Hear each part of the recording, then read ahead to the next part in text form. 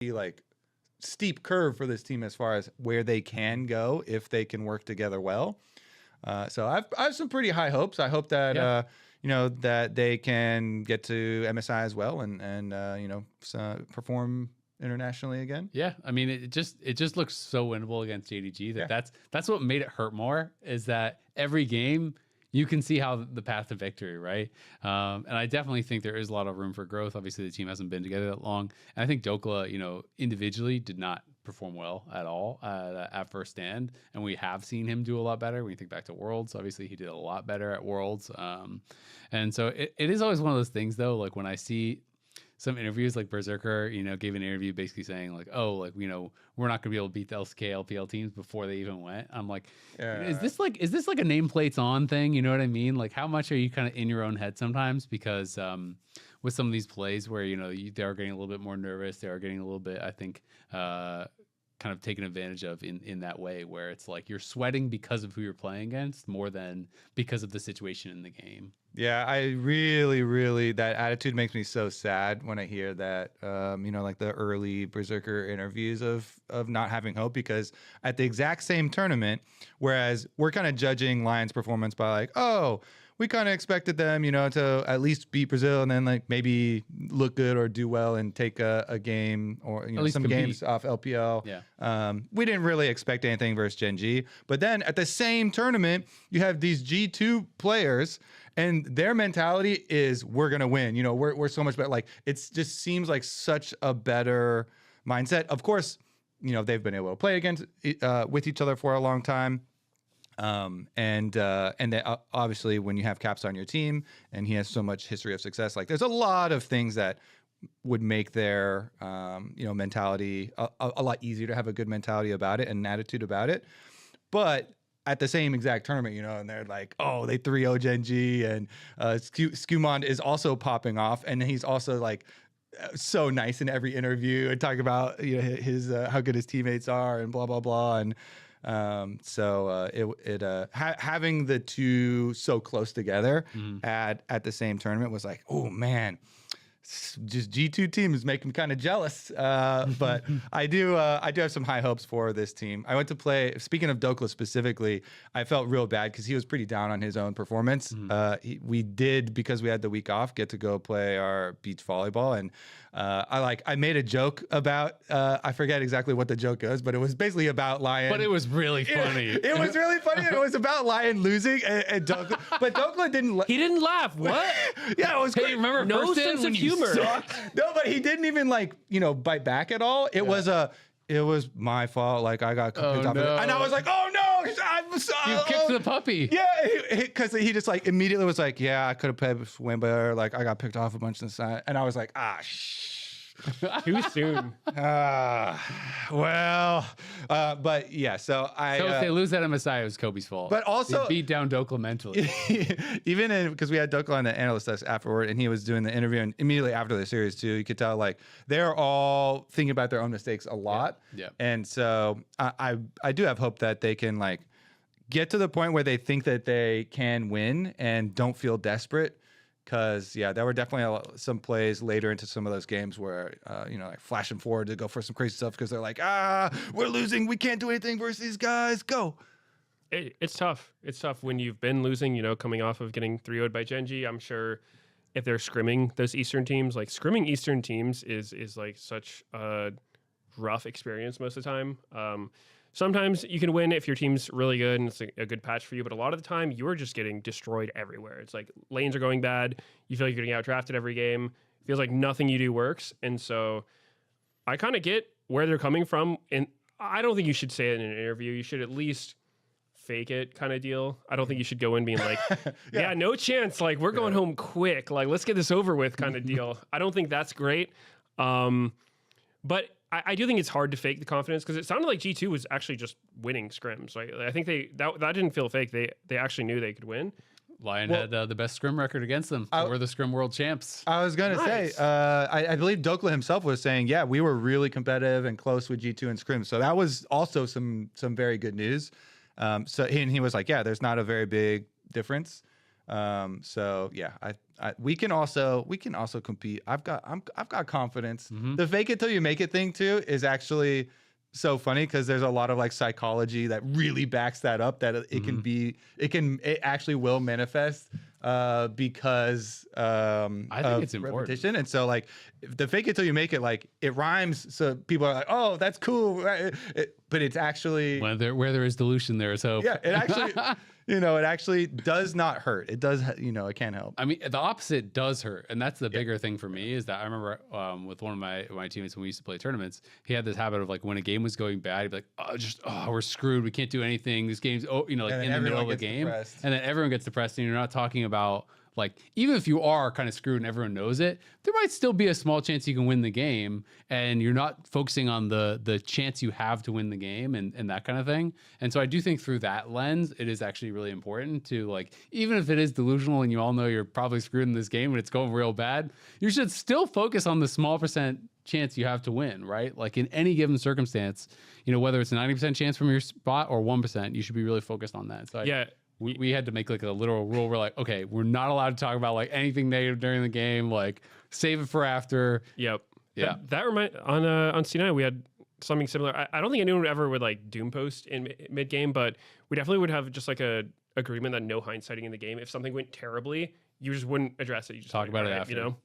What sums were used. What's happening next.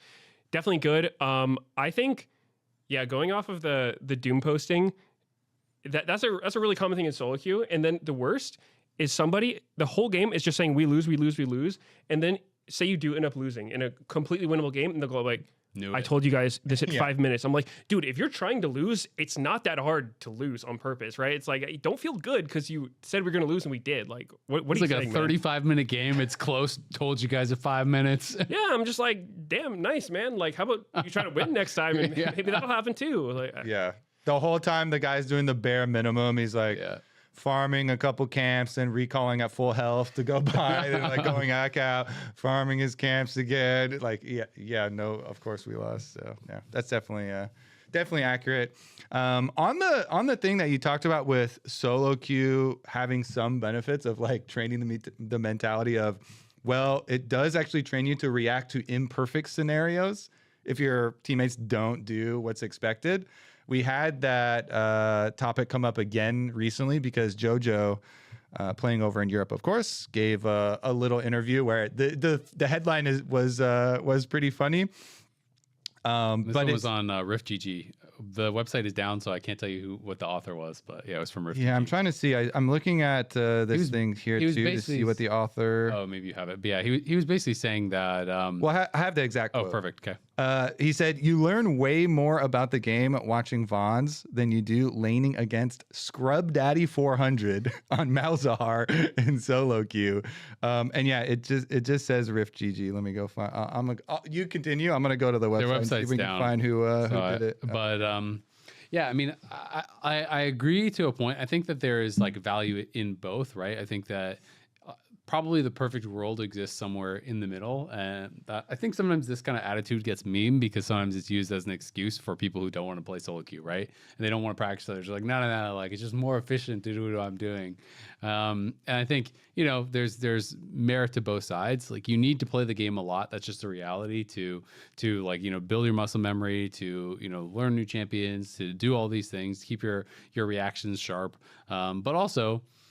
People who are just like mindlessly playing brain off solo queue games, not even really engaging in it, like that at a certain point doesn't have as much value as just like watching VODs, right? So I think to me, it's always just been like focused practice, regardless of how you're doing it, is going to be the most valuable. And if you can mix in VOD watching, where you're like actually paying attention and analyzing the VODs with solo queue, where you're really trying to improve with scrims, where you're really trying to improve, then that's going to be the most valuable. And I don't think that should be a hot take or anything, but to me, it's like the answer is always somewhere in the middle, where it's like there's value from everything. But if you do too much of one and not enough of the other, then you're probably hurting yourself. Yeah, definitely. It's a weird one for me because I don't think the reason you play solo queue necessarily is to learn stuff. Like obviously, watching a VOD of a really good player, you will learn stuff, but usually when you're practicing, it's more about just repetition. It's like hammering out the mistakes because you're not playing perfectly. There's always things each game you're doing that could be better, right? So even if you're not necessarily learning anything from playing against Malzahar, and solo queue's full of just degeneracy that isn't going to show up in a pro game, but it's just about making sure you're really comfortable on your champions, because if you don't play any amount of time where you're not engaged with the game or playing or VOD viewing, I mean, obviously, you need rest, but if you're just wasting your time, then you start falling behind. It's the little things, you might make some mistake that you otherwise wouldn't have, because I've always seen the best players at any given time are the ones who don't really need to be reminded to just queue it up. They just want to play as much as possible. They just keep going and practicing until they don't make the mistakes anymore, because they've just done it so many times. They don't even think about it. I mean, obviously, if you're going to play solo queue, you're not going to learn a lot of macro. That's definitely going to be better for our VODs, but it is important to keep your mechanics. And at least I feel like, because a lot of it is like muscle memory, just when you're playing a champion, to be able to do things smoothly and cleanly. And there are specific things that you can still practice in solo queue. And so I definitely agree with both of you guys, of course, that both are important in different doses. And it's actually applicable to a lot of different jobs in esports, not just for pro players. This discussion even happens with casters, where there's casters that are like, oh yeah, you just gotta watch all the VODs of LCK and LPL to analyze all these matchups, because the matchups don't go the same way in solo queue. And then they use and then I'm like, well, that is partially true, but then they use that to be like, so that's why I don't play the game at all. And I'm like, well, I can definitely hear from listening to you that you don't play the game at all, because there's like other stuff that they say that's just call them out. Give me a name. That's just so strange, right? So I think that it is important, like you're saying, to mix both. VOD, high quality VODs are very important, but so is playing the actual game and staying connected. And so that's why I value it as well, just personally. Still, I've never stopped playing. And then also we have interviews that I feel really validated from, because coaches like Tabe, who's considered one of the best coaches in the history of the game, he made a really big point that I still play solo, or he still plays solo queue, to at least up to a master's level, to be able to put into practice some of his ideas. There's like some things that you can still test in solo queue that are not like pure pro play macro or something, and it does help you stay connected to the game and relate to other people that play the game. So I also think it's not a fluke that when you look at a lot of the world's best players when they're playing at their best, and you look at how they're doing in solo queue, it turns out that a lot of these guys are at the very top of the ladder, right? It's solo queue is not everything. Your ranking is not everything. We've seen examples of that too, where people who dominate in solo queue try to go pro. It doesn't really work out in the same way. But it's no mistake that when you're talking about G2, it's like Skewmon and Caps are two guys that are at the very top of the ladder. There's some of these players that are so dominant for so long. When you talk about some of the best Korean players and some of the best Chinese players who have been at the very top forever, and it feels like anytime I look at the leaderboards, anytime I look at the top challenger, you're going to see those guys up there, right? And I don't think that's a fluke either. So I do think that there is a lot of value in it, and sometimes it can be. I mean, it can be hard to practice that much and to not get burned out, and sometimes people just want to break and they want to kind of, I think, have a reason for that, and sometimes it's a little bit of justification. But just like with solo queue being garbage if you're not putting in effort, I think the same is true with VOD reviews, right? If you're just kind of half watching this, I know I've seen sometimes watching some scrims and going to team houses in various places and stuff, and it's like sometimes watching players do VOD review, and they're like have something else on one monitor and the other VOD's just playing. And it's like, well, if you're not actually paying attention to it, you're not really getting anything from it either. I mean, this is one of our favorite classic caster stories about Freak that you reminded me of, because we were at Worlds, I don't remember what year, but it was 4 or 5 years ago, a while ago. Freak was still casting, and we were all in our little green room where everyone's getting ready and stuff.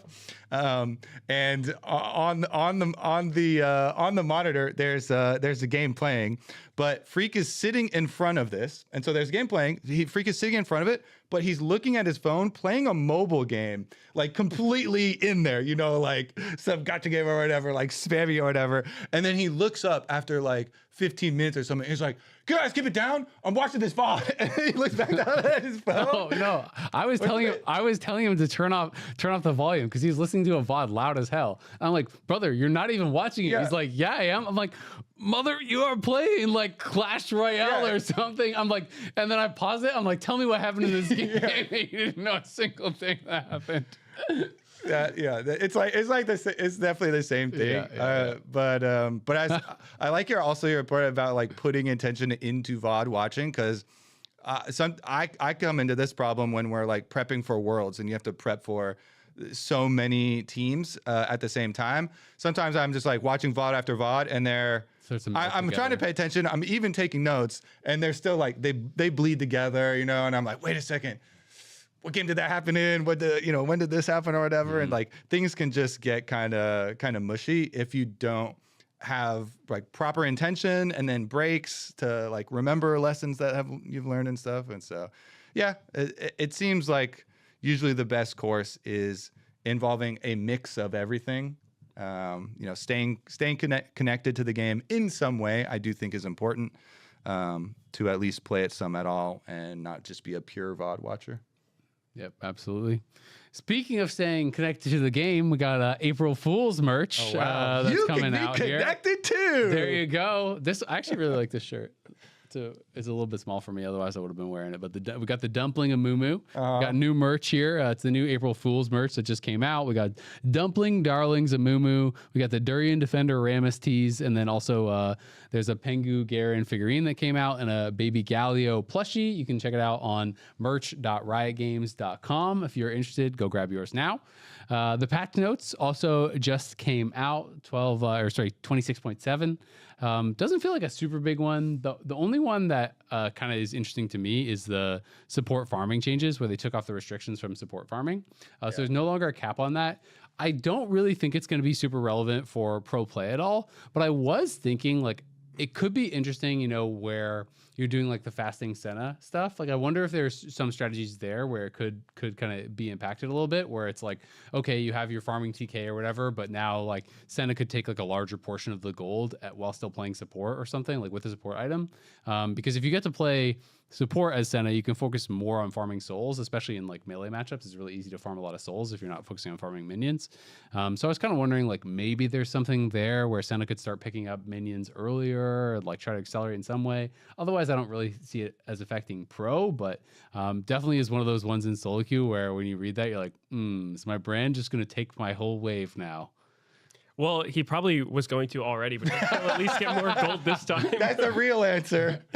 Yeah, it's definitely it's one of those things that when you read it, you're like, that might lead to some bad stuff. But I do think a big difference is before, when it was a problem, it was when you could get like multiple of those on a team, and now you can only have your support with it, and they're the only person who has access to ward, so they're going to want to go around warding and whatnot. So I think it's fine. It seems like in the grand scheme of things, it's probably not going to change too much. I think the Senna example is probably one of the ones that like could show up, but even then, I think fasting Senna hasn't.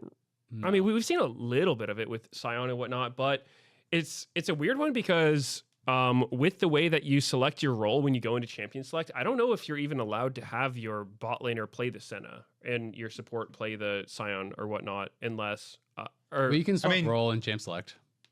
You can trade roles. Oh, maybe. Yeah, I'm not sure how it works because I remember talking to Pobelter about it when he was doing the Forsen League. And you're in those custom games, you have to choose your role when you start the champ select. And I don't know if it'll let you switch. Oh, you can't trade role in champ select? I'm not sure. I haven't played since they had the role selection whatnot in custom games. So I just assumed you could because you can in solo queue. Yeah. It's different in tournament realm and custom games. So. Yeah, it would be a pretty interesting restriction if you just couldn't play it for that reason. But there'd probably be some kind of workaround for it, because if people wanted to use that strat and there was just some like arbitrary reason that they couldn't, it would be kind of unfortunate. But yeah, I don't think that change is going to affect games too much. Maybe the AD carries can be a little bit more nervous if they have like Azerath or brand support on their team. Swain's support actually kind of insane. The first thing Well, at least when your AD carry dies as a support now, like you can, like if your AD carry is dying a whole bunch and they're never there, it does help that scenario. So it's like it's less bad then, because at least if your terrible AD carry is dead all the time, then at least somebody can make use of a bunch of extra money. But it's probably not going to have too big of an effect. I was listening to the Cloud9 podcast and Sven was talking about. Why'd you point to me? I'm not doing that anymore.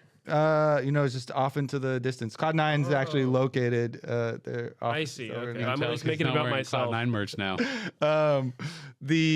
Sven was bringing up the point that the last time when it was really a problem was because at that time you could have both players have the warding item, and so you have double the wards, and everybody would be farming. But now, because of the roles, then only one can still have the wards, so there won't be like an over proliferation of wards. And so I think the roles, like they kind of said in their post, the devs said in their post, they think the roles will be like kind of the checks and balances for this, because you don't want to take a bunch of extra money away from the AD carry who has the AD carry role with extra gold income and everything like that. So we'll see, though, because they also said on the podcast they're going to try and practice some degenerate stuff and see if it's broken. Yeah. Yeah. I mean, there could be a world where there's something interesting that, Lee Sin, you could just theoretically make your carry be the support, and then you have something with him who maybe spikes at one item, they farm early, and then once the support finishes their quest, they just take over and farm, and your other guy's kind of the support who can't ward, but they're just, like a Pantheon or what, I don't know. All just theory crafting, but, maybe we'll see some fun degeneracy. Yep, it is interesting. There's been a number of changes. None of them feel too big, to be honest. So like there's not a lot that's like really interesting to talk about. Rel got a buff. There's some enchanter nerfs that are trying to obviously shift the meta a bit, because I just think enchanters are just too strong. We started to see that a lot at first stand, that enchanters were either just getting banned or picked in almost every single game.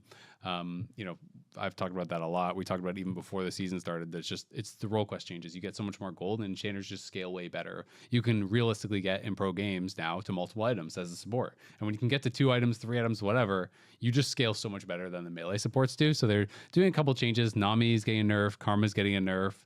Rel is getting a buff. So they don't seem that big though, because I think the way they're doing these nerfs, like the Karma one is just to your empowered E shield for later. So it's 35 off each shield. Yeah, though. But the way they're not attacking how crazy poke you are in lane. So like you're still gonna be the same lane power, and they're just making the trade off for picking a Karma bigger, because your team fight value was so much with the empowered R shield later on. And so it's just kind of interesting to me, and I actually like changes like that, where it's not just like, all right, we'll take off some damage here, some health here, and buff like that. It's like, okay, this area of the champion we're gonna nerf, but we'll leave one of the strengths still the same, like lane bully style. Part of the champion is still going to be the same. So I do kind of like that. Nami's is a bit more lane focused. It's like the bounces are more of a nerf per bounce. So it's like, it used to be minus 10% effect per bounce, and now it's minus 20. And so like obviously all the Nami players are looking for these triple bounce W's and stuff early on, and so that's going to be less effective. But yeah, in general, it's very small changes. There's an increase on the Veigar ultimate cooldown. Graves lost some base AD. Callista is getting a little bit of a buff on Ren damage. It's pretty minor. I will say Cassio is a champion that's already pretty popular in pro play, and Cassio got base mana buff and the Twin Fang buff as well. It is like pretty slight, but it is 8 damage per E at max rank, so pretty slight. But the mana thing is always one with Cassio that can actually be pretty impactful, because Cassio really does hurt for mana early on, and sometimes you can actually find yourself in these situations where you just hit 1 Q and you can just chase people down with ease and win a lane early on. Yeah, I mean that's kind of the only reprieve for your opponent as Cassio, is like she just runs out of mana, because if Cassio had no mana for whatever reason, if she was a manaless champion, that would be rough to play into, because she does so much damage. If she hits a Q and then can get in range and start spamming E on you, that's not many things are beating that in those early trades. So yeah, she'll have a little bit more potential to do that. I don't know. Has she really been doing well in pro play? I anecdotally feel like she loses most of the time I see her. I feel like she's been on the deeper side into Fearless. So not like, game one picks or anything like that. But I think she's been okay. And, maybe this does bump her up a little bit more. But I don't think it's going to be anything overbearing or anything like that. My biggest question for this whole patch is me personally in solo queue. Do I stop banning Graves now? Because that has been my permaban. And I played against him today with Shyvana, and I was beating him in fights. So okay, I didn't realize the patch had already come out when I was playing. Because the thing is, I'm like, okay, I want to play some Shyvana, and normally I permaban Graves, but you have to ban Sylas if you're picking Shyvana. That matchup is comically skewed. Like Sylas is so strong with Shyvana ult that it's unplayable. So I banned the Sylas. They first took Graves. I'm like, oh man, I wanted to play Shiv. I'll pick it anyway. But yeah, it wasn't that bad. So yeah, sometimes those 2 AD or whatnot can have bigger effects than it might seem on the surface. Yeah, because he's basically attacking as much as he possibly can the whole game. Like he's farming all the time, or like fighting people all in between farming the whole time. And 2 AD certainly in the past has pretty heavily affected him. So that's probably a % or 2 win rate change, and I guess I'll have to try it. I'll unban him at your own risk. If I lose 2 games, then he's going back on the ban. Just blame the playtest team. Yeah, now it's actually so nice. Now we can blame Meteos or flame Meteos each patch. Yeah, if we don't like it. Right as Freak is moving off live balance, we can't blame him anymore. So now we needed someone else to blame. Yeah. It's funny, since taking the contracting role, a lot of my friends or just people in the stream they think I'm sure you guys have got it the whole time. Any association with Riot, it's just like, hey, can you buff my favorite champion, nerf my most hated champion, and ban this person? Why did you do this? Well, it's like, oh yeah, I don't really have anything to do with any of that stuff, but sure. I get so many. Please, dude, I'm totally not toxic. Can you get me unbanned? and then they'll like send me something, and that's just actually crazy. And I'm like, all right, you know what? I could forward this to Drew Levin. Maybe they'll sort through that. But get the hit squad on it. So many people are like, come on, this was totally unjustified. All I said was this, and this, and I was like, whoa.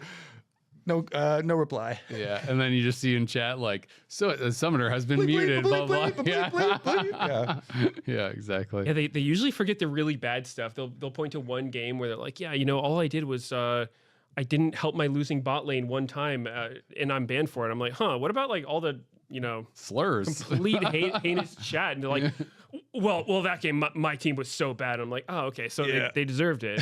Sounds like you might have deserved your punishment as well. I don't know. Yeah, no, it's definitely crazy. We are going to take a quick break though, and then we will be right back to talk about our power rankings and LCS. Dude, this lobby is kind of comfy. It feels different. If this is different, I like different. I'm staying right here. Are you guys serious? We're about to get into game. Emily, let us enjoy it. You guys need to lock in. Maybe this'll help.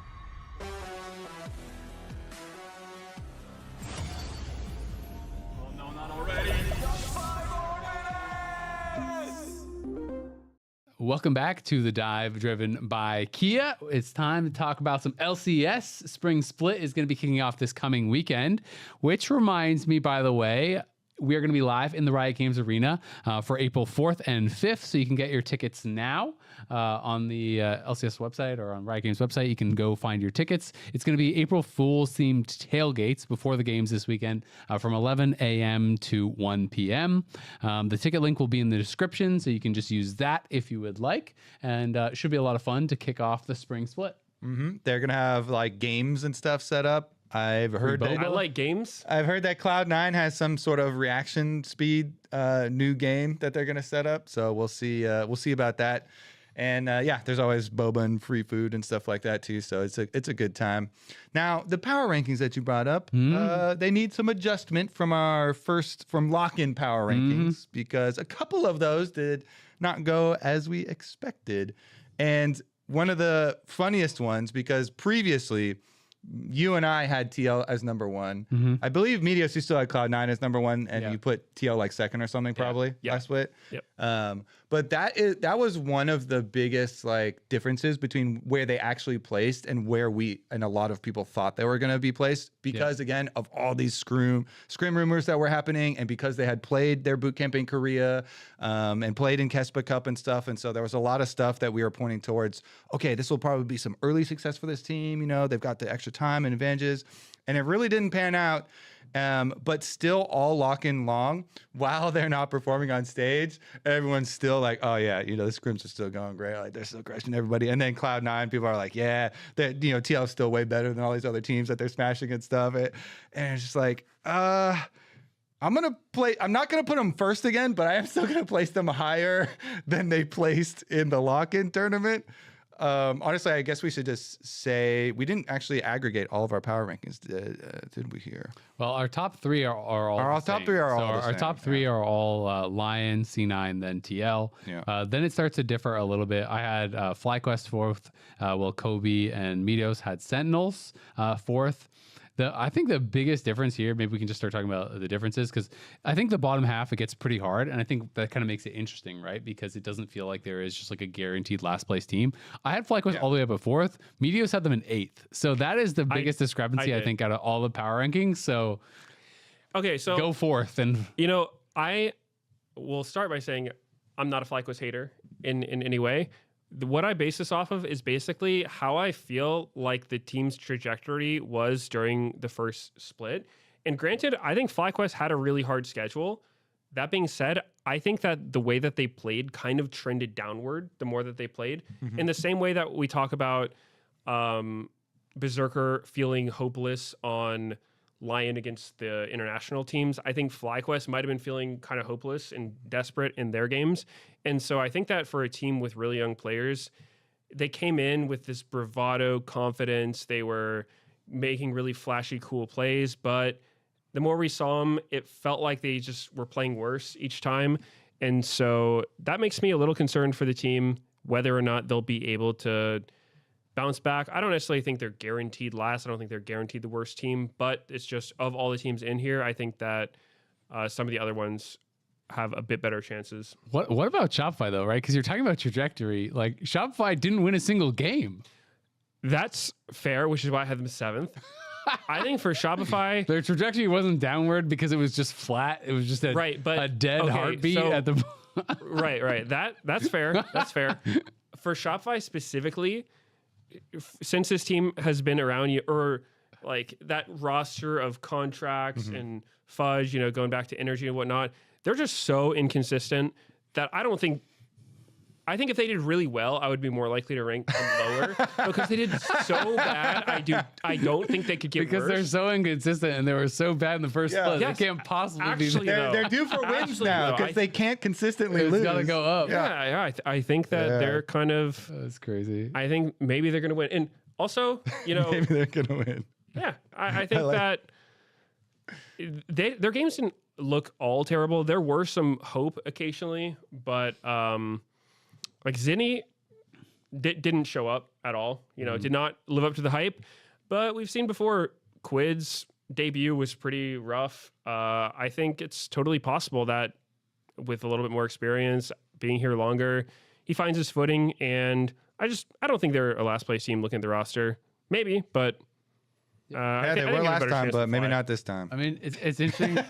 Like They'll win a game. I'll talk about FlyQuest a bit because like I had them the highest, right? To me, I kind of looked at it a little bit differently than you did. Like, yes, their trajectory did go downward. You know, it felt like Griffin really struggled against the top junglers, right? When he was playing against Flower and stuff, like and Inspired, he was really struggling. But that being said, I feel like this team looked better in split one than what I expected them to do, and I expected them to grow throughout the year because they have a lot of young players, a lot of new players, right? Like Cryogen, Griffin, Gakkos. I thought they were going to struggle more than they did overall in the first split. So for me, like the fact that they actually did have a pretty hot start and looked good against the like shall we say, like tip top teams, I thought was pretty promising because I do think this is a team that has like a really high ceiling, has a lot of mechanically talented players. So I'm pretty excited for them. Like, Cryogene and Masu did way better as a 2v2 for most of the split than I expected. I know in their final series they kind of got ran by a Lion. But to me, Masu and Cryogene were, one of the best 2v2 lanes that we had in the league throughout most of the lock-in. They got tons of 2v2 kills. Griffin was doing well and kind of like playing his own unique style. So I'm still pretty excited for this team, and I do feel like they have a pretty big upside because of the amount of talent and because of the amount of experience they have, right? Where it's like, there's a lot of issues that they have that I think could be fixed through coaching, and there's a lot of things that they have, like as far as their innate skills that I think can't necessarily be taught, that they kind of like already have. Yeah, the biggest thing that will determine FlyQuest success for me is, can they develop a strong in-game leader? Because their early stages of a lot of games are good, but they're all so young, and they need someone to be more calm, I think, in the mid game and late game to focus the team more, maybe, and have that kind of inspired effect of like aligning everyone. Even though we already talked about the kind of loss of that for Lion at first stand. But that alignment in game, like a coach can do a lot out of game. Yeah. But I think they're also going to need, someone really to be like, all right, I'm going to be the in-game leader, or at least maybe the team. It doesn't have to be a single person. The team can decide like how they're going to communicate or how they're going to talk about the goals for the next couple of minutes in the game, how they want fights to go, that type of stuff. If you get into the habit of talking about that ahead of time, then it makes it way easier to play out their mid game and stuff than kind of what we saw. So, I also have high hopes for them, but I put like Sentinels above them just because I've already like seen that from Sentinels. And it's to be expected when you have so many veteran players on this team. And I thought they were able to hold it together. Even at America's Cup, I was like, that's about how I expected them to play and perform. So I kind of bumped them above a little bit as far as like, I think they're going to be more consistent in what they're going to deliver. I've got a hot take. I think that teams are not guaranteed to get better as they play longer. So I think that that's sort of played into my reasoning for FlyQuest, is that because they're so young and it seems like they trended downwards, they might not actually be taking the correct lessons from their games. It's a very real thing that just because you lose, it doesn't mean you accurately were able to figure out. Improve. Yeah, it's a lie. You might not realize why you lost that and draw a completely off base conclusion. And then, I mean, with every team, pretty much, you're not always going to be able to pinpoint the thing that went wrong right away, and it takes different attempts and whatnot. But especially when you're super young and new, if you don't have someone who's very knowledgeable about the game who can help lead you in the right direction, sometimes you'll just go down the completely wrong path. And then, because with FlyQuest games, it felt like a lot of the time it was Griffin going for aggressive early plays and then not having the support from his team, right? Like we saw a lot of those games where it would be some disaster happened in the early game. And then it felt like the way that they were drafting was just trying to pick all lane dominant stuff. So maybe they have these really rough early games where a play went bad, and then their takeaway is, all right, we just got to pick more prio. So you have Masu on these like non-scaling champions all the time. And so I don't know if that's what's happening, but I just think that that could be happening. And I think a lot of the times with some of the lower teams in the standings, that's probably what's going on, is they're just not getting the right reads from practice. And if you don't have access to scrimming with the best teams, you might not even know what playing the game correctly looks like. So yeah, I don't think it's guaranteed you improve the more you play. Sometimes teams will actually just get worse. Yeah. I mean, I think it's just really interesting in general, because I feel like there's actually a lot of different arguments to be made around power rankings in this split. Even though we were pretty unified at the top, I think that was kind of arbitrary.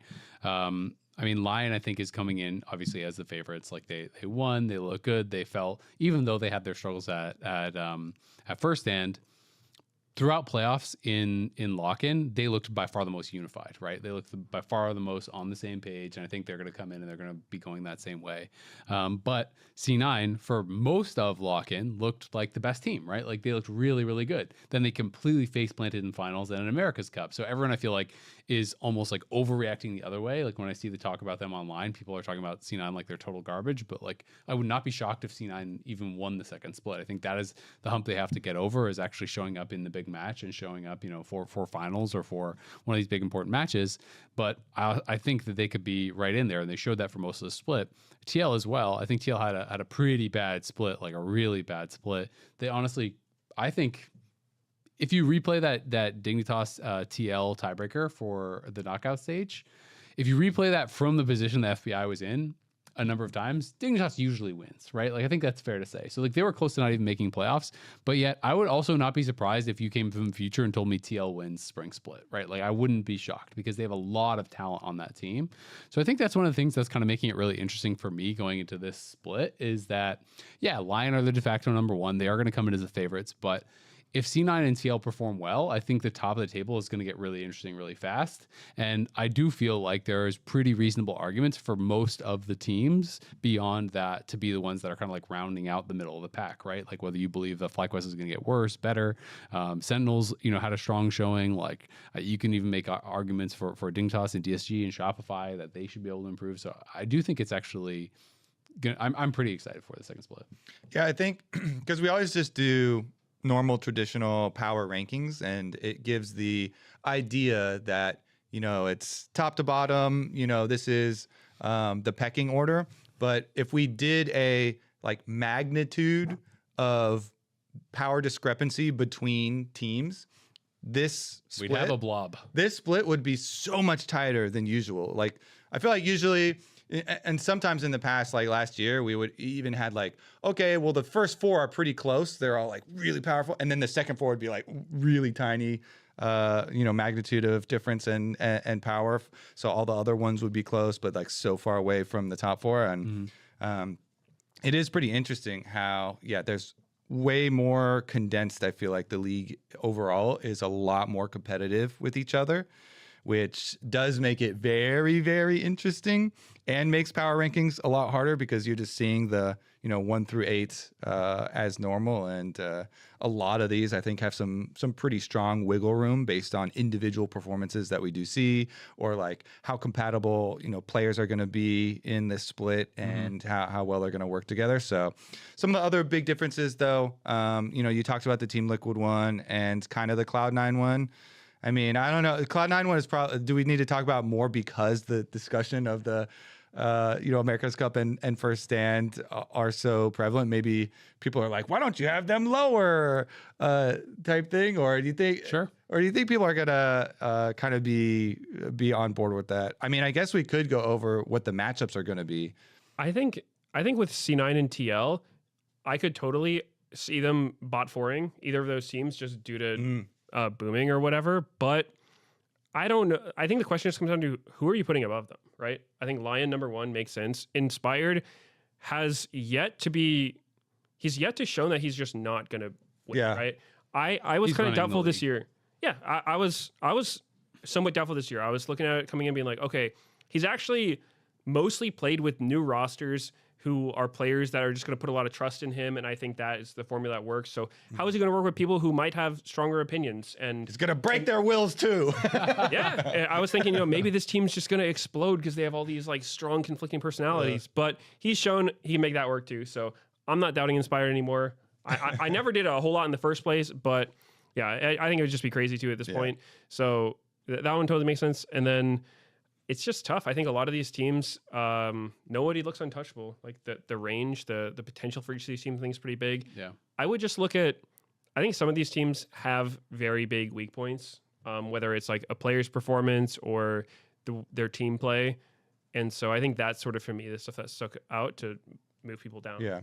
I guess one of the last things for the Cloud9 discussion that I thought was interesting was the Dom has said several times, talking about how they were losing scrims still a lot, even though when they were dominating the league and all the fans and us were like seeing them perform on stage and beating convincingly, team after team. they were still losing a lot of scrims to Lion and TL. And so, yeah, he's basically been like, like those teams were like, we weren't shocked to, lose. And we thought that, those teams were going to be very powerful. So I guess there could be arguments and wiggle room for like, putting if you want to put TL even higher or something based off of that. But I think I'm all out of scrim bucks. Like I'm not biting on that anymore. They got to prove it. Yeah, they really do have to prove it. And I still think like a lot of the things that we saw from Cloud9 are going to be strong. APA and Blabber together, even though a lot of people love to throw flame at Blabber. It's like, yeah, he loses a lot to Inspired specifically. And then they also, of course, the America's Cup kind of crash and burn scenario, but a lot of stuff was very suboptimal for them, in those last like that time period. So I have faith that Cloud9 are going to bounce back pretty strong here. And so I think they're deserving of our second ranking, second spot ranking. Yeah, I mean, I just think that people are overreacting a bit to like a bad stretch of games. I mean, lock-in tournament is not a full split, and they did really well for most of it. They got blasted in the finals by Lion, and then obviously they did really poorly at America's Cup. And it is an excuse. People can say it's an excuse, whatever, but like the reality is they flew down like, I don't know, 12, 24 hours, whatever it was after losing finals. And, and obviously I don't think they were in a very good mental state, and they played poorly and they got their butts whooped by Fury at America's Cup. But I don't think that having like one bad stretch of games guarantees that you're going to be just like bad for the rest of the year. And I do feel like the Blabber slander is getting a bit out of hand. I think people love to hate on Blabber. They do, which I find really weird because he's so nice. He's so nice. Like as far as one of the people that like has been around the league for a long time, Blabber is so happy to talk to you about the game. He's always been a top level player. He works super hard. He lives and breathes league. I never hear any of his teammates say anything bad about him, his work ethic, anything like that. And just like results wise, he's been one of the best junglers in a long time. Yeah, he's clearly not as good as Inspired, but that's true of every jungler in the league. The only jungler that you can really compare in the West right now is Skewmond, right? Who's doing really, really well, had an incredible first stand event. So you can say, he's up there, right? Or he has better current form, whatever. But like, I don't feel like there's a lot of junglers that you can really put above Blabber, in the LCS. And he's kind of proven that time and time again. Obviously, C9 fans want championships. They don't just want like almost, and they don't just want like pretty good and all that. And I get that, right? Because C9 has won a lot over the years, and they want them to be back at the top. But that being said, I feel like Blabber is maybe getting a little bit too much hate for his level of performance. I think that's been going on for a long time with Blabber specifically, because I've definitely said it before, but I always thought he was the best player I played against for jungle. He is like extremely smart about the game. He is very hard to read and predict what he's going to do. He's super creative. I think it's probably just due to the fact that he keeps his head down. He doesn't have a super huge social media presence. He's respectful, humble, whatnot. And so people just kind of expect him. Like the expectation for Blabber is super high. So anytime he doesn't live up to that, people just see that as, underperformance and come for his head. I think also sometimes he just has these really loud mistakes compared to some other players where, there's like the crab incident that's followed him for so many years.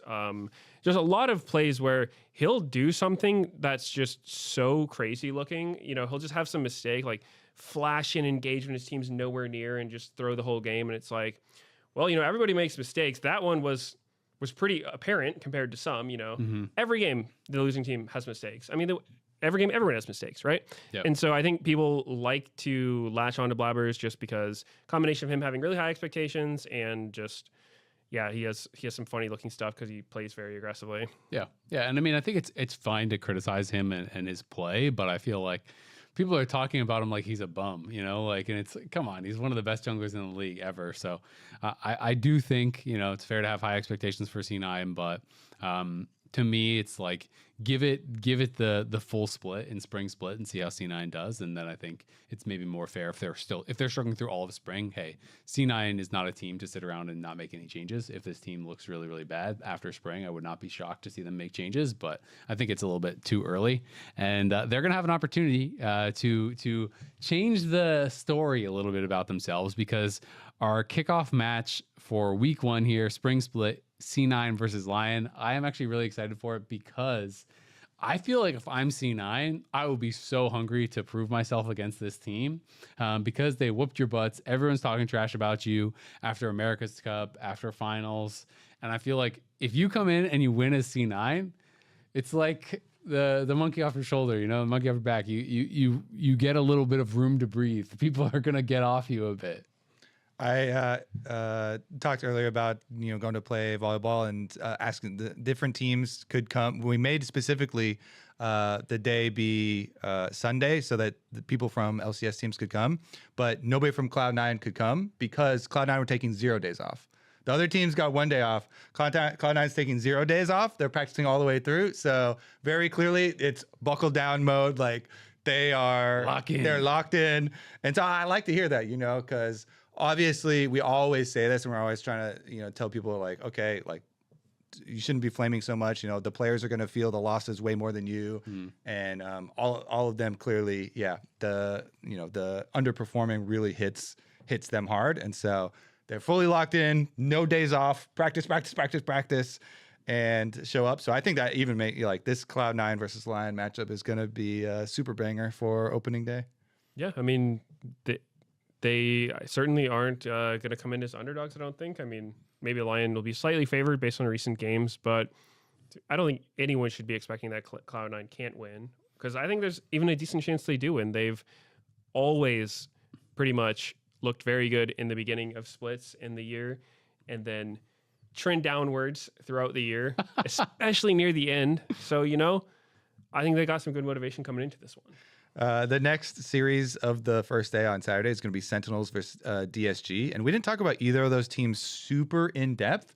So I think this is a good opportunity to talk about both of them. I did say, in part of me like bumping them up above FlyQuest and putting Sentinels fourth was a lot of the consistency that they have showed, even when going down to America's Cup. And they had the same, not exactly the same travel issues because it wasn't like right after playing, but very, similar timelines there. And the veterans on the team, with I have no questions about, like Huhi direction of shot calling and like impact, calling macro game and stuff like that. And so this, I felt like, all right, this is my like solid team. I'm putting in the middle because I feel like I know what I'm getting from Sentinels. And there is upside and there is some wiggle room. I do think that Hambach stocks for me were personally up as the season went on as far as synergy with the rest of the team and performance. And it was interesting to get updates on interviews with like Huhi and stuff as the season went on of like what's the percentage of English being spoken versus Korean in their comms. And it like started out as like all Korean.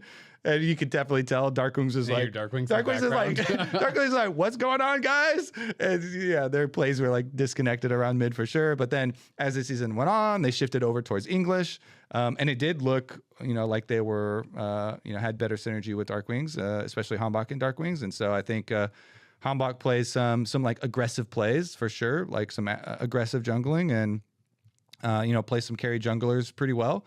And Darkwings, I always love when we do have North American talent. And this dude's been grinding away forever in tier 2. And so you always want that to be rewarded, perseverance to be rewarded. And so I do think they have a pretty good shot here. It's also just a fun matchup now because we have this rivalry between DSG and Sentinels because Sentinels, the organization came in and yoinked most of the roster of old DSG from Toast. And then Toast, after their first series, got to talk a bunch of trash and on stream reacting, and they beat them, and it was really fun. And the DSG roster also is very exciting because they had a lot of success with a lot of these replacement new players they got. Yeah, I mean, this I think should be really close. DSG did win that first best of 3 that they played at starter lock-in. They won that 2-1, and then they lost the best of 5 in 5 games to Sentinels. So it's across lock-in, they're 4-4 against each other. So it was really, really close, really, really competitive. Even though DSG did kind of like, fall off or whatever towards the end. They were part of what made lock-in exciting, because I think DSG, FlyQuest, Sentinels all kind of performed better than people expected, and that was part of what was kind of upsetting the standings. So I think it should be a fun one, and I'm excited to see more of Kyra and Sajed, to see their development. To me, that was kind of like part of the most exciting part of DSG was getting to see Kryra come in. Obviously he wasn't there at the very beginning because of visa issues and stuff like that, and he was who they kind of intended to build around, and seeing him come in and have some good games was really, really cool. And Sajed, while I don't think him and Lions were doing great in the 2v2s in the lanes, Sajed had some really impressive team fighting. You could tell mechanically he is very, very good in these 5v5s, and especially when he's playing as Kaisa, he had some really, really nice moments. So I think it's just fun to see the development of some of these players, and across all the teams there are at least a couple players that I'm just like really excited to see kind of like what you're going to look like coming into Split 2. So I think it should be a pretty good match. Who do you think is going to win that one? The third matchup. It's tough. Yeah, it is a tough one. You just went over 4-4 game score. I don't know. I feel weird predicting against Sentinels. I feel like I'm a hater, but I don't know. I think DSG is gonna win. I'm just gonna have Just be a hater. Yeah. It's fine. People hate all the time. I'm gonna go with Sentinels for that one. I think I think DSG kind of had some problems toward the end, and I think they had sort of a formula that was working for them with their picks, and I think their drafts were on the better side of some of the teams, but. I don't know. I think maybe Sentinel's just a more solid team overall. Also, I've been pretty impressed with Darkwings. I think he's a player who's been trending upward a lot. I think he's someone that has been kind of like a small fish in a huge pond kind of deal of, the talent pool you're up against for LCS is hilarious, because it's like... It's the LCK it's all imports. So I think the fact that he's doing well in such a competitive environment is pretty promising. And just think about what he has to deal with. It's like his teammates don't speak English. In comms or whatnot. And he's been pretty impressive given the circumstances. So I'm gonna go with Sentinels. Nice. I am also Sentinels, because I think the early consistency and veteran power is going to be really strong at the beginning and have the most effect then.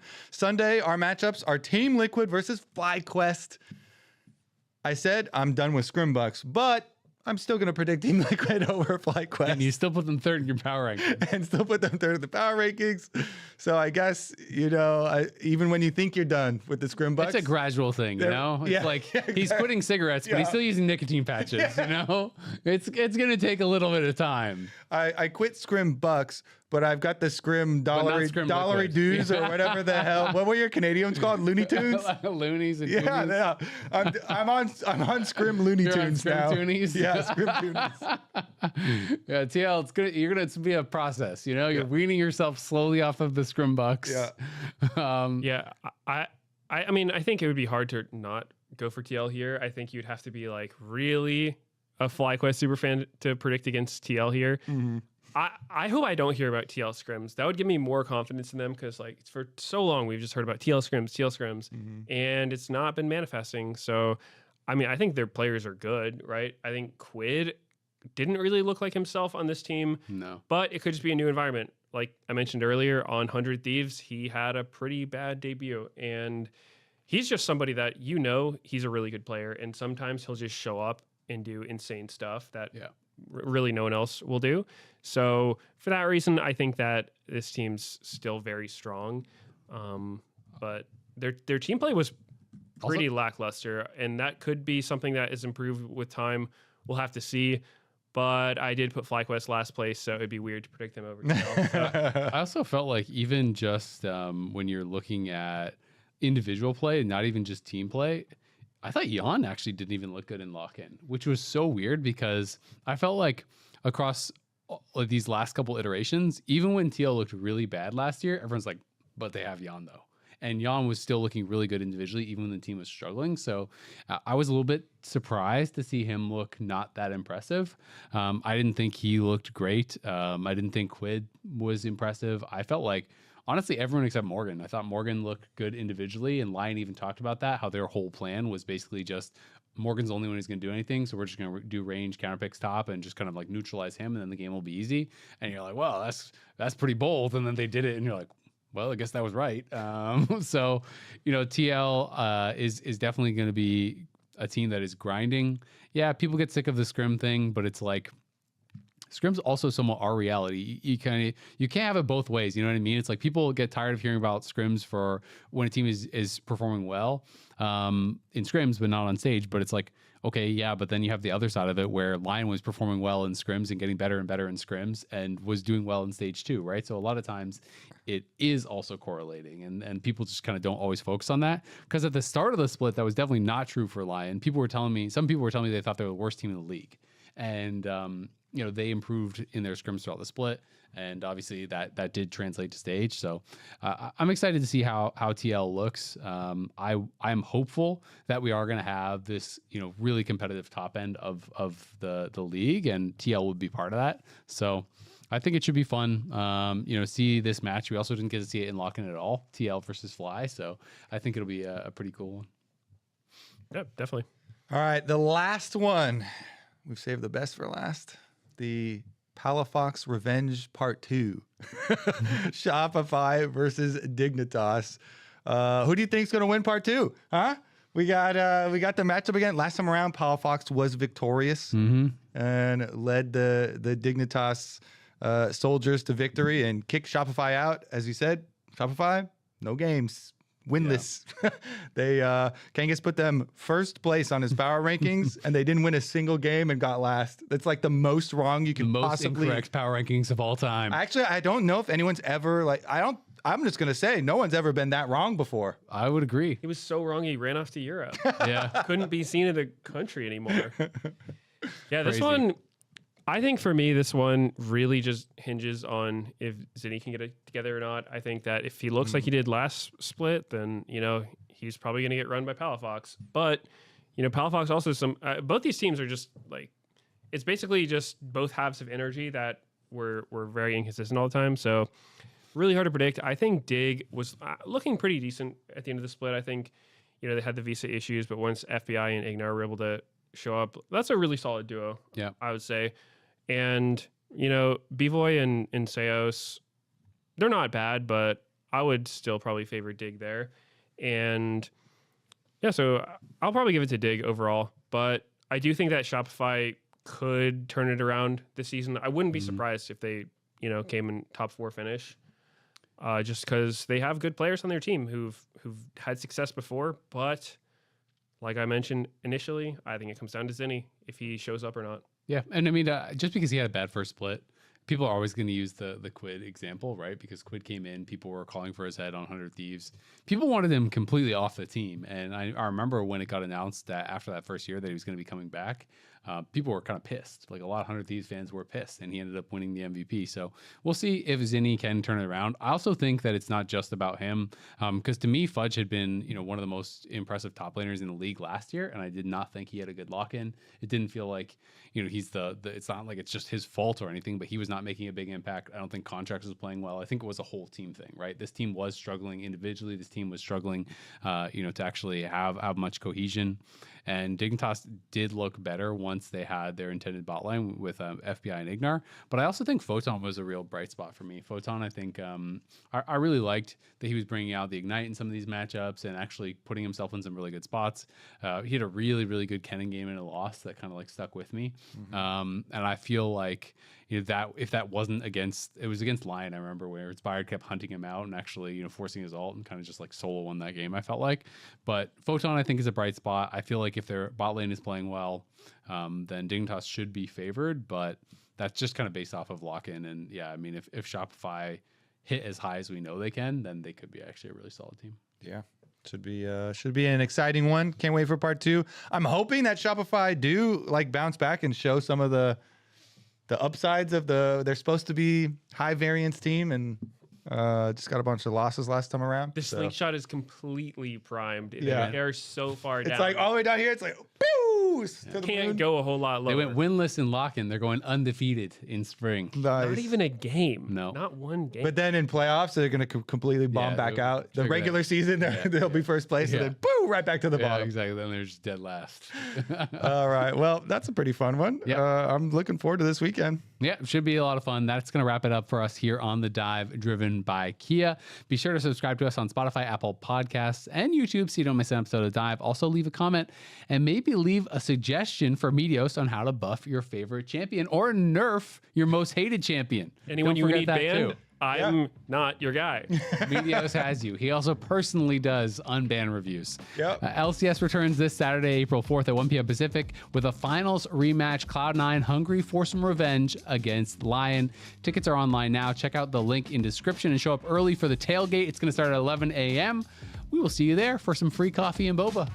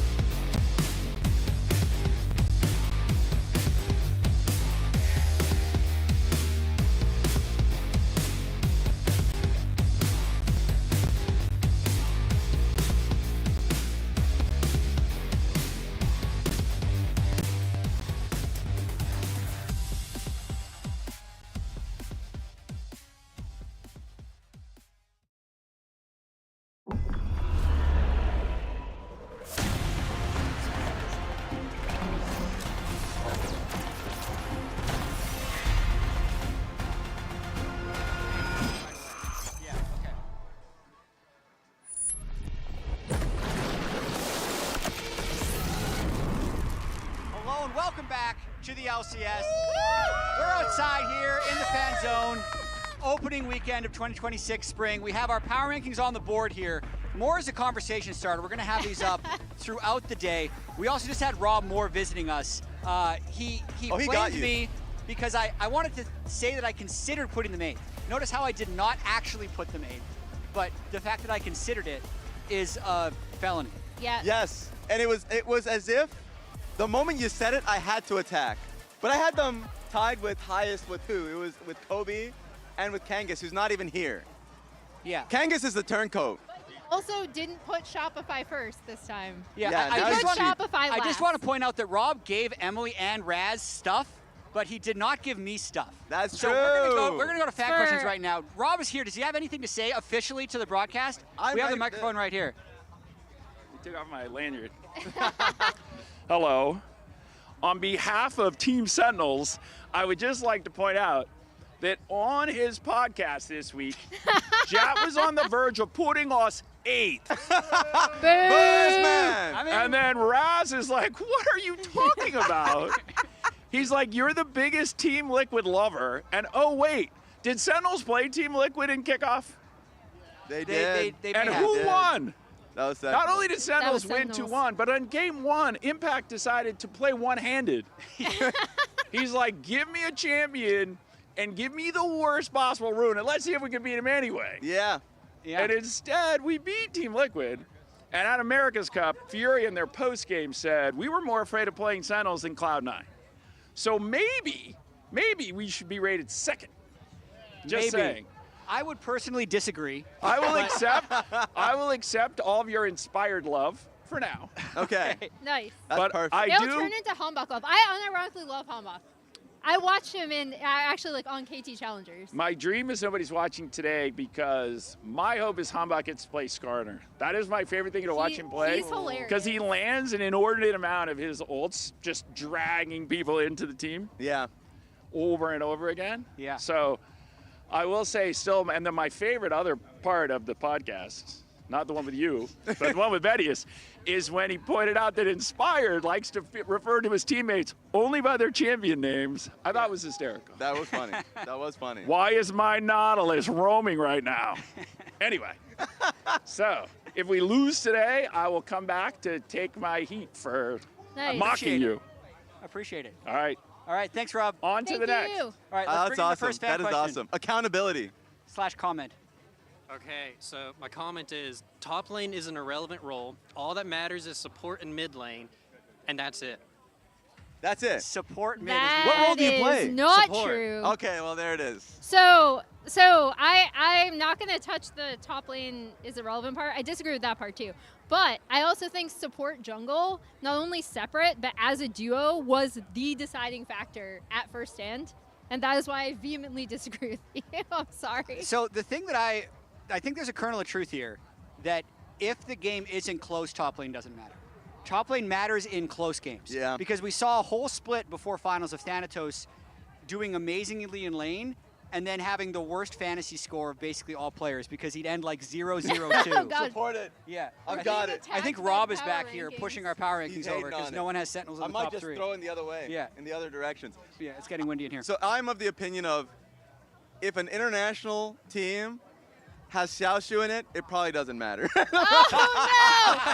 no! Wow. Look, he's improved. Okay. But I do think it is the even though it matters a lot in terms of laning because of the fact that you can't go out and lane swap anymore in the first like 12 minutes of the game. Yeah. It is definitely all about mid, support, and jungle. So I actually agree with your take heavily. Appreciate the take. Quick, introduce yourself. We forgot to ask. AJ Blast, I'm here everywhere. Hell yeah. All the time. Hell I've yeah. not missed a game in 2 years. Wow, we That's see, what we we talked see you. about. Thanks Yeah, for coming. thank Let's you get so to much. let's get to the next question. Appreciate you, brother. Oh, the LTA Hello. North. Oh group. my Hey, God, guys. a representative. I'm Ryan. So my biggest thing that I've learned, last year from FlyQuest and this year, first stand with G2 is that I think that team duration is a huge part of League, and I think the biggest issue is that we have this massive turnover rate. Do you think we're going to have an issue, more of a trend to like try to develop these teams, or do you think that there's issues that are preventing those, these teams from being long-terming and developing? I like that question. Raz, you want to go first? Yeah, I completely agree with you. I think a lot of the times teams will be a little shiny-eyed when they go into off-season and they see so much turnover from other teams. They're like, oh, if this player comes in on our team, it's great. And when there's a core issue that a player has or a team will have with each other by the end of the year, they think the best solution is to find a new player instead of just addressing it and making it very apparent. No, this player is likely to stay and we have to work through it, and that's on the coaching staff. So I think like small turnover is fine, but what we're often seeing is major turnover on every team frequently. I will say, we haven't had any roster changes from lock-in to now, which is the first time it's basically ever happened. So there is a chance that teams are listening to that line of thought.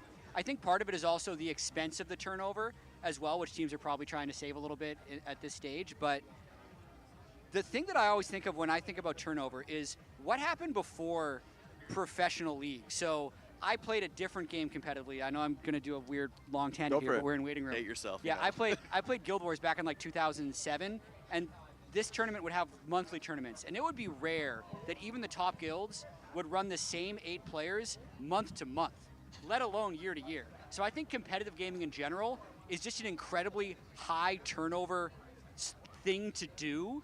But as players get older, I think it becomes easier because there's more maturity and there's more structures in place to keep people together, that almost the friction of making turnover will actually unnaturally force them to stay together, which I think is good. Like, I think the point is correct that they should stay together longer, but I just think that from where the sport came from, I understand why there's such high turnover. All right. Thank you. Yeah. Appreciate it. I love these takes already. I think I spent too long. We have like 5 minutes Hello. left. We're rolling on to 2 takes. How's it going, brother? Hello, my name is Kevin. As a long-time C9 fan from all the way from season 3, I'd love to be proven wrong, but we've all heard the meme, no sneaking, no worlds, but I feel like nowadays it should really be no berserker, no title. Oh my! It is looking real bad. I really want to be proven wrong. Yeah. So you don't believe that your team is going to win? It's hard. After watching so many failures, I want to be proven wrong. Do you think, would you take Berserker today? Just put him in the same roster and you think you'd win? I would like to see him play with Vulcan. I think that would be pretty good. Honestly, I think that would be a pretty good lane. Because they had Berserker Vulcan with JoJo 2.5 years ago. But and I feel like with the amount of time that's passed, maybe they could have gotten a little bit more better, because I think they only played for like 1 full year, right? Yeah. Yeah, I feel like that might not have been enough time for them to, gel. Awesome. Thank you for the take. Emily? Yeah, I mean, it's difficult for me to not to still see C9 at the top, especially we're going to go into kind of like the way they lost, right, in Split 1 from that one Lion thing. I do think they can bounce back. I actually still really like, I know everyone's thinking of that invade, and I think it was game 2, where they're like challenging at Raptors and they end up getting owned, and it gives over Blabber's jungle to Inspired. But I do think the APA and Blabber have worked really well together, and that's kind of the synergy I wanted to see out of them. So I think, provided they stay together and stick with it, I still think they're going to be contending at least. Dude, for the I title. think as much as I don't want to believe you, it's like turning into the reality. And I think my biggest thing is like they have the tools right now. Like Thanatos is the best top laner in the league. Like if they can play around it, obviously the main thing is top lane may not matter as much, but like, and Blabber is such a game warping player, and it works really well during the regular season. So I believe in them to get at least one without him. My hopium is that they're the most underrated now than they've been in years. Because finally the faith is gone, so the pressure's off, and maybe they'll succeed now. I want to make sure we can get to the next. Thank you very much, Ryan. Thanks a lot, brother. Hello. Hey. Hey, I went to a concert last night, so my voice is kind of gone, but I'm going to keep talking anyways. I guess this is a very simple question, but maybe a complicated answer. We've seen like G2 was able to like compete on the international level in this last first stand. So the question I have for NA is, what do we need to do to actually be able to compete at that level, to take on Eastern teams and actually beat them in best of fives? And what should NA teams be focusing on to eventually get to that level? Great question. We have 2 minutes. Oh, Raz. I mean, so I'll say this. I think one thing kind of is slightly related to a previous person's take, where this G2 lineup in particular, a lot of people heavily criticize them for hanging on to Skewmond and specifically Labrov for this year, right? Yeah. But they decided to stay together. Every single player on that roster has had ups and downs throughout their tenure as a roster. And G2, as an organization, it feels like is kind of willing to stick with a lineup for a little bit and see how well they do, at least recently. And I think that is part and parcel of how they were able to do so good and how they were able to have confidence in each other and adjust very quickly. Yeah. I mean, G2, I feel like they are the best Western esports organization, and they also have the best Western esports player of all time. So those two things are pretty hard to replicate straight off the bat. But if you try and take the components of it and apply it to North America, one would be take one of the best players in the league and try and empower them as much as possible. And for what it's worth, the teams that have come close to competing have done this. So last year's FlyQuest with Inspired was very close to making noise internationally. And they even swept this exact same G2 roster at MSI 3-0. And then if you go back further, it was the core JJ rosters of Team Liquid in a couple different iterations, making MSI finals after beating IG, the world champions, and then also being competitive with T1 about 2 years ago. So I think that's the core that I'd like to see is identify the best player, empower them as much as possible, and then keep roster continuity, I think gives us the best chance. And I think we're closer than it feels.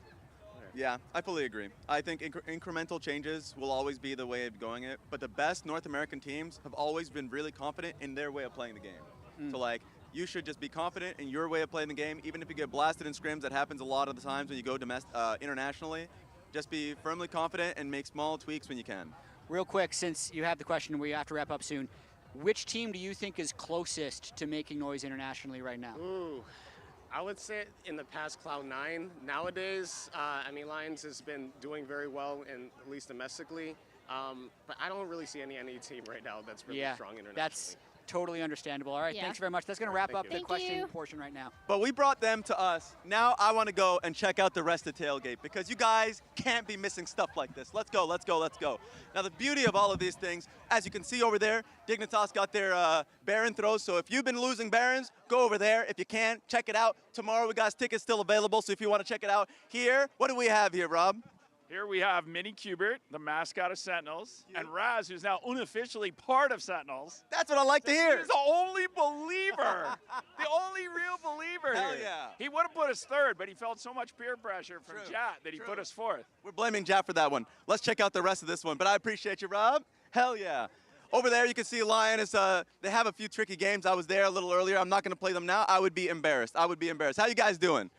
Raz, don't do this to me, Raz. It's fine. I'll leave you alone then. I was ready to bully him. Oh my God. He's the band that's been beating me constantly when it comes to push-up contests. So we don't want to do that one more time. But here, guys, as you can see, we have a lot of Fight Cuss swag out here. We have Basil herself, eyes on her. And of course, if you want the plushies are sick. I have one at home. Let's continue down this trek here. Adopt a Krug, adopt.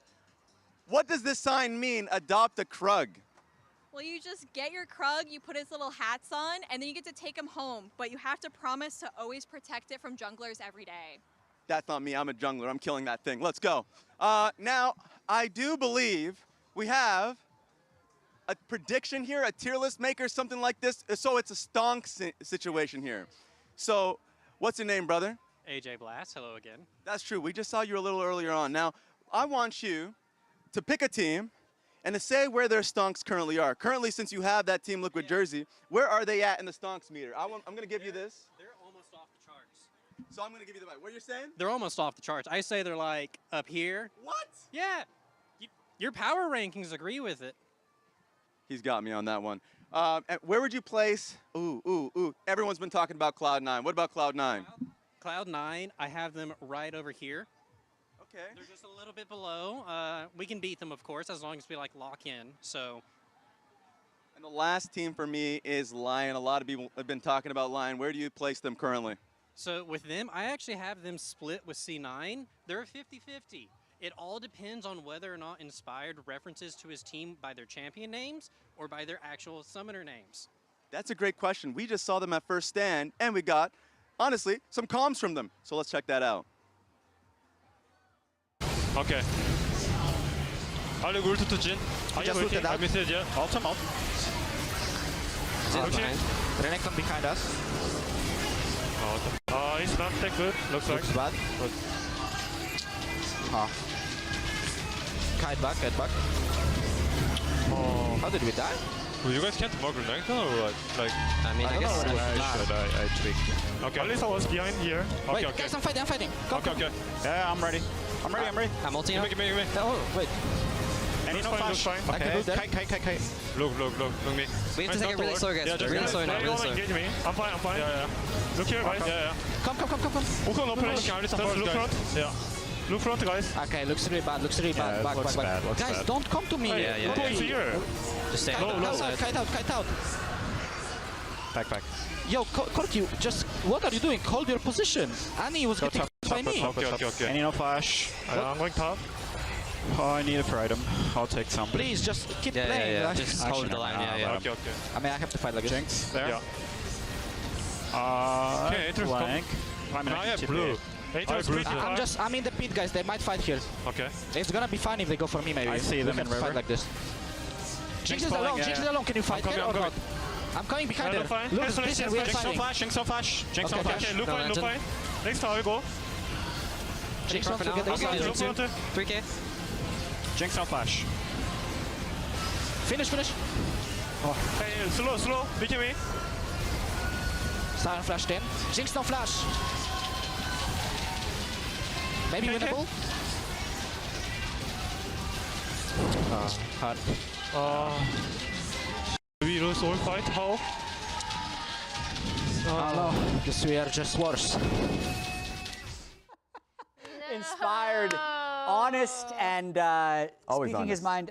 I wanted to show those comms, though, for those of you who watched the minute or saw the whole Lions voice comms video on their YouTube channel. I think it gives a really interesting insight into their team dynamics. Yeah. But also, the impression that a lot of people that have watched it got when I was reading the comments is different than my takeaway, actually. So I talked a bit about this on the podcast, and it's half meme, half serious, that Inspired is almost always right. So even in the situations, to me, that looked like he Nocturne ulted in early, and then Renekton got in behind them, and the fight was lost. And yes, if he didn't ult in early before the team was ready, things could have been better. But the whole team agreed at the end there that if Gnar marks the Renekton, it's fine.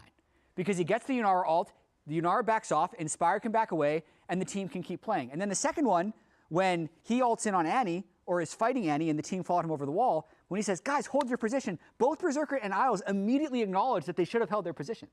So I do find it interesting. I don't think that team is like a vibes team, is ever going to be a vibes team. Yes. But I just love the insight that gives to Inspired as a player, that even when he's harsh and even when he is making mistakes, it can be frustrating, he's right almost all the time. Yeah, but still, even the idea of Galio not being there, I don't want to be too specific. They talked about this in their doc, actually, as well. Yeah. They did agree that Galio should have been there a little earlier. Yeah. But it was like a matter of like 3 seconds. They wanted him pushing top regardless. He just needed to reset soon. Fair. I also think it goes back to that thing where it's like, if you're all on the same page, it doesn't matter necessarily if the call is right or wrong, because that's the flip side to this, right? Yeah. It's like, if they're a little bit more unified in some of these situations, I think it could work out better, instead of, because your point is correct, right? Inspired is right. If he's going ahead of the team, that's still not going to work out for them.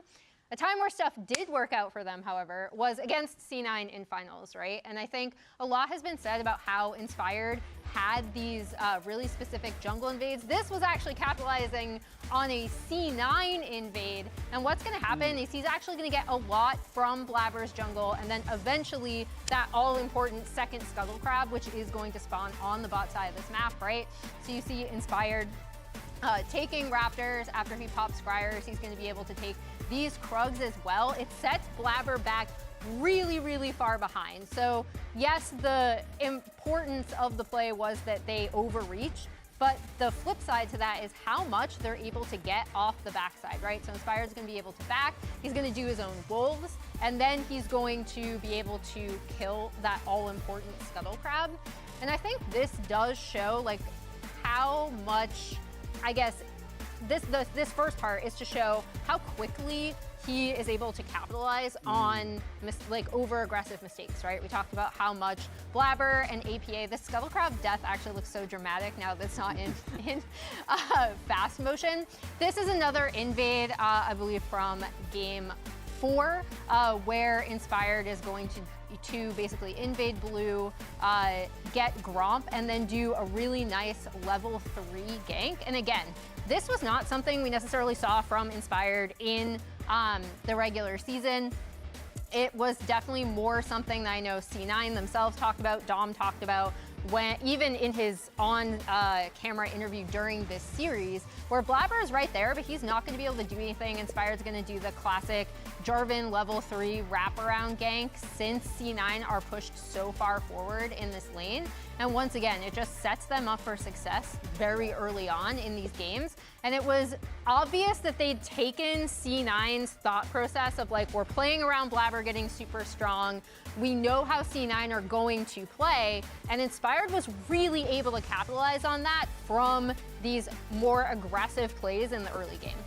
And I think what was really impressive, just looking at Inspired's timeline and what is him versus success, he's always aligned with success. I want to talk about the fact that, like, C9's expectation in that series was that Lion was going to be slow paced, give up Dragons, play for gold, right? Yep. And not take any risks. Inspired then goes and does the literal opposite of that and heavily push the pace of the game, like you mentioned. Go for enemy jungle camps and like make it incredibly difficult for whatever champ like we're seeing be played for Blabbers. So like I think the fact that he can change on a dime and play any different style, and if it's an Ivern meta, you better believe he's going to be the one early prioritizing Ivern, is the most impressive aspect of him. We don't look at Inspired and see a style. Yeah. He's easily malleable to whoever his opponent is. As long as his teammates are listening to him. As long as they're That's listening. the thing. Yes. He's malleable into changing himself as long as everyone will do exactly as he says, which might put a ceiling on the team.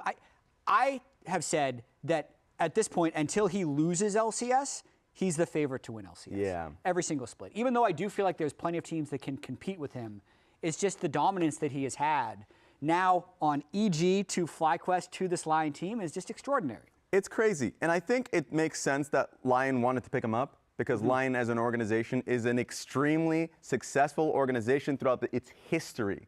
Like just seeing how like overall successful, just talking about the LLA for them when they performed for so much, as you can see, boom, count them all together, 17 titles, 17 championships that they've had throughout their entire history as an organization. For any Latin American fan that looks to this organization and they see the color gold that signifies their actual jersey colors, it also just signifies how incredibly successful and how important it was that when they went to North America, that trend continued. Yeah, they are pretty good.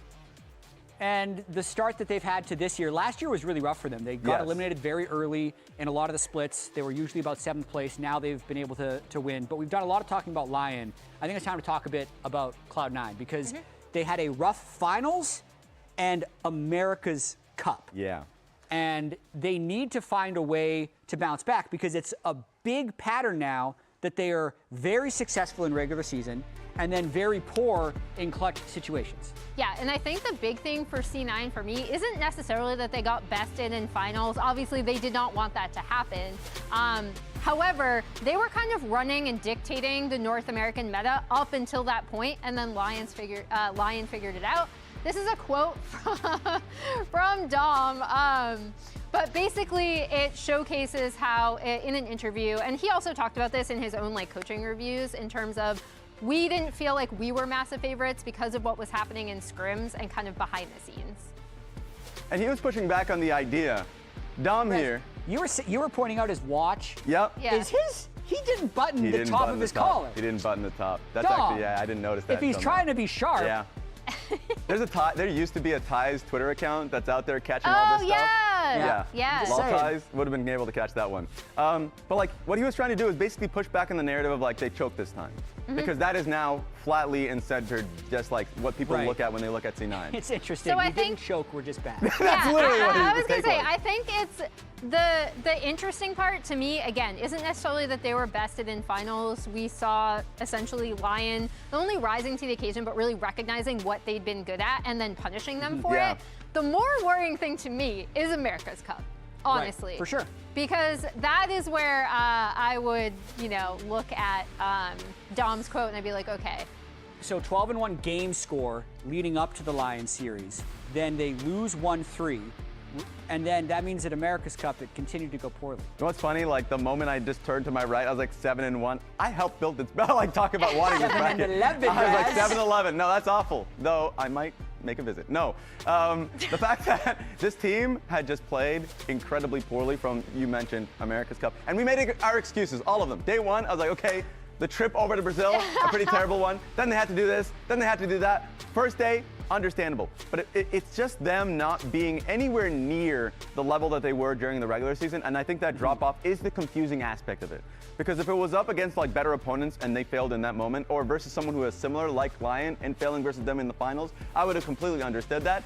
But like the type of fights they were choosing, something we never saw during the regular season, really came to be like horrendous. So we need to see them play a lot more of a stable game. Absolutely, and starting up against Lion is definitely not an easy task in terms of a team needing to rescue their vibes. Yes. Because listening to a lot of the content that they put out, there's no mystery as to what was happening while they were going 12-1 and what was happening when they went 7-11. Because when they were 12-1, they were saying that they were struggling in a lot of their scrims. So Yes. they said Lion consistently beat them, not massively, but if they'd play a set of 5 games, Lion would usually 3-2 or better. They couldn't really remember the last time they even won a set against Lion. Yeah. And Team Liquid was even worse. Team Liquid was running them in scrims.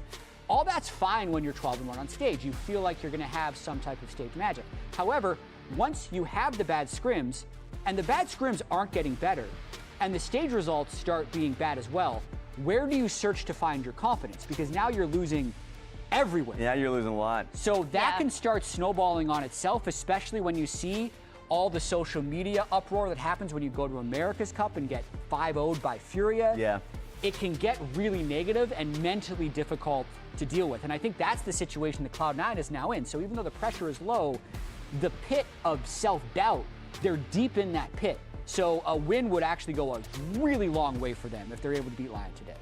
It 100% will. And I love at least that they came out with like pretty strong conclusions immediately afterwards. And I think one thing that aired true that we got to hear from Dom in that same interview was that like working with Blabber to then basically be more comfortable with losing slowly. Like if an early game is completely awful, like being able to play in that kind of a game state without coin flipping. Because the one that comes true to me was when he was playing, if I remember, Vi into the Trundle, and the game state was really bad for him. So then it went straight into the Wolf camp, and you're like, oh, that's the Trundle pick. And so like, I don't want to find ourselves in a situation where our early game, for whatever reason, based off of ward or bad scouting or just like happenstance as a jungler, you're really far behind, and you coin flip a little bit more. Yeah, it's time to get into our predictions as well, because we know what happened in the finals. I have a bit of a pivot. I wonder if anyone else is taking this pivot with me. Okay. Ooh. Raz has taken the pivot as well. So I'm no longer the hot take artist here. So I'll go.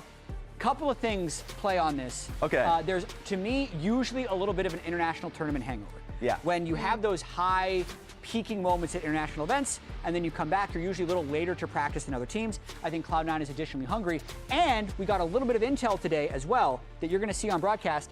Inspired has an ear infection. So he's actually playing in a separate room where he won't have to have the headset on his bad ear. Yes. And he has to play in the separate room because then he won't hear casters or the opponent comms. Exactly. So not only is he potentially in pain, he's separated from his team. Now, whether or not you feel like that'll reduce the toxicity and actually buff Lion is a different topic, but I'm going to say it's going to make them slightly weaker. Yeah. I have a similar take. Not the ear infection one, though it helps my point. I also just think Cloud9 does well basically in the regular season. I feel like when you come in with a set focus and you're going in with more rest than Lion, I think that'll help them tremendously. But you are going with the normal take. Yeah, my prediction, I made it before I knew about, I actually got my predictions in super early. And you didn't change it? No, I didn't. Would you have changed it? So I'm sticking with Lion, no. Okay. I'm sticking with Lion. I think it's going to be a really close series. I just think when it comes to these two junglers, Inspired really, really knows how to best Blabber. And kind of as I brought this up previously, I think jungle is just such an important role, which is why I disagreed with that take initially. The one where it was mid and support, or the most important roles. I think jungle is actually so important, and I think C9's biggest problem that you guys have already mentioned, because they themselves touched on it, was like Blabber being able to recover from getting challenged really early, right? And not always looking for every single angle to try to get back into it and then getting set further and further behind. And so I just think it pretty much does boil down to an Inspired versus Blabber thing for me. And I still think Inspired will get the better of Blabber. Another thing that is making me predict Cloud9 today is if it's going to be a close series, top lane begins to matter. Yes. And I think Dokla had a string of great peak performances in LCS lock-in playoffs against Thanatos, Impact, and Morgan consecutively. But I think he had a very poor first stand. In the comms, he was talking about the things that he messed up, and in the team reviews, he was silent. He did seem distant and self-doubting to himself in those things, not to mention the winner of first stand had the best player at first stand, which to me was Bin. I know Bin, Shun both played exceptionally well. But I think if it is a close series, Thanatos versus Dokla will be big favorite to C9. I have a slight counterpoint to that, and it's that I think because, and we'll see how C9 respond, right? And what kind of strategy they'll come out with today. But I do think they could potentially apply the same logic to Morgan that they did to Morgan to Thanatos, right? Where C9 is really relying on Thanatos to just be good. And he is the best top laner in the league, so. It's a close one. Yeah, we'll see. I'm excited the fact that we're going to get Lion and C9 in our first game in the split. Just set the tone, set the expectation. Scheduling. And I just think C9 is going to start the way they started in split 1. How was that? By taking over. Let's start the damn games.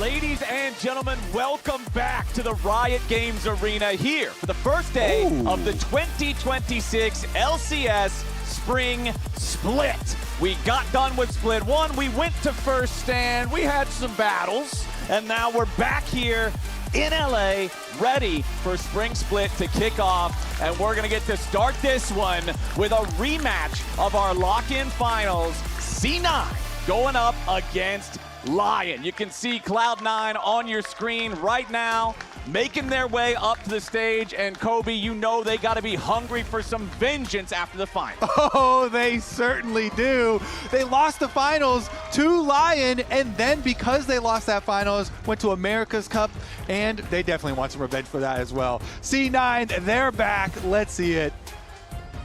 I'm hoping they're ready to compete. I'm hoping that they've used their experience at the America's Cup, their time between then and now to continue leveling up, because their opponents are not going to give them any breathing room. You can see them on your screen right now. You're defending LCS lock-in champions. It's Lion with Dokla and Inspired and the whole crew making their way over to the stage now. These guys clearly leveled up in playoffs in a way that everyone else, including Cloud9, was not ready for in the league. They certainly did, and I'm excited to see where this Lion team can go from here. Dokla here, let's go back on stage. He's been playing a lot of carries, Flowers. Maybe the draft is going to be fun and exciting. That's what I like to see. That's what I like to see. Give me some top lane spice. Give me a Lion squad that is ready to show that ferocity. Split number 1 is so short. Like, not even every team gets to play every other team, right? You don't really have a whole lot of time to make adjustments, really kind of find your flow. And especially with Lion really coming online in playoffs, like I mentioned, I'm really excited to see how they do moving forward. Like, now that we've kind of seen what happens when all the gears start working and clicking together, I'm excited to see, like, how high does the ceiling go? Oh, hey, that's us. Welcome, I'm Captain Flowers. This is Kobe. Hello, hello. Welcome to Spring Split of the LCS. We're going to start it off by replacing Blabber's computer because... Yes, unfortunately, we do have to do that. Blabber's had a few issues, but I'm excited for this crowd. It was really cool seeing the lineup and them giving all the high fives to the players coming in. I do see Jack in the audience. I want to know how many people think Cloud9 are actually going to get the win in the rematch? All right, all right. We got some C9 fans in the audience, but now we also have to pull the other side. Let me hear you make some noise if you think that Lion is going to continue that dominance they showed at the end of playoffs last split. Okay. It's like 50-50, yes. I think. That crowd is my favorite type of crowd. That was pretty close. I'm also curious, since we have PC issues here. I've long had this question, because I always turn my computer off at night, Flowers. Are you one of the people that leaves on sleep, or do you turn off your computer? So normally I will turn it off. However, if it's one of those times where I'm just playing games till 3 or 4 o'clock in the morning or something, and then I just get to the point where I'm so tired it's time to pass out, no, then it just goes to sleep. Yeah, people. But if I'm being my best self, if I'm on top of my schedule and whatnot, yeah, the computer goes to bed when I go to bed. Okay, I like it. I'm a big fan of always turn it off. You know, he's gonna fix up some stuff. Yeah, you got to give it some rest. You don't want to be like Raz and fall asleep on your keyboard. That's the number one. As long as you're not doing that, you're doing all right. Got some young fans, the new age of League of Legends in the audience here today.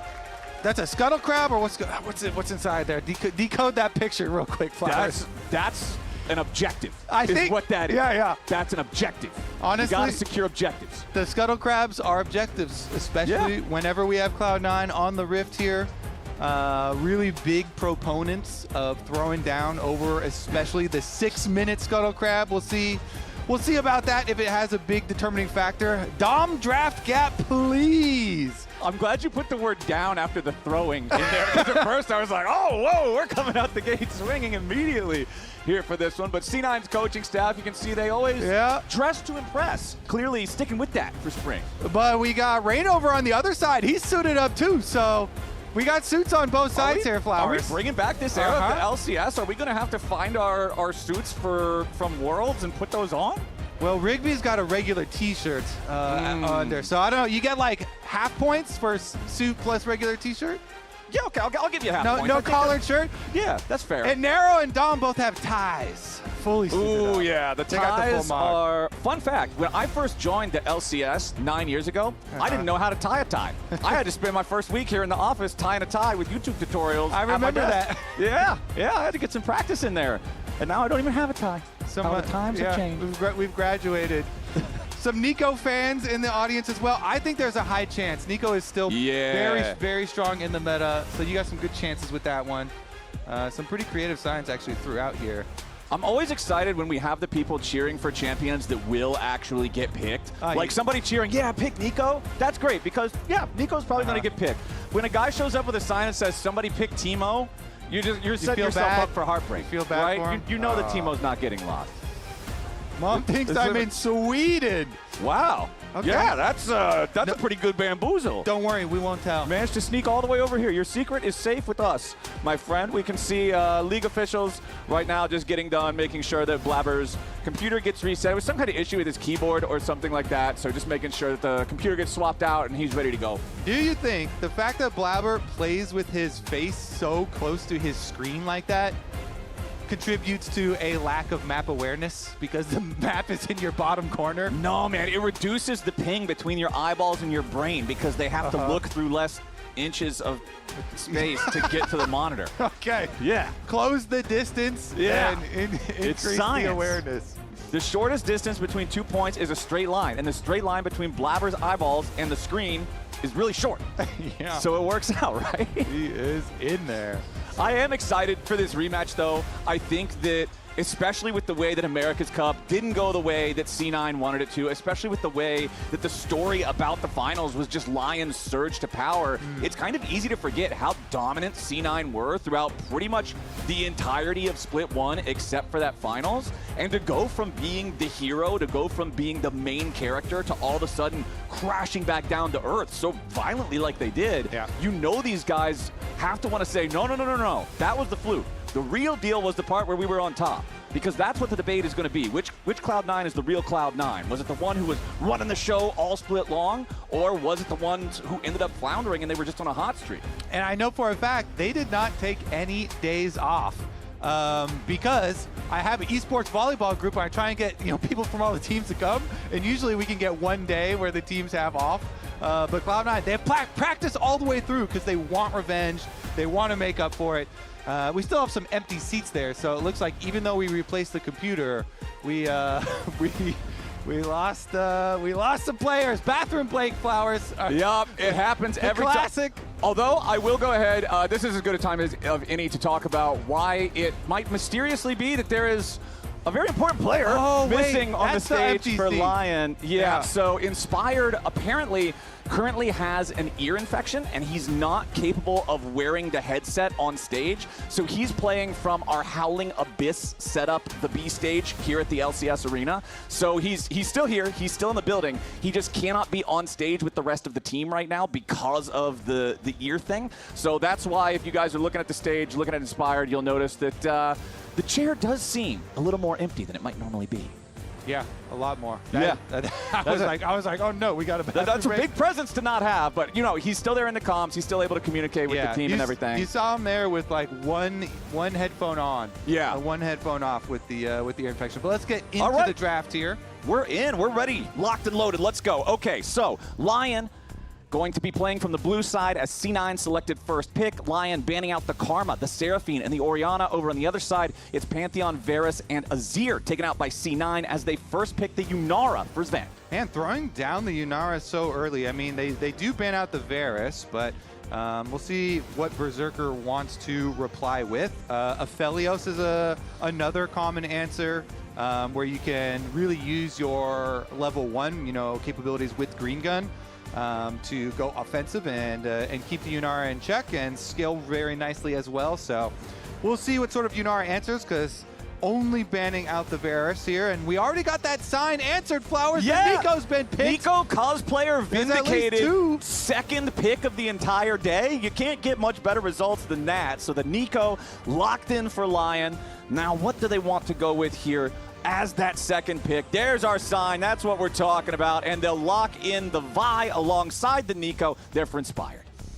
Okay, so very, very, very, very, very clear dive comp, Flowers. You cannot get more clear than drafting your support Nico and your jungler Vi to say we are going to dive and kill Yunara. So oftentimes, we talk about when it's like game 1 and you're just throwing down first pick Yunara or Zeri or any sort of hyper carry like that, you're gonna get hit with a bunch of point and click and a bunch of dive. So your counters aren't always just in lane, and they're gonna be looking to kill Sven. But Vulcan will be looking to keep him safe with the Lulu here, and we'll see if Cloud9 can do that. APA Ziggs also on the menu. Normally one that's always banned away from APA. The APA signature pick. They might just want to go ahead and wait on that one. Instead, going to lock in their own jungler. They want to make sure that they get something pretty high on the tier list to answer the Vi before the second half of the bans come in. And one of the things is, especially with Xin into Vi, you have big advantage in combat pretty early on versus Vi, pre-6.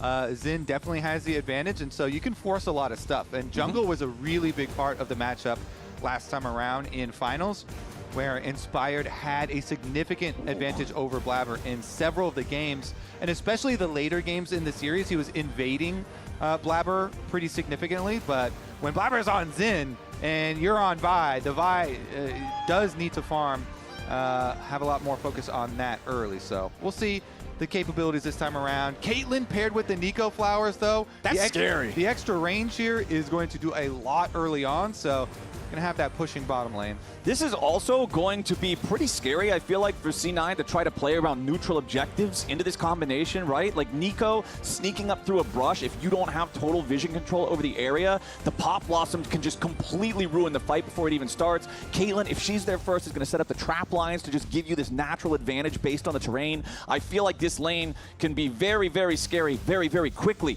down here in the bottom lane for Lion. But since both teams have drafted their AD carries, supports, and junglers, it means the name of the game is solo laners. Here in the second half of the draft, Lion is going to go ahead and ban out the Cassiopeia first, while C9 takes the Ahri off the table.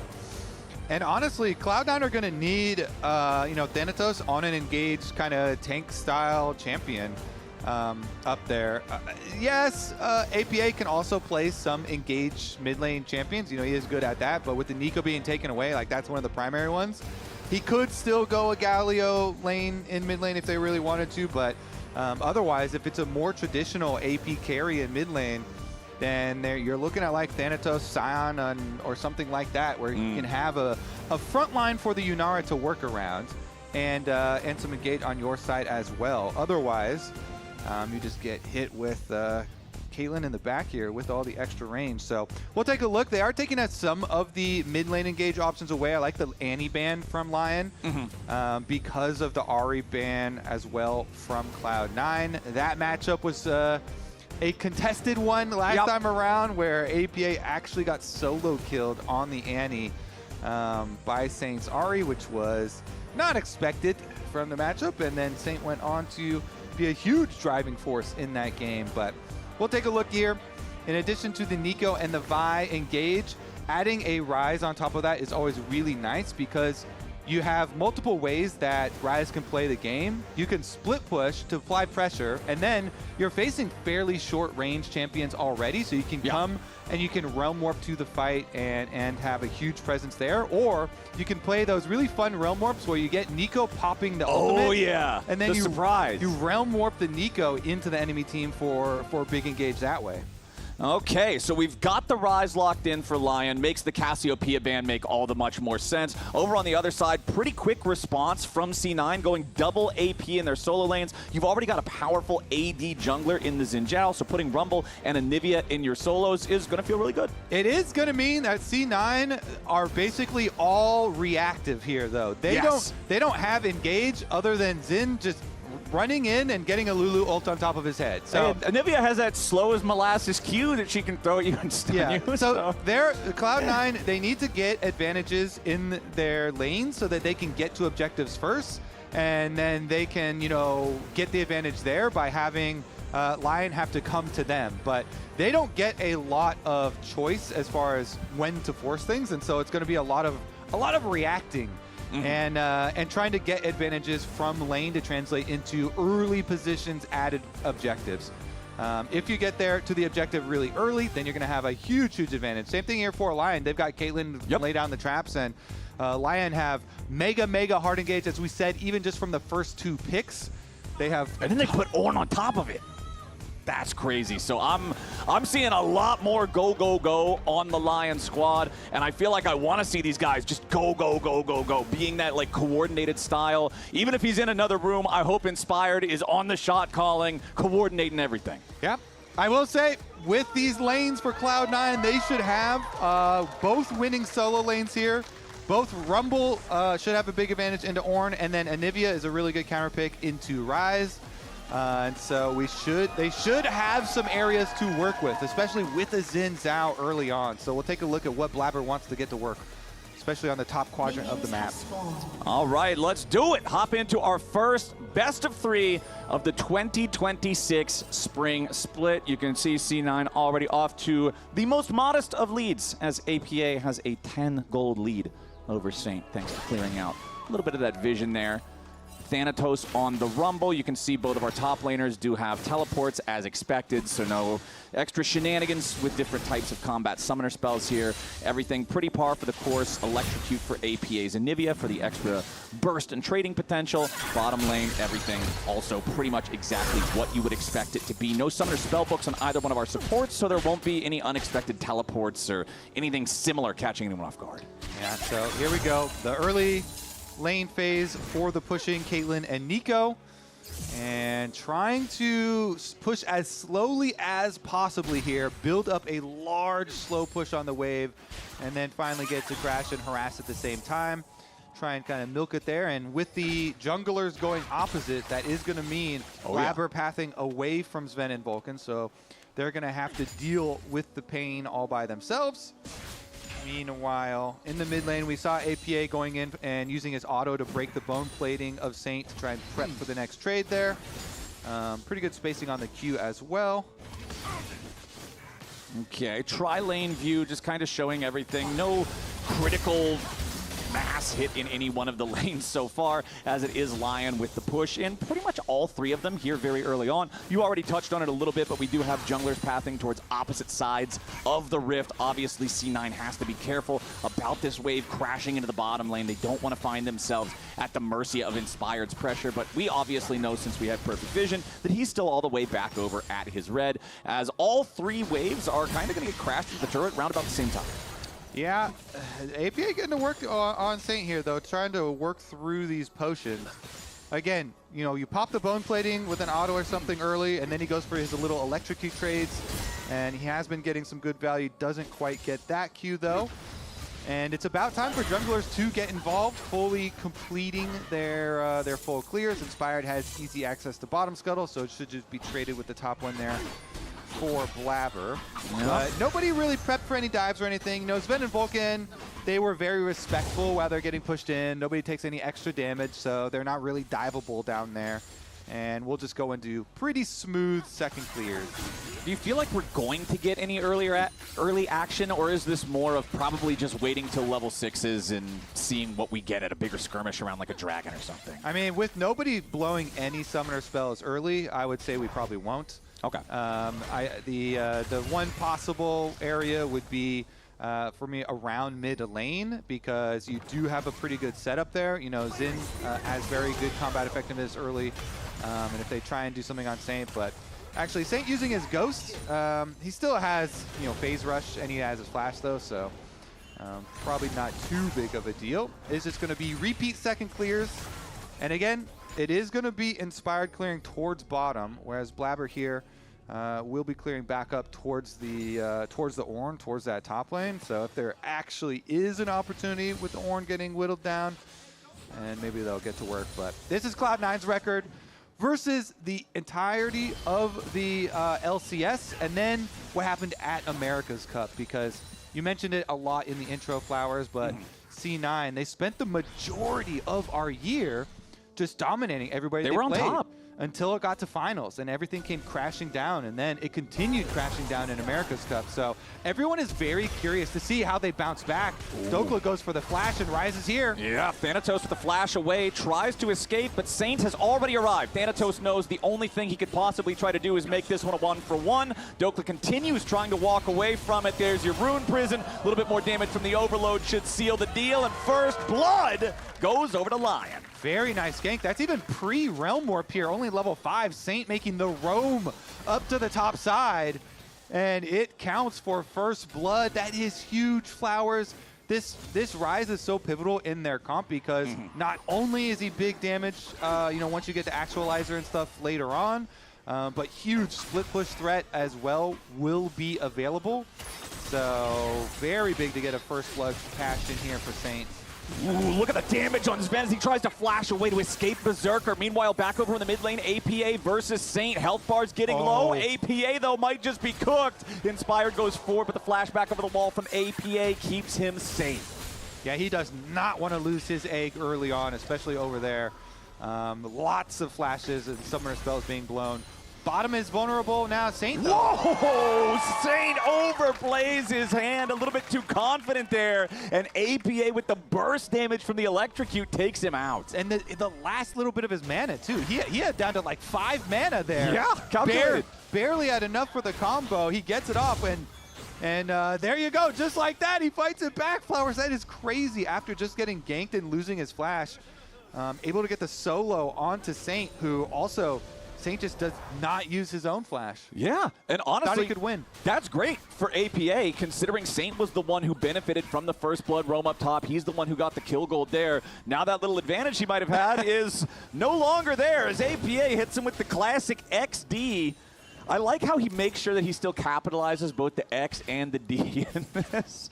But he's back to his old ways. APA going to be happy with that one. But the biggest difference so far, Kobe, in this game, hold on, we'll get back to it in just a second. Let's take one more look at how this 1v1 went down. So this was the earlier gank where Inspired is going to get APA's flash. So we're seeing that again. But then really is about the follow-up trade. And APA is also very low on mana. So it's probably why Saint stays in there, because AP is so low. Yeah, that got down to barely any. That was probably single digits mana to be able to cast that E. Saint kind of smiling. I like the smile. He's like, He knows. He's like, come on, man. You really had exactly enough mana. But C9 are going to take their opportunity now to go for the Drake. As you can see, Isles and Berserker not really in a spot to be able to contest the control over this bottom side river. that C9 has with their jungler. Biggest individual gold lead that I was going to talk about before we got the replay is Berserker over Sven. Whenever you draft Caitlyn, you want to see control over the laning matchup like this. The character's range, the bullying power that she has in the lane, really got to make sure that you're getting ahead nice and early so you can have that tempo, take the turret as quick as you can, rotate her over into the mid lane, continue moving around the map afterwards, as we do have 20 seconds left on the clock until the Void Grub spawns. So that first Drake being taken by C9 was taken early enough that it's not like it even really comes at an opportunity cost. Yeah, Berserker is dominating. Berserker is going to be a problem for sure. This Caitlyn, so much flat AD too with the early buys here for him. So the Peacemaker really packs a punch. You know, at this sort of time, and Sven, the wave is in a bad spot for him too. So you actually have Nico roaming time at the moment, and Sven and Vulcan are like, all right, we gotta get this cannon, we gotta get it pushed in, so we can at least salvage something here from the situation. But Berserker has Owls coming back, and they at least do get the wave to crash there for Cloud9, and aren't going to be kind of held in any more denial for now, because it's going to get the bounce back. But still just sitting on their coal and pieces there. It's going to be a little bit painful. All right, checking in across the board, you can see Thanatos has completed Swifty Boots as his first item here on the Rumble. Over on the other side, Dokla still having the ingredients, the components for the Kanik Rookern, and it's the every tank into Rumble matchup is before Kanik Rookern and after Kanik Rookern. Once you get this item up, it really just kind of alleviates all of that pressure that the Rumble would normally have on you during those short trades. You can see, Thanatos still does have a very marginal gold lead over Dokla, but if you're the Ornn in this matchup, you're totally fine. Yeah, I mean, honestly, even when you get to your Spectre's Cowl, this thing is so just OP. Of course, it's really Rumble. Good. Pops so much regen, got your good magic resist, a very, very good component there, and Dokla has been able to get a refillable potion on top of it, so he has tons of sustain. And your Ornn just farming away. This is why the Ornn is such a common pick into the Rumble. Yep. Is not because, you know, you're supposed to get solo kills or anything versus him, but you are going to be a huge tank for the team later on, and you have a very good time kind of weathering the storm. And he was even able to set up the first blood for Saint with his flash for the brittle proc. So Dokla has been doing his job really admirably, very nicely on top side, and we'll see once he gets to join and show off with his Ornn ultis. He puts his full power on display, but I think everything going pretty well for Lion, aside from the solo kill where APA was able to take down Saint. And I mean, going back to what we were talking about towards the end of the draft, for a game that's honestly been pretty quiet for these first 10 minutes, I feel way more comfortable if I'm Lion, if the game is on very even footing, just because their team fight mechanisms, their engage buttons are so much more effective than Cloud9's. I don't feel like Cloud9 is in this spot where they can just say, yeah, it doesn't matter that we don't have engage. Yeah, and again, it is going to come back to, can Cloud9 kind of get good positioning early at objectives? And currently, since they're losing a lot of territory on bottom side, especially with the tower getting whittled down, I think it might be difficult. If they can, they do have a lot of defensive tools. Remember, they're going to be really reactive. Yeah. A good Anivia wall, Xin ultimate and Lulu ultimate here. Maybe they can still create positive fights for themselves. It just has to be kind of in response to Lion's moves, which is usually not where you want to be, because Inspired is very good at leading this team, and they have some really decisive tools at their disposal. And here we go, the engage coming out onto Blabber. Inspired leads the charge, Saint right behind him. They're trying to burst down the Zinja, but it's Inspired who's down to 100 HP now, reinforced by the shield, and he stays alive. APA wants to try to finish off the kill, but he doesn't quite have enough damage here just yet. Thanatos alive, but APA's egg gets scrambled. A double kill for Inspired as the Vi still lives, and Dokla chases after Sven. A little bit more damage from Saint is all they need, and Lion just slaughtered him. Okay, I know Inspired is the GOAT, but Isles is actually what saves the day here. Isles comes in on the Nico. That was clean. Flash with the ulti. He gets 3 of them, and he makes sure that they win the early kill. And the early kill is so important. Look at Blabber right now. Isles gets all 3 of them, and it allows Inspired enough time to turn it right back around, heal back up. He flashes away and gets APA's Flash, who had tunnel visioned on trying to kill the Vi here, goes into egg form, and Dokla had been creating space on the other side of the fight. That's it, Flowers. Lion wrap it up at the Dragon fight. Very decisive play. They Vi ultimate in. They win the skirmish. Good move up there from Isles through the river. And we kind of talked about this in finals as well. Hold on, as Dokla's got to create some more space for himself and get out of there. That's all right. He's got Koenig Rooker, and he's pretty tanky here. Thanatos does hit the first Electro Harpoon. No, hits the second. Not quite enough damage, though, and Dokla walks away. All good. Performing his duties admirably, as we said. Something we did kind of talk about in finals was some of the really good games that Isles actually had. His Poppy game was really, really good. And Dokla's back in there. He got his shield. Yeah, Dokla's sticking around for now. It's APA taking the turret aggro, and Dokla nearly gets the outplay, but close isn't good enough. He almost got them both, but C9 picks up their kill. Dude, I saw the vision, though. I could see what he was going for. I saw the vision. Dokla wanted to do more than just take damage and farm CS, Flowers. The weak side king trying to get a little frisky with it. He does not get a kill, but he does make him sweat. But man, it would have been cool. Yeah, he made him sweat. Anyways, because APA has tower aggro, he flashes to get the brittle proc and push him back, but he needed another tower shot. APA was able to walk out before the last one, and so he goes down. Yeah, he made him seat check a little bit. Yeah, got to sit up straight after that one. Make sure that you're really locked in. But it is still a nearly 3,000 gold lead for Lion, Kobe. Yeah. Like, they're, after that fight in the bottom side river, they are just feeling so comfortable. It was 500 gold before that, and then just instant 2,000 spike after taking that victory. And here's Berserker. He's got his Hex Optics already completed, and this is what I was talking about earlier. Once Caitlyn takes the turret in her lane, she becomes the wrecking crew. She just moves around the rift, continues to put pressure on all these objectives, and Lion are just forcing their way down mid lane. This tier 1 turret is not long for the world. Yeah, about that plan of trying to get Cloud9 ahead early so he get to objectives early and force Lion into bad spots, I don't think that's on the menu. Nope, Inspired goes in after APA, diving towards the Anivia. Does not have backup next to him here just yet, but he will force the C9 mid laner away.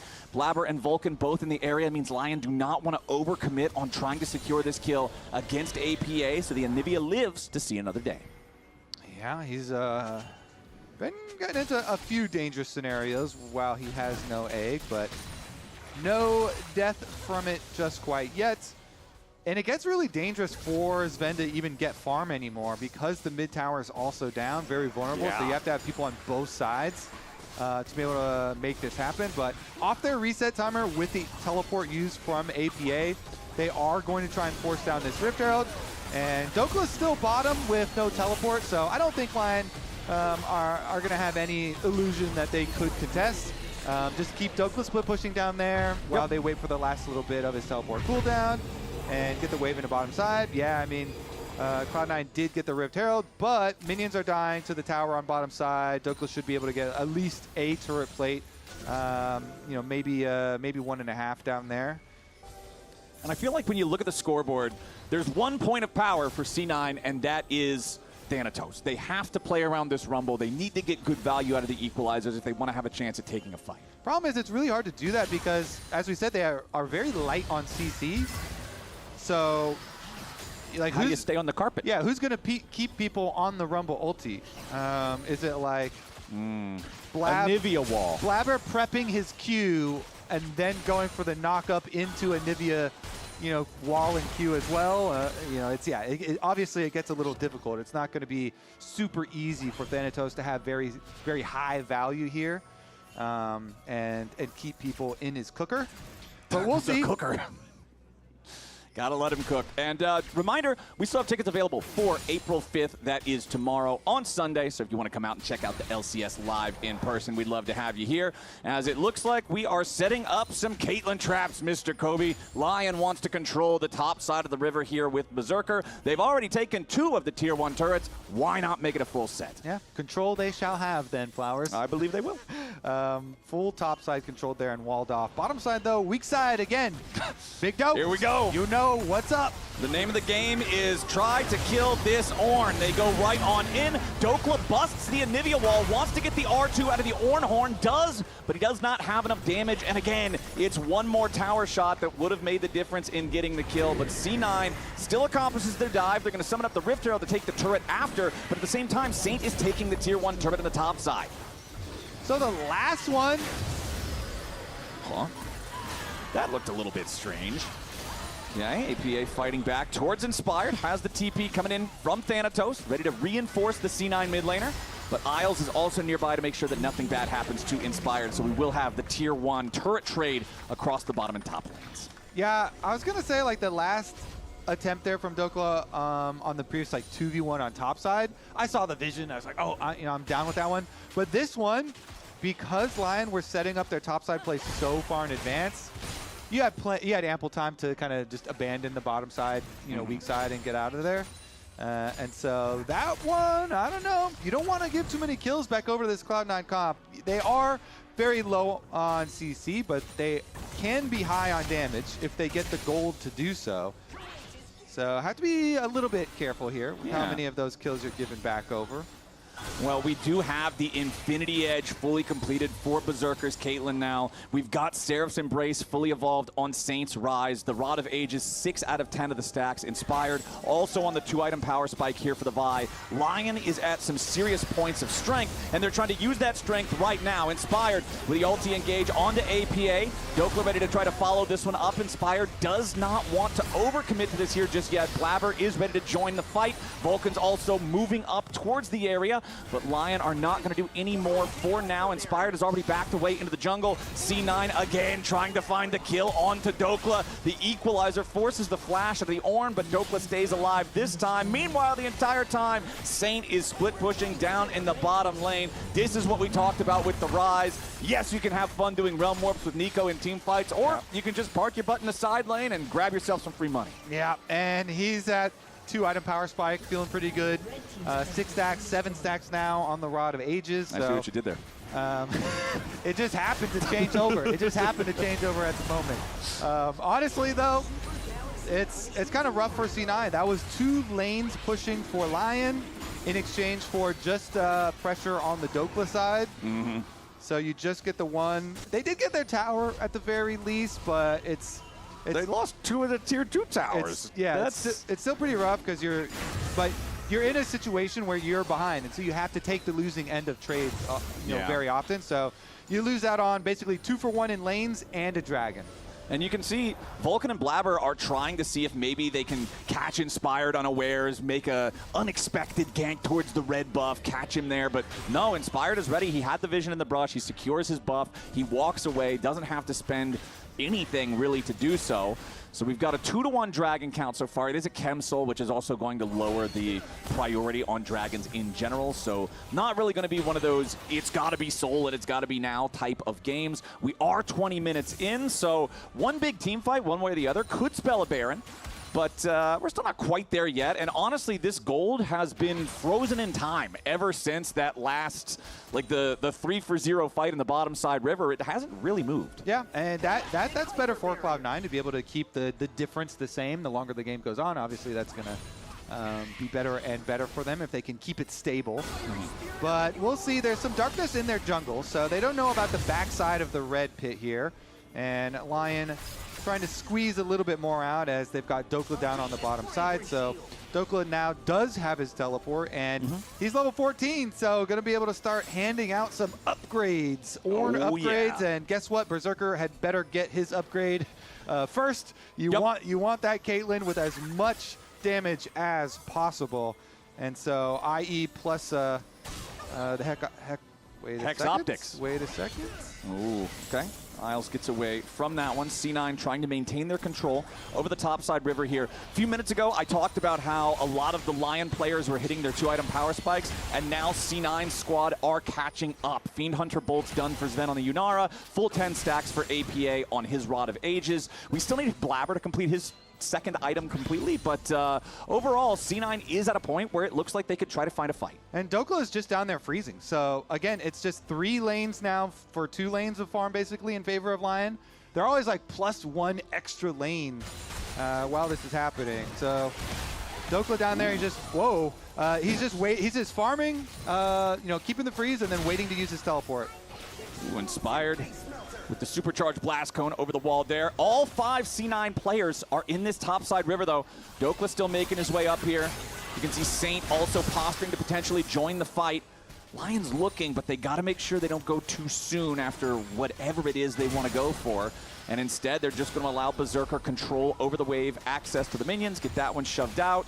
There's no dragon for another 2 minutes, and they're not strong enough to want to just hard force the Baron here. So ultimately, we kind of just, everybody stares daggers at each other and then walks away. Yeah, so they're just going to keep on farming. Dokla there did just give the upgrade to Berserker, by the way. That was the animation. Upgraded IE now for Berserker. I mean, it's just going to get so difficult because how did Cloud9 like deal with the Caitlyn once the Caitlyn is like fully operational in the back line here? That's the neat part. You don't. Yeah. She's just going to, the extra range from the Hex Optics is going to make this character so difficult to deal with for a composition that really doesn't have a ton of range in it on the C9 side. APA with that Anivia, with the full 10 stacks on the Rod of Ages. You can see he's almost level 16, so at least they have a ton of wave clear. Like, Lion is going to need a Baron to actually break into the base.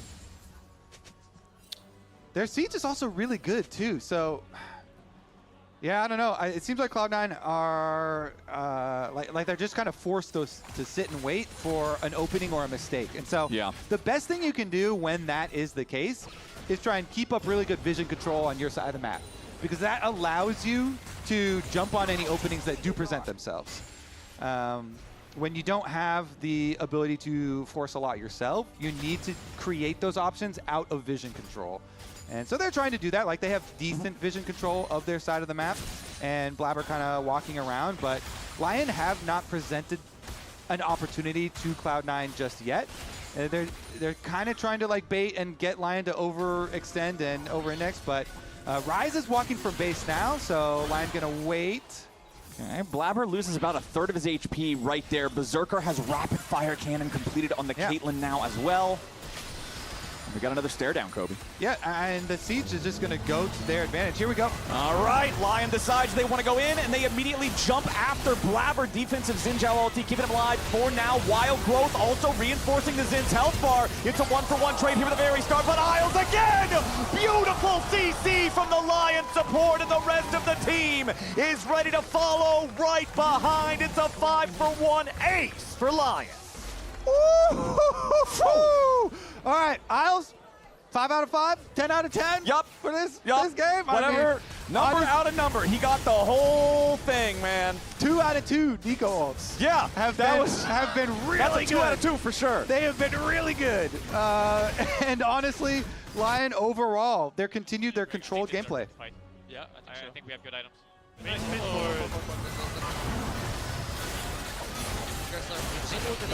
Looks good for us. Thank you so much. Look good. That was nasty. I like that looks good. Yeah. No, that definitely looked good. Real good. That looked real good to me. Oh my God, Raidover just sitting back in his seat, cracking up at that one. And yeah, they really had him in a good spot. But I like that we got the little here, the little kind of comms listener from the Cloud9 side beforehand, where it's something that you had just touched on, where they're like, oh, at least we are now on our 2-item power spike, so we now have some items for ourselves. Maybe this is the best possible time that we can try and like catch back up. Unfortunately, Isles said no. Yeah. He just immediately denied that premise. Now Lion does have the Baron, and this is what I was mentioning earlier, is yeah, you've got the Anivia wave clear, but this is kind of the way that you break through that. So I feel like Lion really is going to want to use this pressure. They're going to want to go pedal to the metal here, and you can see the pressure already mounting in both mid and bottom lanes. Remember, these tier 2 turrets died a long time ago, Kobe, so it's very easy for Lion to just make a beeline straight for the base, and sure enough, tier 3 turret is already broken down here in the bottom lane, and the inhibitor is about around to go with it.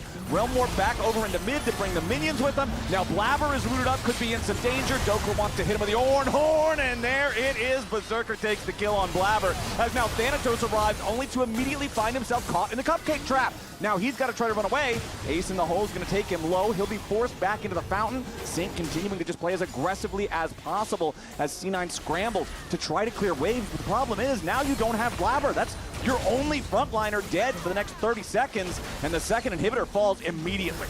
Yep, Lion, they're not even stopping there. Berserker can keep up the siege. All right, Lion looking to maybe take it all the way to the Nexus. APA is about to die to Berserker, but no, a beautiful stun from APA, keeping himself alive for now. Sven goes in and he at least secures the kill on the Lion AD carry. The shutdown for the Yunara is big. It's going to at least keep C9 alive a little bit longer. All right, they just bought themselves some extra time in the game. How much more can they buy? Sven wants the chase down. Now Isles is seeing if maybe there's a punish to find here, and Sven, he steps too far forward, and Lion pounce. They take out the Yunara, and C9 now, they don't have enough damage left. They're gonna have to stop chasing. Yeah, I mean, that was just born of desperation from Cloud9. They know the game has just been slipping away from them for a long time now, and so they really wanted to make this comeback moment a bigger comeback than it was. They didn't want to just stall. I don't blame them. They didn't want to just stall out to then lose again later, so they were hoping they could actually get some more meaningful gold. Unfortunately for them, they cannot. Too close to the wall there. Nice little turn from Dokla, and that is going to put a stop to that. Lion retain their ginormous gold lead. Oh yeah. And we're only 2 minutes and 45-ish seconds away from the Dragon Soul Flower, so Lion could be very patient. This is a very patient team usually, and so they can continue to just control the game as they have, for the last like 20 minutes or so. Yeah. And they could just wait for the Dragon Soul / Baron if they want to. Again, the Dragon Soul is going to be like 10 seconds ahead of the Baron, so you can go there first. And then the 10-second delay plus the fact that you have Rise means that they can't do like a desperate Baron rush. If they do, you Realm Warp over there after deleting the Dragon instantly, and you kill them at the Baron pit too. So it's actually quite good for Lion here. They can just calmly split push again, set up the map fully in their control, and go for the Giga objectives, or, see how well the siege goes and maybe just end the game before those things come up. Yeah, they can kind of do whatever they want, and I got to keep going back to the compositions here. Like C9, we said from the very beginning, they've got to be in a position of power. They've got to play from ahead because they just don't have any engage mechanisms. As soon as you lose that 3-for-0 fight in the bot side river around the second dragon, the game's just kind of out of your control. And here's the thing. You can say, if you don't have any engage, like that's just very straightforward. But you can also turn the tables if you have range advantage. But they don't have range advantage. So if you don't have both of those things, then it makes it really hard to play. If you have range advantage, then you can poke and you can like make the enemy team have to engage on you. Right, the pressure's on them. But if you don't have range advantage, because Berserker's got a Caitlyn with 10 billion range here with Hex Optics and rapid fire, then like you don't have range either, because Ornn ultimate is also very long range and Caitlyn pressure. And so Cloud9 are in this really tough spot where they don't have the ability, strong ability to engage themselves, but then they also don't have range advantage. And so, it does make it super difficult. And then also the not winning early part. So. Yeah, that part's also really tough. When Caitlyn is just absolutely stomping the lane and you've got total control over the bot side through that, it's a nightmare to have to play into. And you can see Berserker and Dokla putting the last little bit of damage onto the only remaining tier 2 turret on the C9 side. 8-2 in turret count, I feel like, is a very accurate descriptor of how control over the Rift has gone in this first game. Yeah. I want to see Berserker damage to towers after probably really high. I mean, yeah, his damage to champions and towers probably both very high. That Caitlyn is siege machine. So it looks like they opted to do the setup here for the dragon we were talking about, Flowers. So this is going to be it. Is there a miracle in store for C9? Because if so, now's the time. You need it now. Now is the time. Vulcan gonna lose about half his HP here. Immediately flashes out of the second half of the Call of the Forge God. So Lion are gonna commit some resources there. Force out the flash from the C9 support. Dokla just takes no damage from anything at all with the powered shield from the teleport, as C9 are still scrambling to try and defend here at this Dragon Soul. Blabber, however, chunked down to half HP. And remember, that's their only frontliner. Isles goes in, APA forced into the stasis, flashes away to escape the follow-up from Dokla. Blabber still frontlining as Thanatos walks up right behind him here with a Flame Spitter. Dokla forced to flash, stays alive in the meantime. Blabber with only 300 HP and no ulti, though. That Xin Zhao cannot re-enter the fight. Yeah. The Dragon's going Lion's way. That was good damage from Saint over that wall. Saint on the bottom side of the thick wall here was able to blast him for the last little bit, force the ultimate, and there's the Dragon into Realm Warp Baron combo that we were talking about. You call it, my friend. It's just so tough to deal with this when the enemy team is this far ahead, when they've got the Rise. Now you've got the Chemtech Soul. Now you've got Baron number 2 for Lion. I feel like this has got to be your game-ending push coming up. I will not take that bet. You're not going to take that bet? Okay. I agree. Okay. If you were going to take that bet, I was going to be like, I was going to be interested to see how you would spin that one, because this is just... The game state just feels so impossible for C9 to find an angle without Lion having a major blunder. It is so cool to see the rapid growth of Lion. Just think about how early we still are in this year, Flowers. Yeah, it's only April. The lock-in tournament was very short. That wasn't even like a normal long split for for LCS or anything. Like a little baby split. Exactly. Very short little tournament that we just had. And from the beginning, Blabber is toast. Yeah, I don't really see a world where you can get away from this one. Yeah, Xin Zhao ulti's nice, but having 5-item Caitlyn is a little bit nicer. Yeah, I mean, this is the upside of this Lion roster that people were debating. Oh, are these really strong players going to be able to work together very quickly? How long is it going to take for the chemistry of this Lion team to really come together? And so I think the quick ascent of this team from the beginning of lock-in tournament to the end of lock-in tournament, then showing up at first stand, and honestly taking Brazil, but then also some very good early games at the very least versus JDG. Obviously they fell apart and they lost some very winnable positions internationally, but still very early. And now they're going to go for the end on this game. Yep, APA forced into his stasis yet again as Inspired engages, and they full send after Sven. Guardian Angel is going to proc here on Inspired as Isles finally falls. APA stays alive and gets the shutdown on that enemy support. But considering Inspired didn't actually die for real because the Guardian Angel purchase was completed, Lion is still going to keep pushing forward. APA losing the passive, losing his life, and C9 are just about losing this game. First Nexus turret's gone. Second one falls before I can finish my sentence. C9 are forced all the way back into the fountain. Lion are going full in for the full dive, but it won't even matter. 16-6. Game 1 goes to Lion. Lion look like they want to stay at the top of the LCS, Flowers. That was a nice performance in game number 1. Once they got ahead, they stayed there. Lounge, what are we thinking? Woo. Lion has not missed a beat since the last time they were in the studio. Yes, everything outside of the studio, questionable, but in the studio, completely on point. This game really did turn at around 11 minutes, which we're going to be breaking down here at the computer. So getting into this clip really quickly, if we can throw it up on the big screen right now, we have the Scuttle Crab fight. And the setup for this is Cloud9 is trying to cheat their prio in here. So they bring both APA and Blabber over. And you would think at this point, Cloud9 thinks they have numbers advantage because they have the mid move.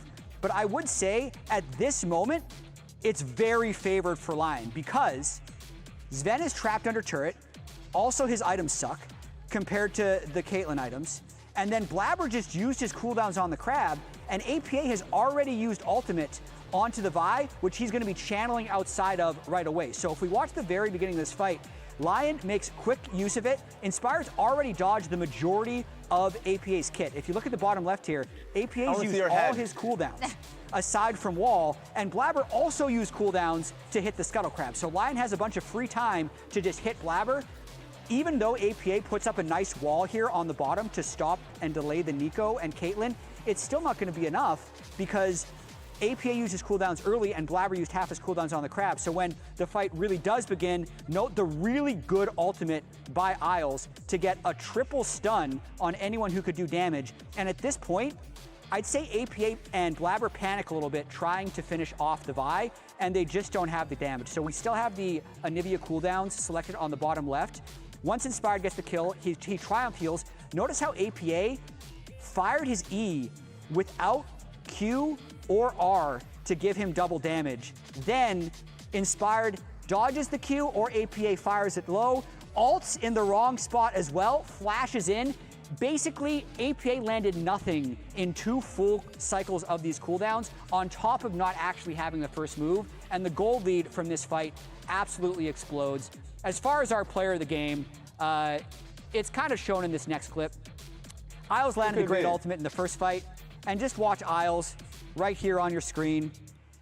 May look like Caitlyn temporarily, but as this fight continues, he just lands the fattest ultimate on C9, who is grouped up here. And whatever doubt was left in the game, it was over right there. Quad ult into quad root, into everyone on C9 being destroyed, and now Lion just needs to win one more game to take out the series. That was disgusting. It was disgusting. That was insane. It's also really nice to see Isles specifically have this kind of bounce back game, because I thought he did play a little bit better in some of their later games at First Stand, but obviously didn't have the showing he would have wanted to there.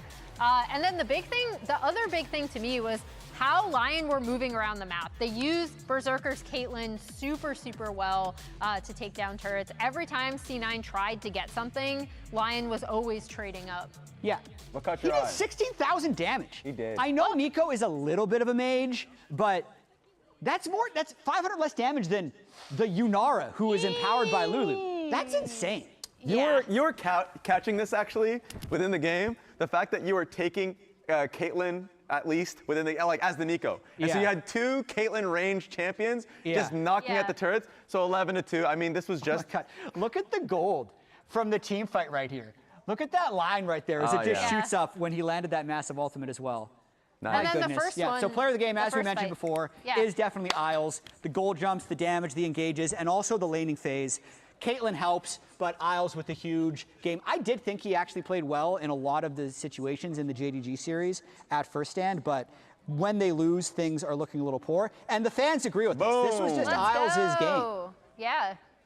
Nice. I like the slight shout out to Saint as well. I really liked his early roam on Rise, and he was doing a lot of damage by the end of it. That's true. It was a massive dub for him. And I'm actually a little worried because I had it for Cloud9, but I had Cloud9 at 3. Yeah, and also we see some merch on screen. If you like this merch, you can head over to merch.riotgames.com to check out our new set of items, which are on sale now. Raz, name all 3 players in that photo. Stunt, Mayumi, and Basil. Raz is a savant. Nice. Bang. Game 2 with Lion and C9 is up after the break. I like the Pengu.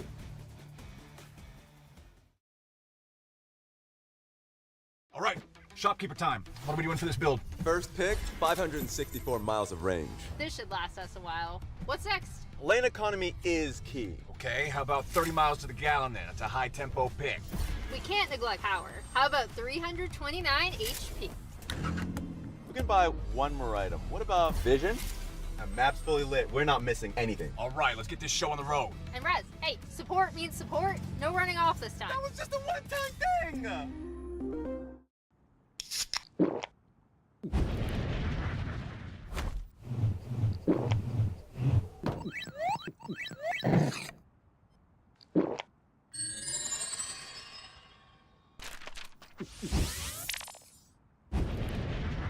Red Bull gives you wings. Rich in the ground before Dub can even get there. Get time to try to knock out as Impact gets bursted. Don't feed. Get fed. Scan the QR code for deals only on Uber Eats.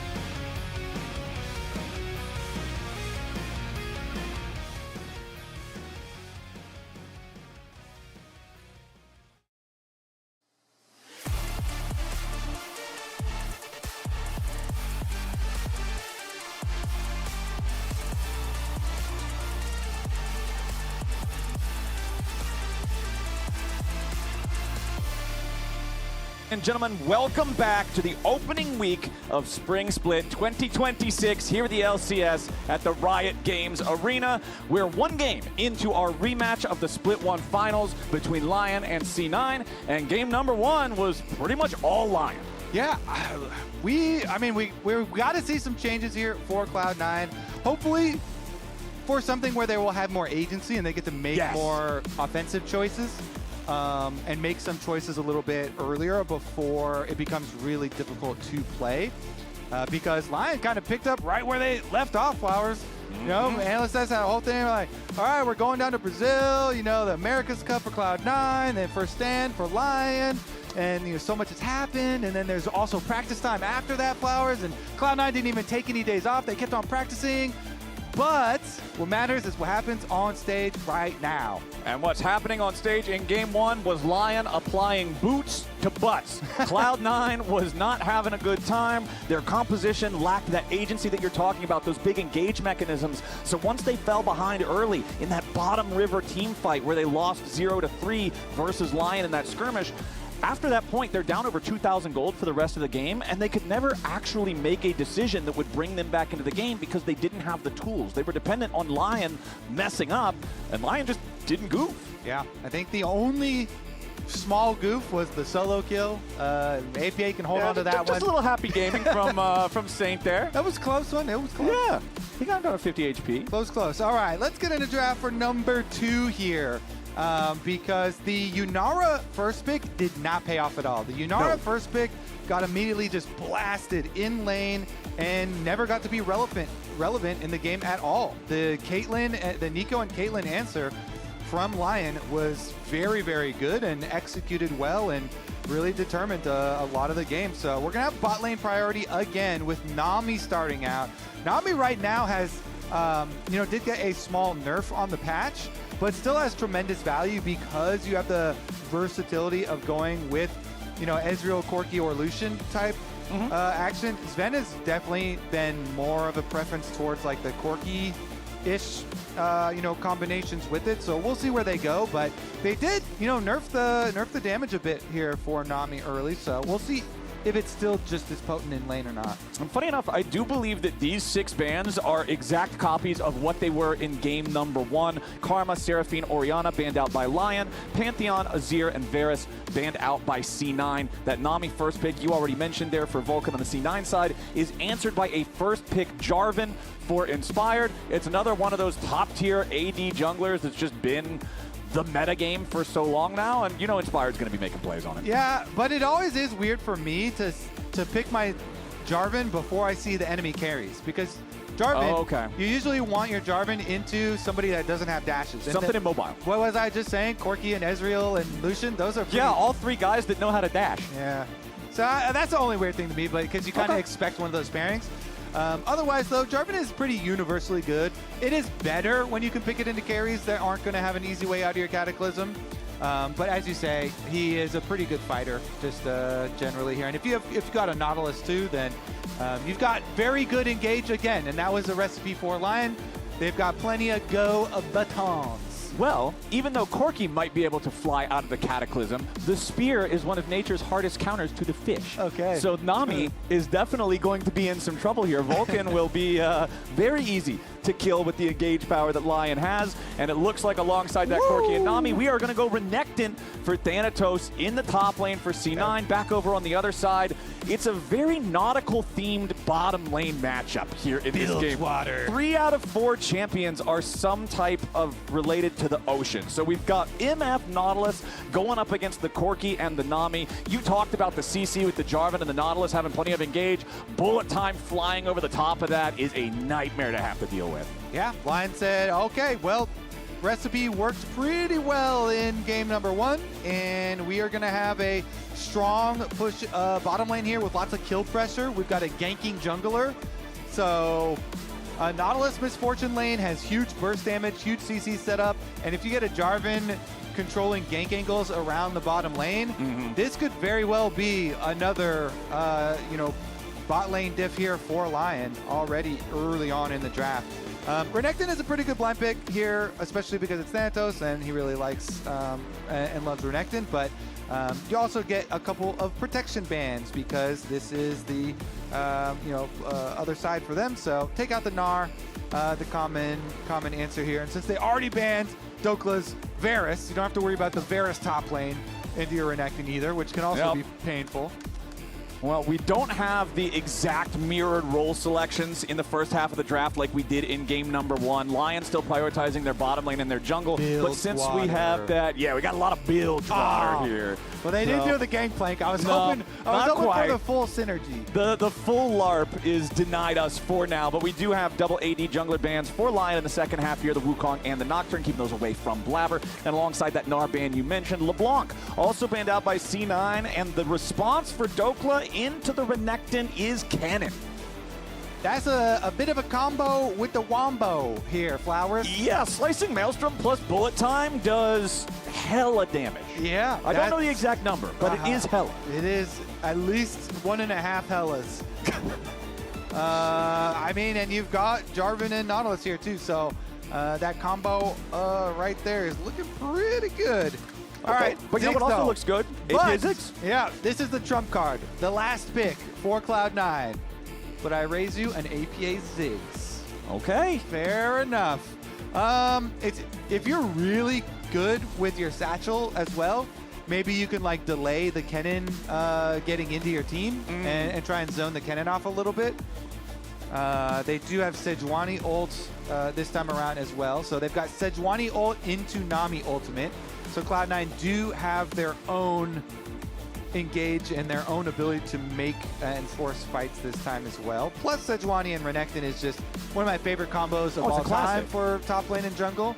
And so that's a combo where you can gank the Kennen and you take away this counter pick, the teeth of the counter pick basically. If you kill and take away the Kennen flash, then it becomes Renekton always having kill pressure, and every minion wave that comes up is really dangerous for the Kennen, because if your minions are coming up in a line, then it provides a very easy slice and dice engage for the Renekton.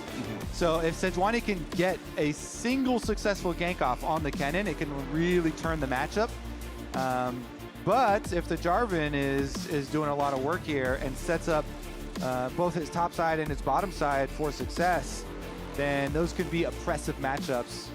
So I think a lot of jungler intervention over some of these matchups could have a huge effect. Okay.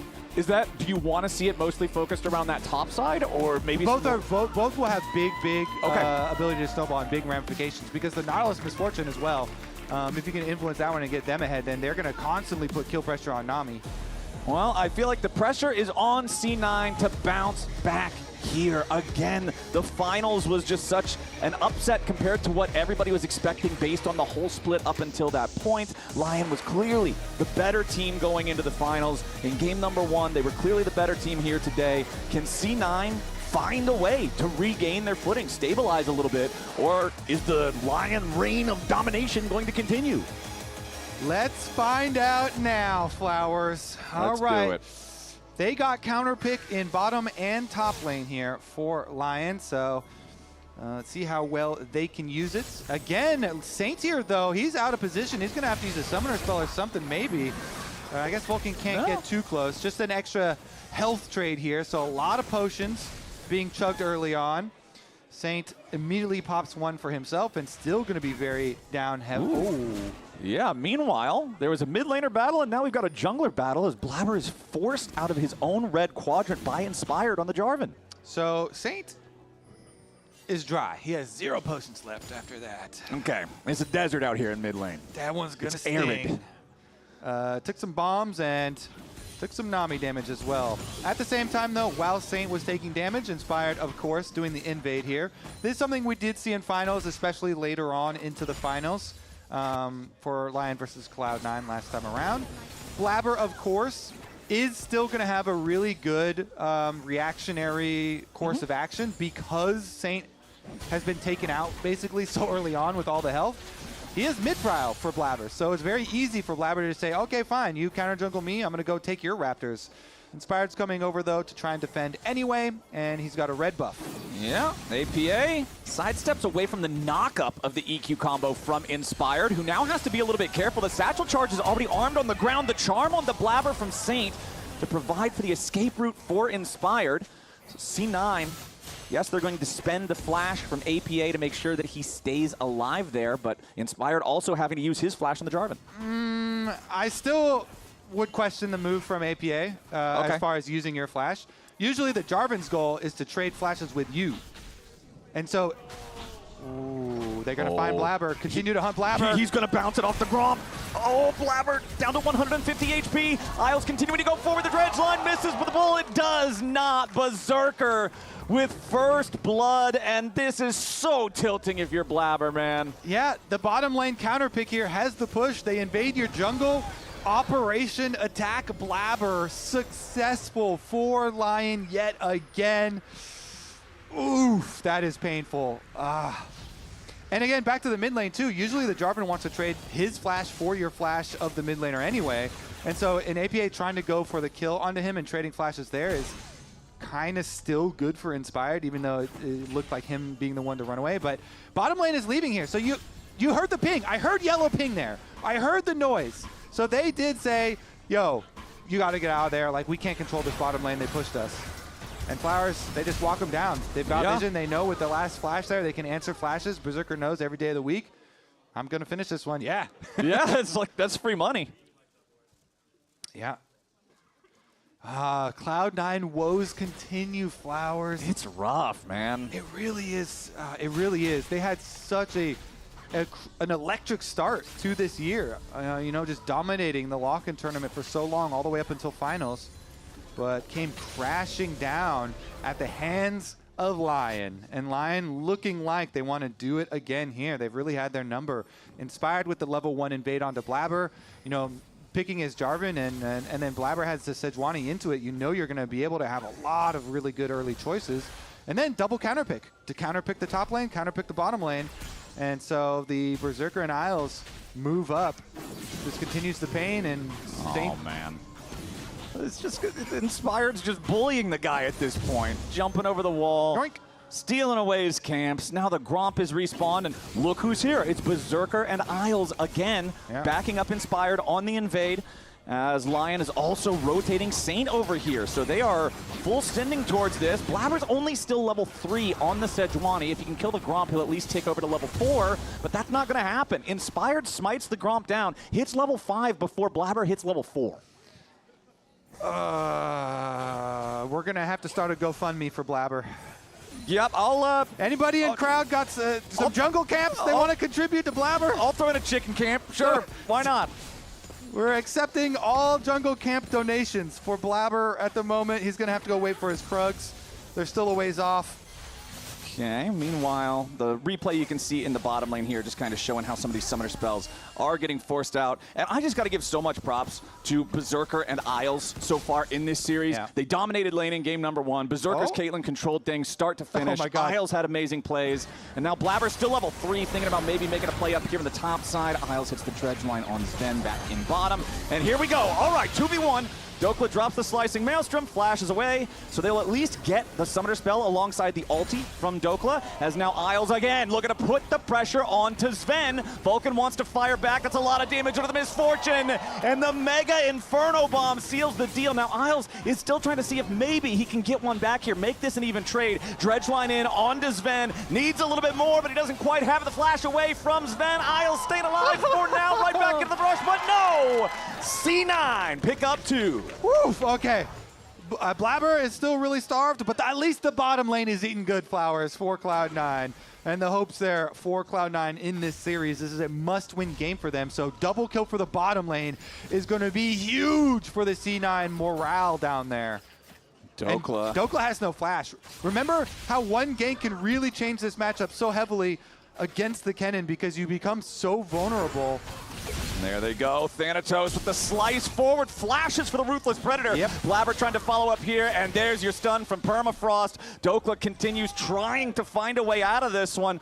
They do need a little bit more damage on the C9 side, but no, Cole the Meek has just enough range, and Dokla drops C9 with a 3-1 lead. Yeah, you lose so much of your pressure when you have no ult, no flash for the cannon. Nice punish here from Blabber. He wraps around. He may be underfed on the Sejuani, but you still have your synergy with Renekton. You can get in there for the stun combo.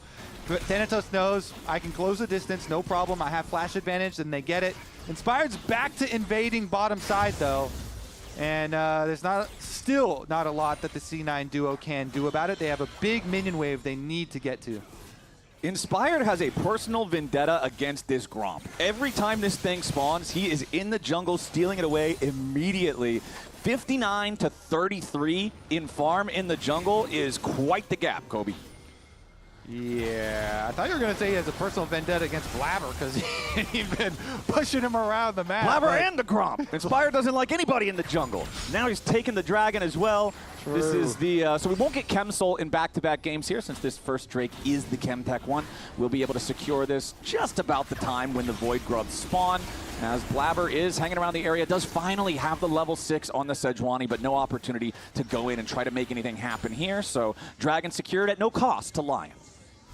Yeah, we'll see about the bounce back on the other side too. So gold pretty close here, and just going to be the extra jacket advantage plus the full level in jungle. But Ziggs Bomb, another Ziggs Bomb. This one does touch. It's not going to be able to fully kill or anything because they have no stun setup. But the Ziggs Bomb last time on bottom lane, where it was Nami Bubble, huge. Nami Bubble into direct center hit of the Ziggs Bomb, was quite big. Ooh, Dokla now under some pressure. Thanatos going for the all-in here. Dominus makes it easy. Thanatos with the solo kill. Yeah, it always feels so good for the Renekton after it, the matchup turns here, because then the Renekton finally gets payback against this annoying little rat that's been harassing him all lane long, and he's catching back up in CS off of these extra kills they've been getting. Gives him a lot more time to finish up the CS up there too. Inspired, is he going to go back in for this? Looks like wants the return. Dokla doesn't have teleport, but doesn't matter. He's got mid lane priority. Yep, even though Inspired does not have a smite, there's no way for Blabber to really hang around here. You could see that APA wanted to go ahead and take his base. Will teleport back towards mid lane now, but that is first Drake as well as all 3 grubs going the way of Lion, so nice early objective control for them down here in the bottom lane. It is still a slight lead for Berserker on the MF, but really that Mega Inferno Bomb that you mentioned earlier, turning the tides in C9's favor, prevented this from being just a massively one-sided affair yet again. Isles sidestepping away from the bubble. Nicely done there, but he is still chunked below half HP. Yeah, I was wondering if they were going to use Nami ult, because Isles is still level 5, whereas Vulcan got level 6, so no full commitment though, because Isles still had a route to get out of there. He still has his flash. Vulcan holding his Nami ult, and Blabber has Sedge ult ready too, so C9, they're coming in, but Isles has the inkling as well. Okay, they might set up the dive. He defensively wards here. Blabber is spending a lot of time though. Maybe he thought there was going to be some sort of Jarvan aggression, but they're going to move in and try and... Ooh. That, okay. I mean, now they see him too, so... All right, well, the wave's just going to crash into the turret. Berserker will clear that all out of the way. Blabber takes his reset, heads on home. Sundered Sky, you can see, completed there for Inspired. Blabber, of course, still handling the components on his side. So Power Spike for Inspired. If he runs into Blabber in the jungle, he's going to be more confident than ever. And he's been playing this whole game very confidently so far. Yep, definitely has. Thanatos, the biggest lead for Cloud9 up there. The Renekton. Getting the kills for Renekton is big, and being able to get CS and tower plates back in his favor as well means Renekton might be an issue. And Thanatos can get really, really strong here, and he's gone for a rush into Mercury Treads because he's playing into double AP solo laners. He will be an actual strong team fighter because number one, he'll have the Sejuani synergy. Yeah. Ooh. But we're just happy for Blabber getting camps, I think. Yeah. He's gonna get some Krugs! A little bit of economic relief here for the Sejuani as he does pick up all of the baby Kruggies. as Dokla continues trying to keep the pressure on Thanatos up here in the top lane with the cannon, has his alternator, has his Vamp Scepter. So bottom lane, Isles goes into the dredge line here yet again, but the TP about to arrive for C9 means Lion has to get out. Sven has plenty of DPS, but now Lion is also sitting in the reinforcements. Saint decides to just charge forward with Inspired right behind him, and now the bullet time makes mincemeat out of Vulcan. The Cataclysm turns him into fish soup, and Lion pick up 2 for nothing. Oof, yeah, you don't want to fight over that bottom lane. Lion with the extra advantage on Saint's teleport. I mean, wait, Inspired, they both have Smite. I wanted to see... Yeah, hold on, wait, we actually have some PvP up here with the top side. Thanatos going to take that again in the solo kill matchup, in that 1v1. Thanatos secures the kill. Meanwhile, Inspired continuing to, as you were pointing out, he's fighting for those Gromps. He just will not get out of the jungle. I'm pretty sure he won because his Smite is now upgraded. Previous to us seeing the culmination of the Smite fight on that Gromp, they both had 900 Smites. Yeah. And now Inspired has his upgraded one, and it's going to be a long time before Blabber gets one. Yeah, Blabber still has 11 pet snackies on his jungle item. That's not... Yeah, his tempo has been completely ruined this game as Berserker and Isles are back down into position here in bottom lane. Bloodthirster completed for Berserker. The sustain on this thing is just so nice. It's so easy to keep your health topped off. Just take the little trades where you can get them going up against that Corki, who's normally going to be able to poke you down pretty effectively with the rockets, but C9 are deciding to take this chance and go for the second dragon of the game. Remember, the first one did go over to Lion and Inspired earlier on. Heal used by Isles for the extra movement speed boost to not get caught in the Aqua Prison there. And it looks like C9 should be able to secure this. You can see Saint is around the area, but since Inspired is not, Lion is not going to overcommit to trying to stop this. Instead, Saint's just going to get the wave pushing in mid.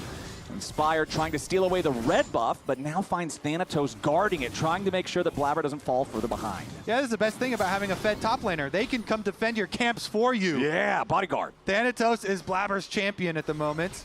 Ooh, now Blabber. Nice Glacial Prison there on a Saint who has to flash away to survive.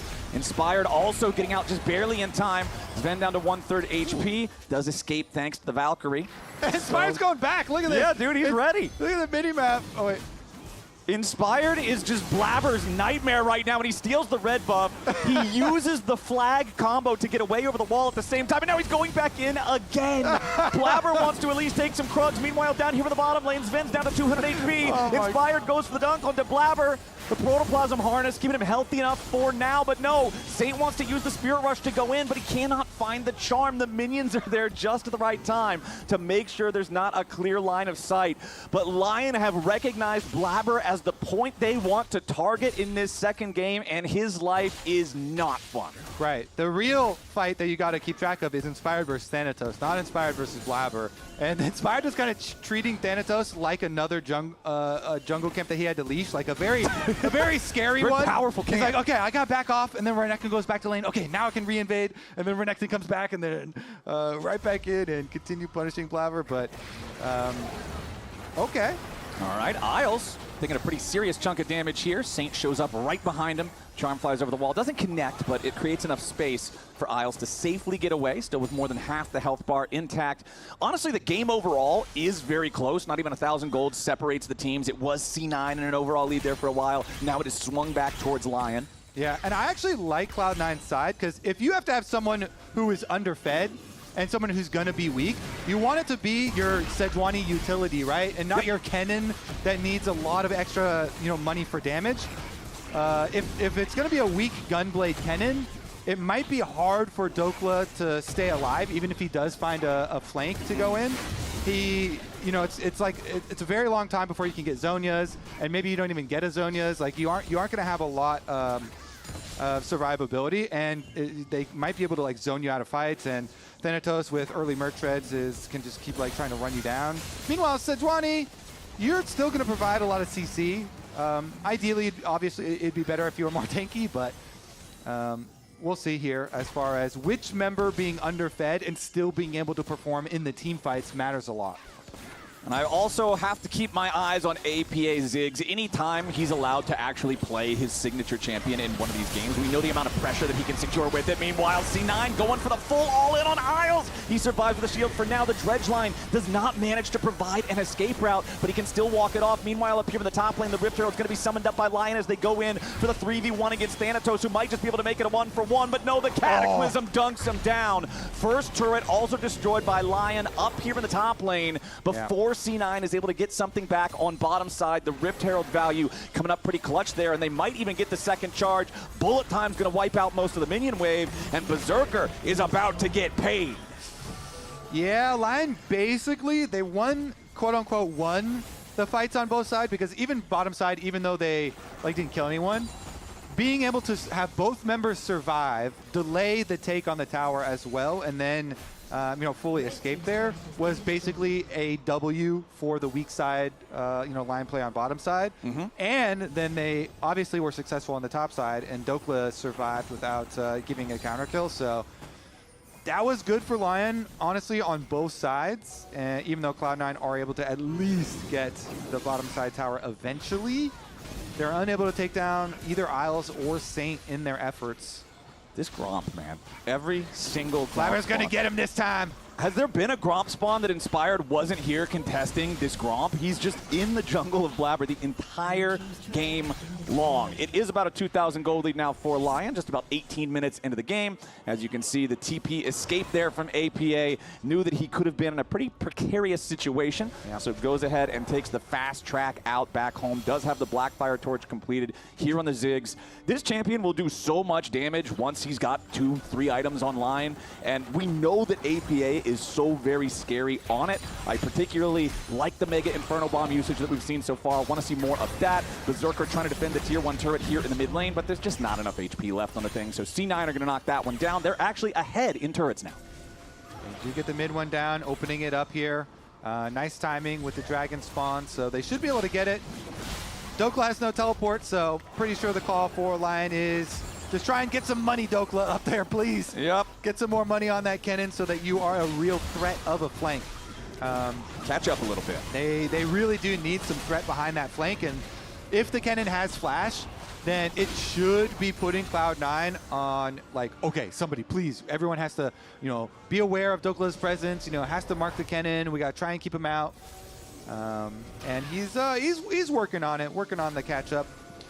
Also, I feel like a lot of times when Kennen is in the meta, one thing that you'll see supports often do is either take Exhaust or at least take Summoner Spellbook to swap over to it, but there's no Exhaust and there's no Summoner Spellbook on Vulcan, so if Dokla does get a big flank with an explosive Maelstrom, that's GG on a team fight. And honestly, like, as far as like the catch-up, he's been, like, I think he actually has caught up, so he's actually in a decent spot, and his second item will be at a very good timing, because Proto Belt is pretty cheap. Wait. Ooh, okay. Thanatos keeping the pressure on, forcing the Spirit Rush there out of Saint. Yeah.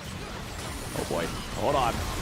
Now Lion trying to defend himself. Inspire takes a ton of damage, but he jumps in here with a Cataclysm, looking to lock up C9. Meanwhile, Dokla with a Slicing Maelstrom doesn't have enough damage to kill off APA here just yet, but does finally secure it. It's at the cost of Berserker, though. 1-for-1 so far, and what's a pretty explosive fight. Huge fight for Cloud9 there. They crack it, and they get both Summoner Spells out of Berserker, the Flash out of the cannon as well, so they take away that threat. Sven getting paid afterwards as well. More turret play money after the fight. This is both much, much better for Cloud9 now. I mean, the presence of Thanatos, this Renekton being fed and getting the early Merc Treads means he could force the Ahri ultimate out before, really early, before this even breaks out. He forces the Ahri ultimate out, and then he teleports into the fight. And look how they split the fight there. They delay the Inspired Engage so long, by the time Dokla flashes in, there isn't a lot of follow-up. So he kills APA, but Sven kills him, and Thanatos had already dove and killed off Berserker. He's like, yeah, he can't do much when the Renekton teleports into the space like that, but Ziggs ult also had set it up, and so they got both Summoner Spells off the Misfortune. No flash on the cannon now either. Well, It's still a very slight, only a couple hundred gold lead overall for Lion, but the only player that's actually ahead of his counterpart is Inspired. He's just that far ahead of Blabber, so we'll see what he's able to accomplish here. Does have the Black Cleaver alongside the Sundered Sky, so this Jarvan is very strong when he goes in. Yeah, and Cloud9, they did a good job like kind of delaying his engage last time around, and then the follow-up wasn't like perfectly synced for Lion either, so honestly feeling pretty good about Cloud9's chances of pushing this to a game 3 as well. Yeah. So we get a little bit more stage time here. You know, APA on Ziggs, moving in, trying to get some jungle territory. He's had pretty good dodges on Saint Charms for a lot of this game, and continues to do so here. They don't know, now they know that there's the ward in there. But again, Thanatos does so much. This Renekton with Merc Treads on side lanes, very good into either solo laner. So Thanatos can constantly you know, get side lane pressure regardless of who is sent into him. On top of the Merc Treads, he even has the tenacity from Sterix as well. So he really gets a lot of uptime in these fights, and he still has his flash. He didn't have to use it in the previous team fight. That's why it's so big. They got Berserker's flash. So Thanatos definitely will be a huge presence, especially with the added threat of Sejuani passive stun stacking with him too. And Cloud9 kind of utilized that. They have him push bottom and then rotate over to mid lane so they can get this mid lane tower. And when you've got the Ziggs, taking towers is so incredibly easy. The Satchel just gives you so much free damage to detonate them. So now we've got the gold lead completely erased. C9 with a very marginal lead overall for themselves. We've got 1 minute on the clock until the next Drake spawns. It's not going to be sold for either side, but it would bring C9 to soul point if they can secure that for themselves. You've still always got to be mindful in these neutral objective fights when you're up against Misfortune. Make sure you don't give her the clean angle on the ulti, finding a perfect bullet time straight down a ramp or something like that. But so far, I feel like C9's been doing a good job. Definitely agree. This game looking a lot better. And now Sven also has his Lord Doms completed too. So yeah, he can cut down Inspired and Isles as well when they go in. See about the group though. Recall for APA as well. He's gonna grab another needlessly large lot, a little bit of extra AP to back up if they can get a combo here. So Blabber ultimate can look for Berserker. They know Misfortune no flash. Her move speed's very high with Strut, so it's still pretty hard to hit her, but they can look for it. If you fish with a Sejuani ult and maybe a flank from the bottom side, Renekton. Here we go, but the Glacial Prison misses. Saint's going to take a ton of damage to the Mega Inferno Bomb. Berserker is already down. Thanatos here on the flank. We're going to finish off the enemy support as Sven stays alive and inspired. Can't find anything. C9 are looking so much better in game 2. Yeah, they fish for it and they find it. Sejuani ult pushes Berserker up to the top side, and Ziggs, really good APA ult. Easy for him to land it. Gets the big damage. Fully taking down Lion. They're going to get the Baron Flowers, and I would wager that they can even go over with their Baron-empowered recalls to grab the Dragon too. Inspired still dead for another 20 seconds. So we're setting up for the Cloud9 clapback. This is looking good, man. The engage, the powerful burst. Even though the Sejuani ulti doesn't find the target, there's just so much damage. And again, yeah, Misfortune's fast, but he forces Misfortune into this small area. So that makes it really easy for Ziggs to land the damage and Sven to just jump on. Boom, they delete the Misfortune. They know he had no flash from the previous fight, so this follow-up fight is really advantageous for them. Nicely executed there by Cloud9. And they didn't even need the flank from Thanatos too. Off on the minimap, you can see Thanatos had a deep flank too, so there was no retreat for Lion there. And Cloud9 will be able to get their Dragon on top of the Baron and should be able to march in to take away a lot of the extra towers here. Lion's still trying to have Saint, do some split pushing and trying to get at least something back on the other side of the map, but they're gonna need like a really, really big combination here, play from Dokla and Inspired to be able to take down Sven. I guess their hope is that Sven now no flash on the Corki, but as long as Sven positions, fairly respectfully, Valk is enough to keep him safe. And Cloud9 also have plenty of other threats with APA and Thanatos. And while Saint is trying to have a little pressure on the map up here in the top side, Dokla sidesteps a Glacial Prison down here in bottom lane. The 4-man unit of C9 looking to push into the base of Lion. Takes about half the HP off the turret. Remember, turret HP is deceptive against Ziggs. Once the thing's down to 20% or so, kaboom, already gone. As C9 are going to continue using this Baron, continue pushing forward. Dokla with the flash. They want to be respectful of this Kinnan, but at the same time, they know they've got to push their advantages while they have this 3K gold lead, while they have this Baron for the next 60 seconds or so. Thanatos now creating a second point of pressure over in mid. The raid boss, Renekton, very, very strong. And it's going to create enough space for the rest of the team down here in bottom lane to continue their push towards that tier 3 turret. APA is not even required. They don't even need this satchel for it. Sven's got plenty of damage. Inhibitor about to fall here too. Mega Inferno Bomb just forces Berserker and Isles further away. C9's going to take their first inhib down here in bottom lane, rotate the Wrecking Crew over to mid, and continue the destruction there.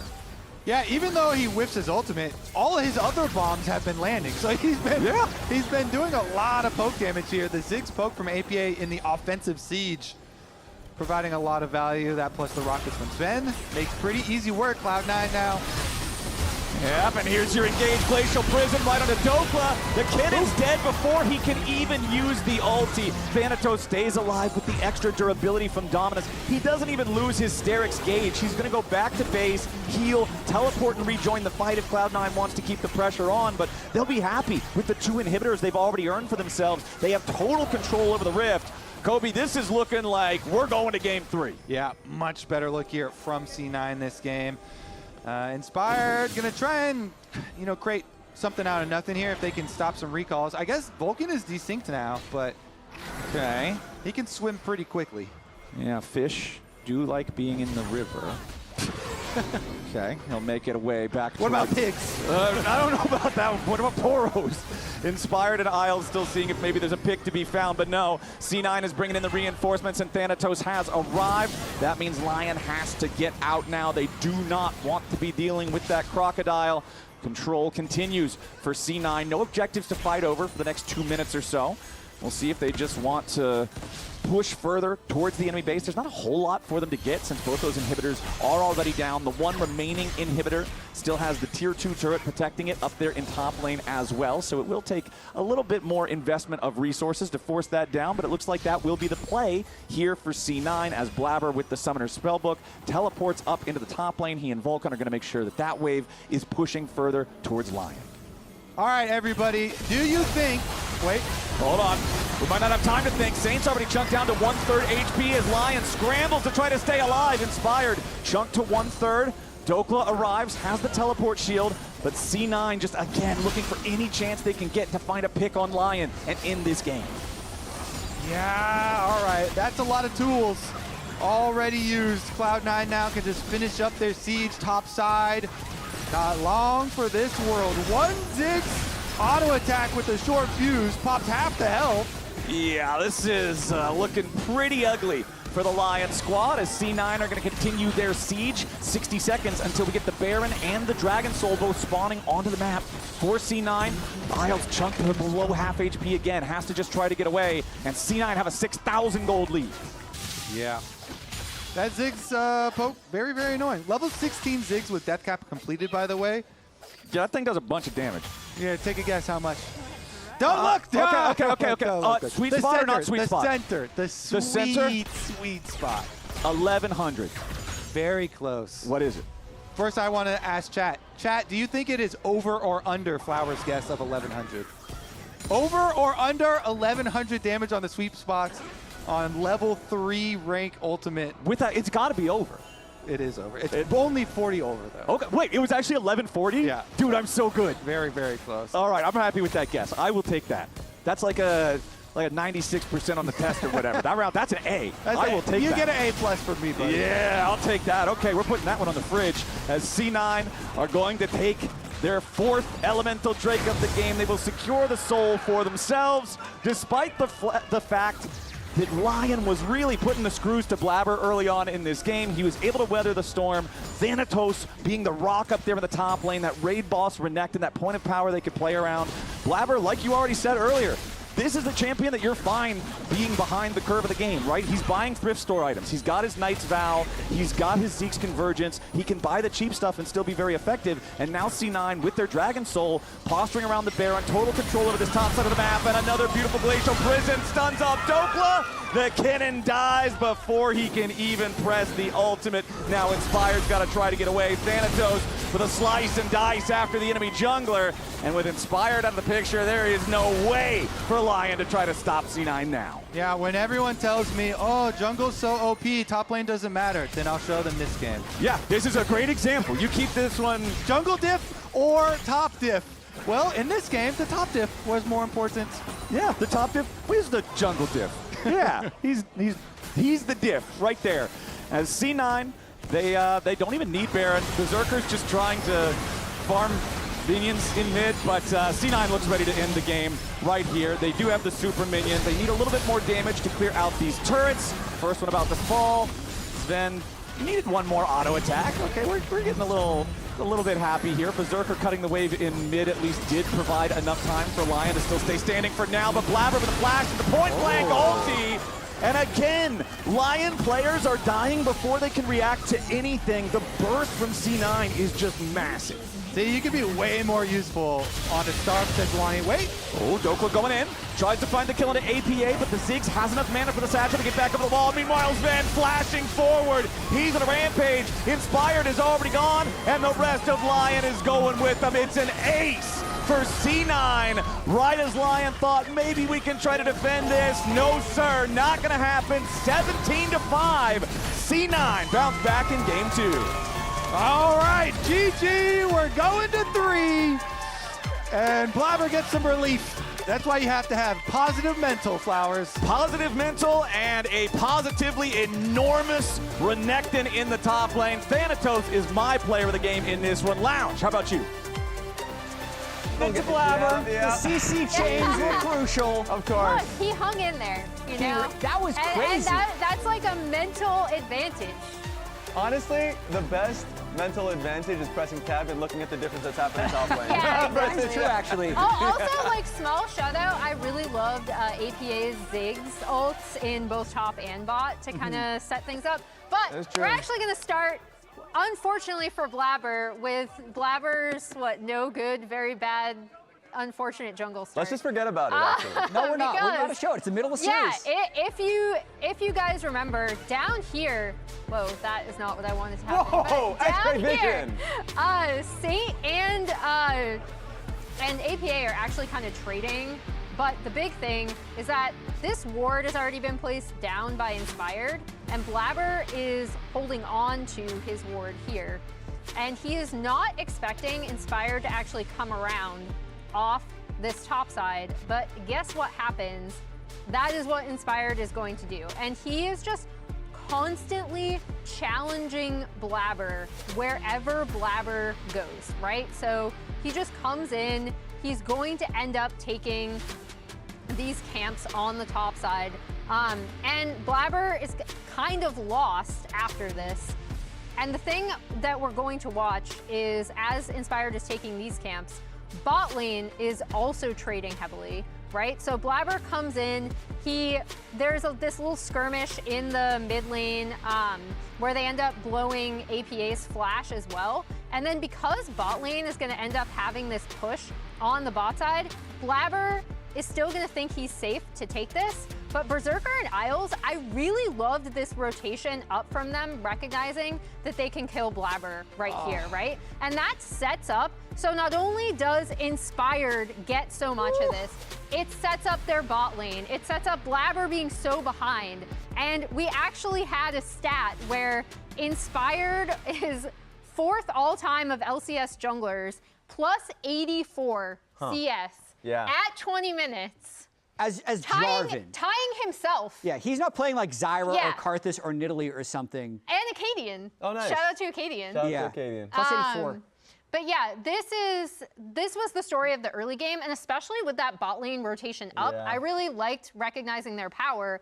But then the big thing for me is APA on the Ziggs. Yeah. Because I think his map awareness, specifically on Ziggs, is really good. His ult's bot, his ult's top. And this is his record all time on Ziggs in the LCS. Getting Ziggs after banning LeBlanc was a great setup by C9 in the draft. But I also feel like we could have spent the whole postgame and we could still be breaking down things that Inspired did to Blabber. Oh, yeah. He It was relentless. invade after invade And after invade. I think it cut both ways. I think Inspired was playing very well, but I think there was a mental advantage that he had over him as well. Because there were moments where, like, Inspired didn't have Smite, and he was just bluffing Blabber off of camps at the Grubs. Yeah. There was a time where Inspired wins Smite on Red, clearly doesn't have Smite for Krugs, and Blabber misses the Smite on Krugs as well. But the really interesting thing now for this series is C9 won this game. Yep. They did. So they get to reset. Get in there, Rez. They came back, and we got to see what was a kind of ridiculous situation. So let me just swap it over quickly here so I can see what was going on in game. So first things first, let's see the comeback initially. There's two plays that I want to be able to focus on, and they leveraged Thanatos quite a lot. Yes. So Thanatos ends up getting a big chunk on towards Saint, even blows his ultimate at the same time as a play is being made towards Raptors. So while, Saint does try and make himself useful by joining this fight, and the fight ends up playing out, first and foremost, Sven is in the most safest position of all time. Like, you're never going to be able to reach him. Dokla tries, but what can you do? Meanwhile, who's this TP? Who's Giant Renekton. That's Renekton. He's joining this fight, and so it's impossible for anything to be done for Misfortune as he gets ganged up on by both the Renekton and Blabber. So it was a really tough fight at all for Lion to take, and if it was just this, I would have been fine with it. But we move on forward to 22 minutes into this game, and what I'm going to show you is the power of vision, right? Off this one push that happens, Cloud9 places a ward on mid lane wave, they reset, they come back to the same position because they're leveraging the strength of Trinity Force 3-item Corki with Nami, and they get this push off. And I'm going to show you just the POV of this ward.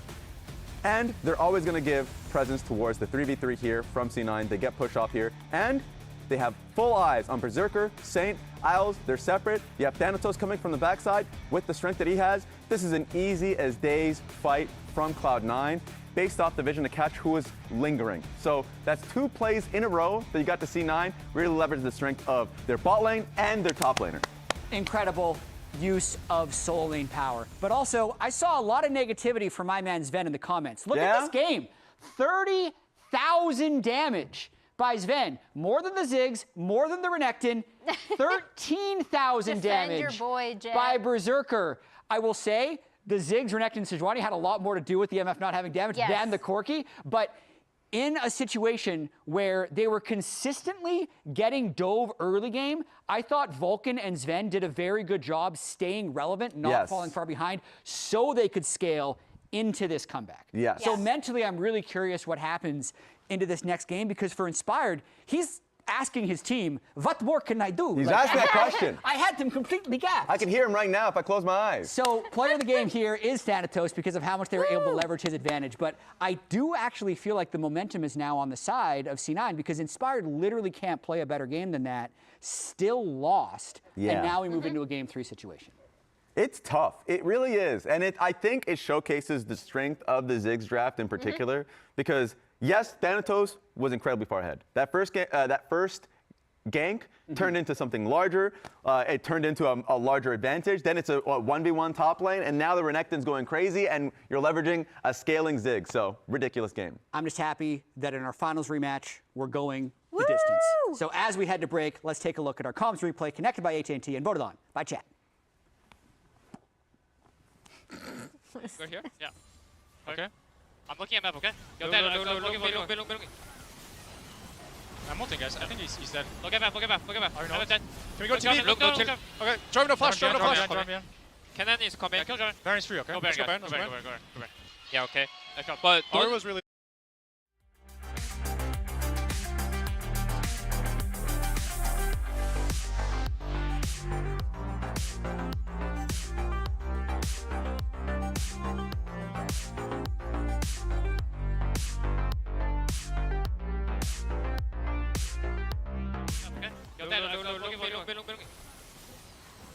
I'm ulting, guys. I think he's dead. Look at map. I'm dead.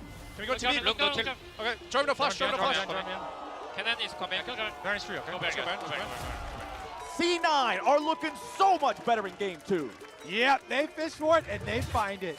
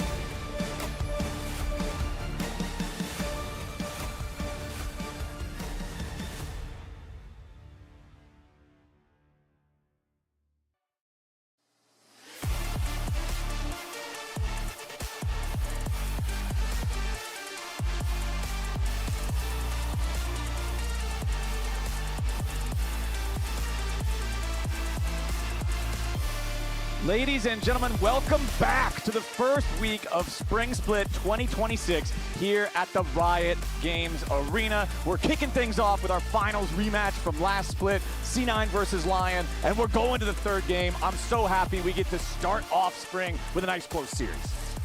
Let's get it, just as it should be, right down to the last game here between Lion and Cloud9. See about the bounce back from Cloud9 was really nice. They had a lot more options this time around. Yes, sir. And especially after they were able to get, even though Blabber got invaded and counter jungled and pushed out and was down like 50 CS early, he did get the one gank off versus the Kennen that is necessary.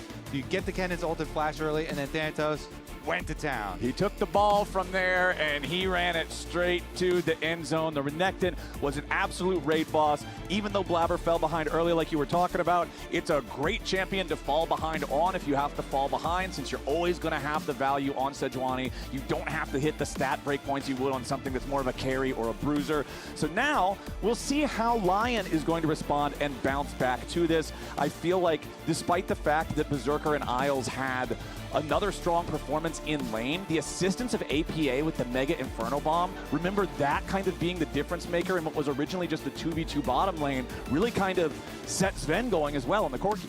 Yep, APA Ziggs, you only get one of those as well per series. So no more APA Ziggs this time around. And we'll see what else Cloud9 are cooking with. Game 3 of Fearless Draft is upon us. We've got the Karma and Azir ban so far from Cloud9, and the Mbessa and Nocturne taken out. They're fearful of that, combination engage play. Okay, so we've had Karma banned every game. We've had Azir banned, Mbessa and Nocturne. Mbessa was banned second half in game number 1. Nocturne was banned second half in game number 2, if I'm remembering correctly. Now remember that Seraphine has also been banned out every time so far here in the first half of the draft. Pantheon has also been one of those permanent bans, so that one's going to be removed by Lion. Varus is still up. That's another one that's been banned in the first 6 so far in both of our games. So I'm curious, what are we going to let through? Orianna, also still up. Yeah, without the Nocturne, a little bit less, but still impressive. Let's see what they're going to decide to go with. It has been such high bot priority for Cloud9. They first picked Yunara in the first game, then they first picked the Nami in the second game. So really trying to get some sort of that bot lane trial super early on. Ashe Seraphine is definitely very powerful right now. So they want to go with the Seraphine side. Of course, you can pair it with more things than Ashe, but having the slow is super nice. And into the Seraphine, there's multiple options. Interesting they're going with the Bard here for Vulcan. So Vulcan definitely is a huge Bard lover and a very good Bard, but maybe they're going to get Sven something fairly safe on so that he can just kind of farm down there and then they can have more roam time for Vulcan. Because the other angle to go with is always trying to kill the Seraphine lane and go for hook champions. But not this time around because Nautilus was already played. And so pretty easy Ashe Seraphine angle for Berserker and Isles. Okay, we'll see how much pressure they can get out of this one, see how much extra presence Vulcan will be able to have across the map with that Bard. When people think of NA Bards, Busio is always the one that comes to mind first and foremost, but Vulcan is also one of our better Bard players. I feel like a lot of times he will put on impressive performances with the champion, and we're going to go ahead and see Lion slam the Akali mid for Sane as the response to APA's Orianna. Yeah, these are always my favorite ones where you give the Orianna and then you take something that can attack it and put kill pressure not only in lane, but really in side lanes later on as well. So if you want to try and make use of this Bard later on and using ults and trying to get some roaming pressure down, like it's pretty dangerous even for Orianna to be out there. That's a safe champion I was talking about there for Sven, so you can pair it with the Bard and stay pretty safe yourself. Mystic shots, keep your distance, but honestly, on the opener, I do like the Lion side. Okay. I always really like the Akali angle here. Maybe they'll have some good defensive play there with the Bard, but take a look at the jungle because jungle's really been whittled down. So I want to see if they throw some more bans here and try and push them out a little bit more. Jungle has been pretty advantageous regardless for Inspired for Lion. And I wonder if like Blabber might have to actually be on another just like utility jungle this time. Like a meatball. This time around too. But they're basically out of their last 2 picks, they need someone to deliver the Orianna ball, and someone to have their heart engaged for them. So let's see what they decide to go with. I mean, Thanatos, main champions, just kind of getting chipped away at here again with the Gnar ban from Lion. Obviously, the Dokla counter pick did not work out well last time around with the cannon. That was certainly a drawback. Yeah, Dokla's going to want that one back, but looks like we are going to get a Malphite ban here. I mean, that's a useful ban against both top and jungle, right? So a little bit of double value there. Yeah, Inspired was definitely one of our biggest jungle Malphite enthusiasts that we've had. And pretty good targeting there. A couple of the jungle tanks, because kind of expecting the big front line from Lion regardless. Yeah.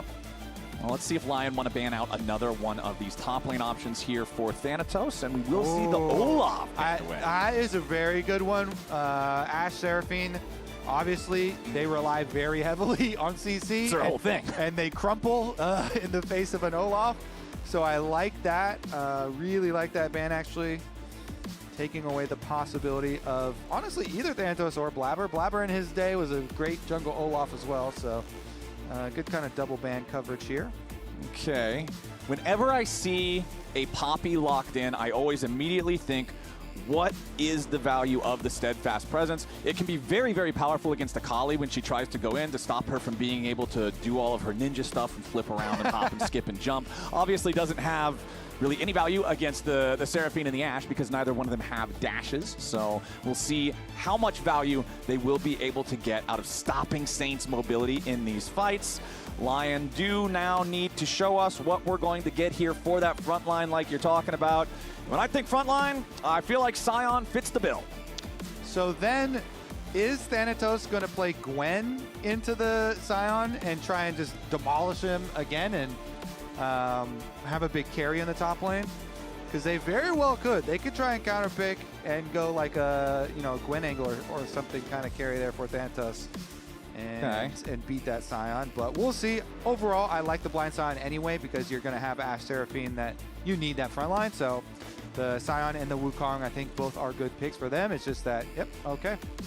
They didn't take a long time to answer your question. Yeah, exactly as expected. Slam that as soon as you see the Sion. You know that Gwen is coming to snip, snip.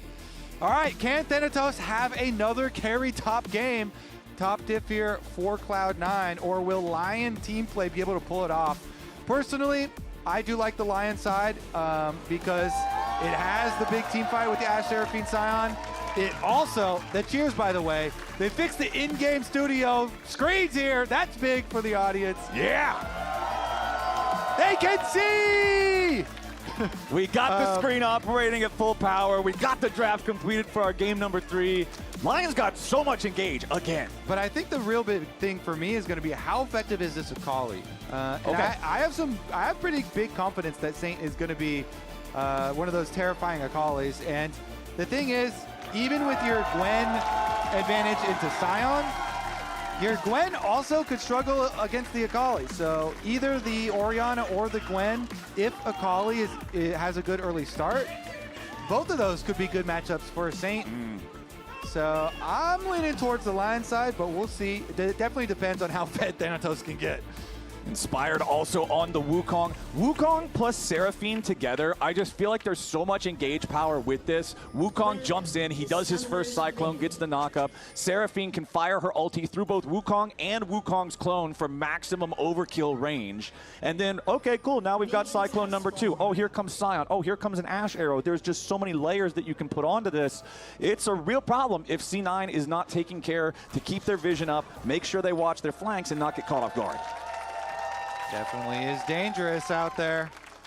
Meanwhile, Thanatos has got the foremost Russian top lane camped, and Ward being down was already spotted, so Inspired knows that they've got vision on him on his Raptor start. Vulcan also going with the Electrocute on the Bard in this one. This is one of these champs that I feel like we do see a variety of different keystones on. Summoner Spellbook being one of the ones that can be pretty prolific, so I always like to double check for those, see if we can expect any Summoner spell swapping throughout the game, but not going to happen here in this one. Checking where junglers are starting. We are on opposite sides of the rift, so should see Inspired pathing towards top. Meanwhile, Blabber will be heading towards the bottom lane, and I feel like if you're Blabber, you just want to have the early game not be the game 2 early game. Well, it should be fine because Wukong's a farmer jungler and not Jarvan style kick your ass early jungle. So I think he's going to be fine. It's actually more on Poppy has a lot of like early creative angles he could go for. And especially if the skill shots from Sven and Vulcan are landing onto Isles. We had the camera down there for a little bit at the beginning as APA takes a nice turret shot and gets a Pepega Frog emote from I love that emote. From Saint as a response. Isles was taking a couple of the early Mystic shots and some damage, so have to be a little bit careful there as the Ashe Seraphine early on. Of course, the Seraphine is squishy, is vulnerable. You've got plenty of CC and set up for yourselves, but have to be worried if you eat too many skill shots. All right, Dokla eating the business end of the scissors up here as Thanatos on the Gwen will try to put as much pressure onto this Scion early as is possible. Inspired pathing up towards this top side of the map. Now you can see clearing the smaller camp before he goes for the red buff. Meanwhile, Berserker and Isles still just chilling down here. Again, it's all about those skill shots like you're talking about. Can Sven and Vulcan constantly find those, constantly make sure they're putting pressure, on the Seraphine's mana, make sure she can't just be an infinite battery of resources in the lane. Thanatos wants to get this wave crashed in. Dokla doesn't have a lot of resources to work with. Inspired in the top side of the river here, going to clear out that Scuttle Crab. Dokla's down to about 100 HP, and this lane does not look fun, Cole. Yo, Bard mid is waiting for the teleport from Akali as well. So I wonder if Vulcan could... Okay, it looks like about 200, 250 health worth of damage on arrival for Saint. Plus Hot Cocoa. Plus Hot Cocoa deliveries for the Orianna. Some big health differences from Vulcan presence, but Blabber did the full clear recall and skipping Scuttle Crab, so he could be here early with the Poppy for contesting these Raptors. I actually really like this from Blabber because Poppy, especially when you know you've got a roaming support like Bard, if you get your buy timer, it's definitely worth skipping the early crab so that you can just take away those Raptors from Inspired. He's never going to get those back. Meanwhile, you can just go get your crab afterwards anyway. So nice little maneuver there from Blabber to very, very slightly delay the Wukong farming. Just take away one camp and make use of the Bard roam. Okay, Blabber. Oh, dude! Ooh, that feels bad. Losing the Scuttle Crab to the enemy support. Blabber's Crabbers do not succeed today. Take back what I said. You can't go get the Scuttle whenever you want. Nope. Not when Isles is watching. Seraphine is right there ready and waiting to steal it away with a high note. So Isles will be happy about that one. 30 seconds until we have our first dragon spawn in this game. We haven't really seen super early dragon priority so far. I feel like it was around 8 minutes in game number 2, around 7 minutes in game number 1, I think. But we're not seeing anybody just beeline straight forward as soon as it spawns. Yeah, not important for me so far. I got it actually. Oh, nice. Really? Nice. Oh, nice. Yeah. Pretty nice. It's not expected thing, but it is nice. Inspired. The little clip that kind of cut off what he was saying ahead of time, but he started that way. He started that replay by saying it's not that important for me. So seems like he wasn't that worried. Okay, Saint trying to go in after APA, but immediately jumps back after Vulcan's ready for the follow-up. Blabber wants to dive in for the tackle. First blood, C9. The double gank. Bard roams from Vulcan, finding some extra power here with Blabber there to finish it off. Vulcan gets the flash out of him, and Blabber finishes it off. Now Inspired's going for a Gromp steal here. Blabber's on the hunt, and Blabber has Smite too. Smite fight! Oh, nope. Doesn't walk up to go see it. It's just Gromp violence again from Inspired. Moves in, steals that one away, but C9 are going to be happy about Blabber getting himself that first blood here on the Poppy, swooping in to pick up that kill on Saint. You may have stole my Gromp, but I stole your mid lane champion camp. the most important camp. Nice CC there on Vulcan. Berserker and Isles continuing to go forward. They want the kill onto the board. Berserker going through the magical journey, and he finds the kill. C9 under serious pressure now as Sven barely stays alive. Blabber's ready to follow it up, and Sven gets the kill with a Mystic Shot. Now Saint's coming in up the wall, trying to protect Isles, who does flash away to barely live. Ooh, we are getting hot. I mean, I like the first chase, but then Blabber on the timer here to... Wait, does that... You gotta be kidding me. Nice shot. I'm gonna look, see if there was any when was the last time they saw Seraphine? Let me see here. Continue, Flowers. Okay. All right. Kobe is investigating whatever's happening right now, as Inspired does have to pop the Cyclone. Let's see if there's anything he can do here. Doesn't really look like it. Yeah, he's got Saint next to him, but C9 are moving as a unit. They know that if this Akali is allowed to try to pick off stragglers, that's exactly where she wants to be, but nobody on C9 is straggling. All right, that was pure blind from Sven. The last time they saw Seraphine was as Seraphine just exited their own tribe rush. So it's not like he saw him walk into the lower part, because Ezreal very clearly targeted the lower part of that tribe rush. Yeah. It could have been either the top side or the bottom side of it, but really good prediction and snipe there from Sven to get the other kill. So this ends up, Flowers, with actually being a 2-for-1 in Cloud9's favor. Because Berserker and Isles, they do get the chase kill onto Vulcan. But because of Blabber's recall time in there, he is there for the pickup. And then this one, by the way, nice snipe. He guessed on the bottom side of the tribe rush. Oh! I feel like that was all of us in that moment. Yeah, I like these. That was a pretty good shot, though. But yeah, Sven living there. In that initial dive, you saw the Seraphine try to get the lockdown, try to get the root. It just barely misses Sven. If that hits, they can follow up and secure the kill onto the Ezreal. Then he can't fire back for the extra damage onto Berserker. He can't get the snipe onto Isles. So Sven staying alive there ends up being a big swing in the overall outcome of that play. Beautiful shot comes out from Berserker here with the Enchanted Crystal Arrow. Now APA's got to try to get away from Saint. Flashes back and stays alive. Okay, Flash acquired. That's what they're looking for. Ult for ult trade, but extra Flash advantage now for Saint. The Orianna definitely going to have a bit of a dangerous time. This is one of the things from Champ Select you're looking at is how effectively can they attack this Orianna. So nice Ash Arrow from Berserker and follow up there from Saint to get the Flash out. But Thanatos has been, I guess this is probably about the expected level of Thanatosing and farm advantage in the Gwen versus Sion. And a little bit of damage here on the Vulcan as the Bard just continues roaming around, continues dropping off these hot cocos for APA. Each one of those giving the value of, like, you know, a health potion or something. It adds up over time, just providing all of this extra sustain. As long as Orianna can't get chipped down, it's much harder for the Akali to feel like he's at a spot where he can really force APA to play more defensively, where Saint can kind of have that control over the lane. So I like what we're getting from Vulcan so far here in this early game. C9 up about 1,000 gold. Berserker and Isles trying to keep the pressure on down here in bottom. Farm dead even between the two carries right now. But overall, it's just slight leads towards pretty much everybody on C9 over their Lion counterparts. The only exception being that Isles has a little bit more money on his Seraphine. But it's the Gromp.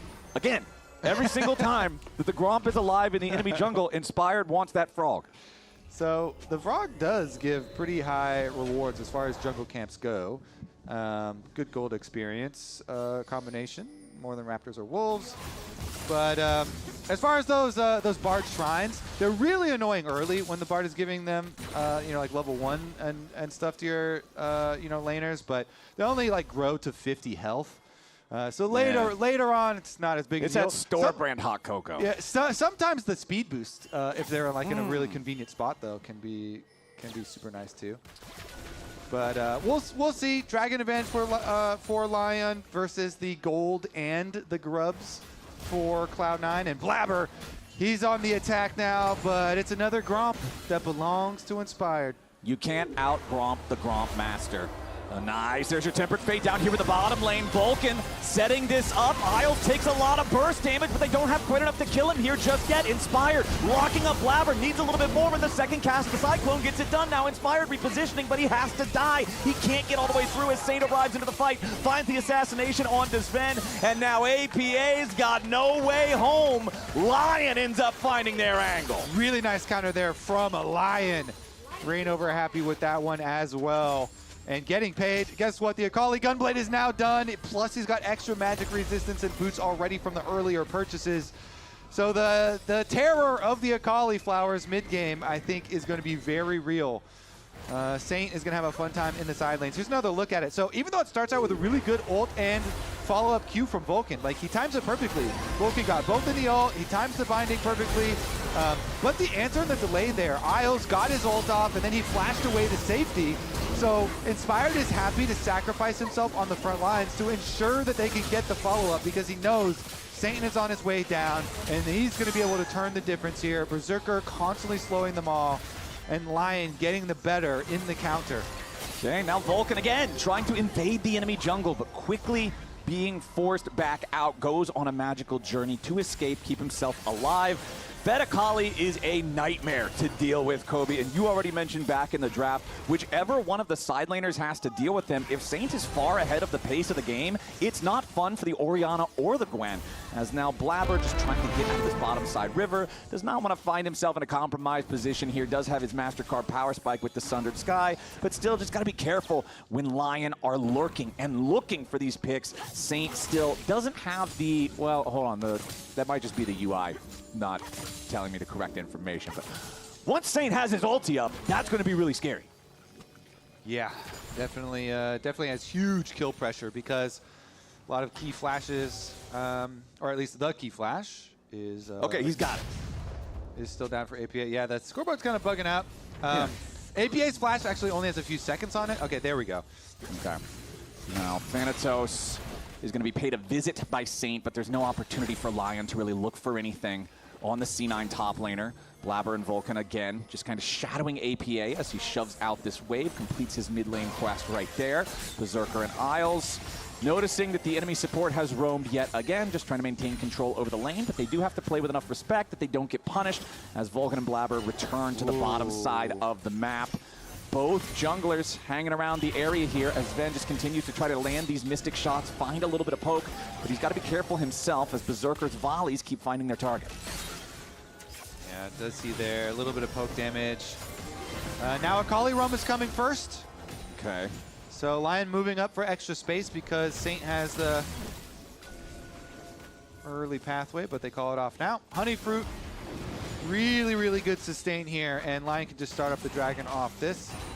Still, Sven and Vulcan have been poked a little bit at the start of this. Okay, here we go. Potential dragon fight, 4v4 down here in the river.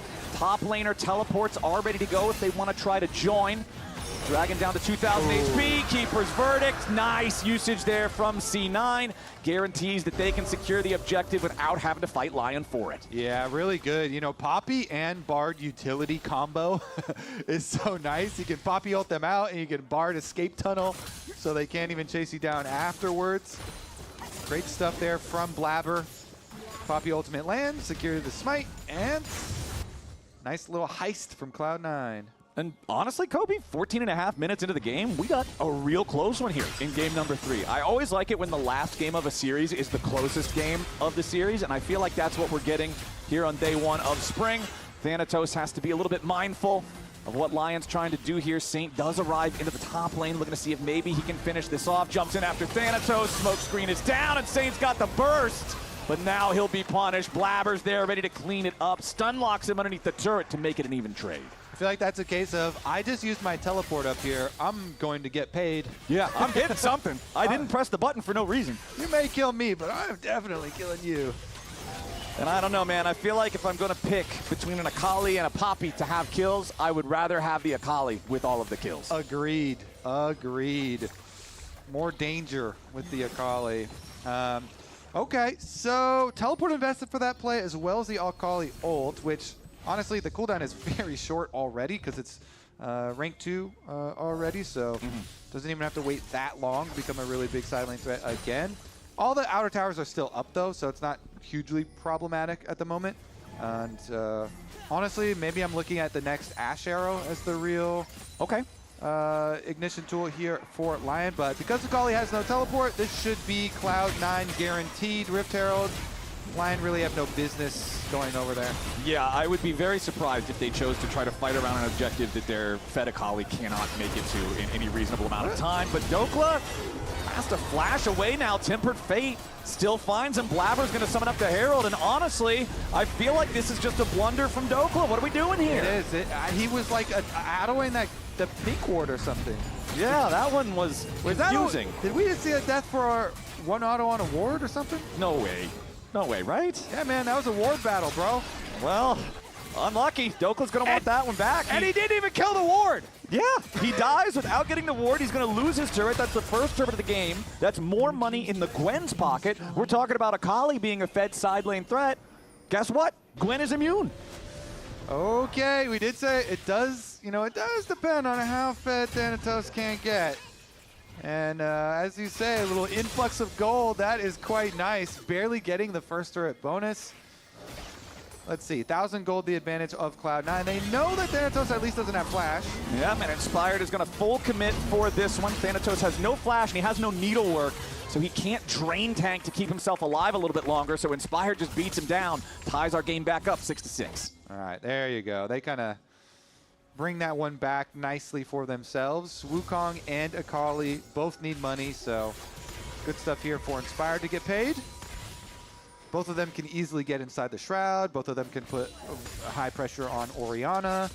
So that diving duo is definitely going to be painful for Cloud9. We'll see about Vulcan's ulti here on Bard.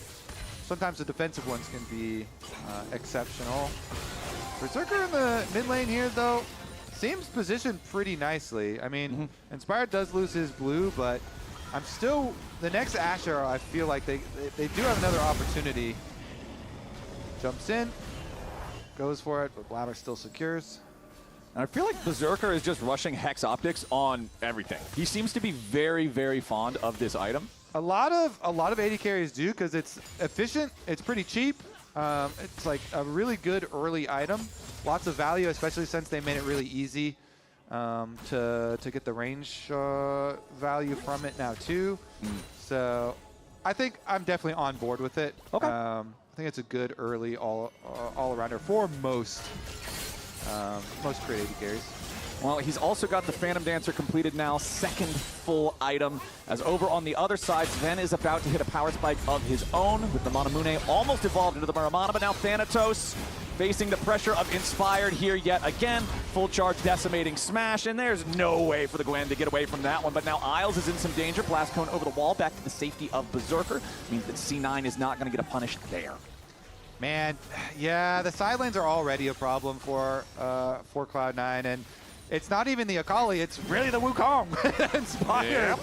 Inspired just kind of running Thanatos now. Got him on the bottom side before Dragon, so it should be very good for Lion, but Dokla is taking a lot of damage early. Yeah, they committed the shockwave to the lone Scion, and it's going to end up resulting in a kill. APA getting the credit for that one as Dokla's already out of the picture. The Drake is secured by Inspired and Lion as Blabber jumps into the mix, but now he's taken a ton of damage from Berserker's focus fire. Keeper's Verdict knocks the Lion AD carry away, keeps Blabber safe for now, but objective still goes Lion's way.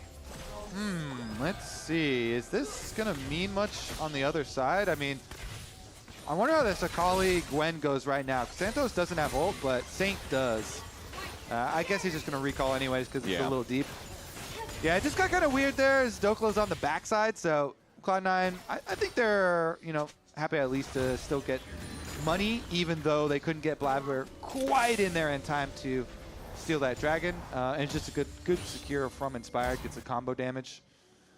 All right, C9. If he had the full range there or not, coming through the magical journey. pretty close. And they've still got that about 1,000 gold lead overall. You can see the biggest advantage for Lion is Saint's Akali. He's level 13 compared to level 14 of Thanatos, though. Top lane quest, of course, paying dividends with that bonus EXP. But Saint is still perfectly confident just to get this wave pushed out down here in the bottom lane. Baron's alive, but because the game is so close, I don't really expect to see anybody doing some sneaky YOLO Barons anytime soon. And we don't have a dragon on the map for another 4 minutes almost. So I feel like maybe slows down a little bit here. Maybe. I mean, unless we do have some sort of, Ash Arrow hitting somebody, which is pretty hard since Ezreal is super mobile. Orianna still has Flash right now. Gwen can easily just W it. So yeah, and maybe a Bard initiation like Vulcan. Okay. Vulcan can try and get summoner spells off of either Ashe or Seraphine, making a kind of a pass-through mid now too. You can just look for that, but Lion should be able to push on both sides, and Saint does, yeah. The call is just so mobile. That's why it's like, it's still pretty good. Ooh, nice arrow there from Berserker. Finds Vulcan before he can go on a magical journey, and they shoot down the C9 support. Nice pick. Yeah, beautiful pick here. That's going to open up a lot of territory around mid. Blabber gets pushed out of the jungle here by Inspired, and the tower goes down. Dokla blast cones over as well to make sure they can finish the objective.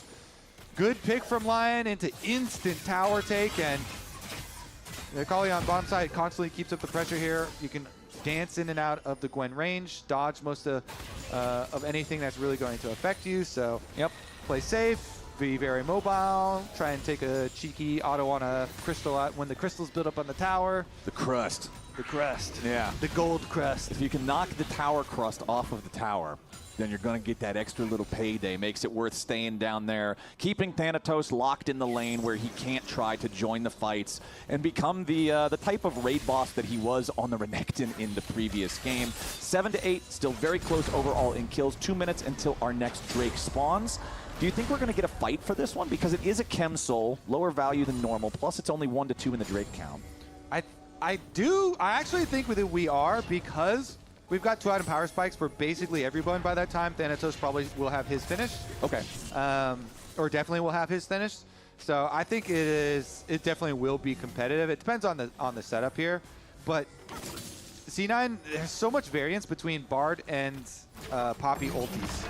Like, those things could make a fight look completely one-sided. Yeah, heaven or hell. They can be completely one-sided and just look like a giga gap if you get a super crazy Bard ulti and Poppy ult takes like half their team out of the fight or something. So we'll see if those are effective.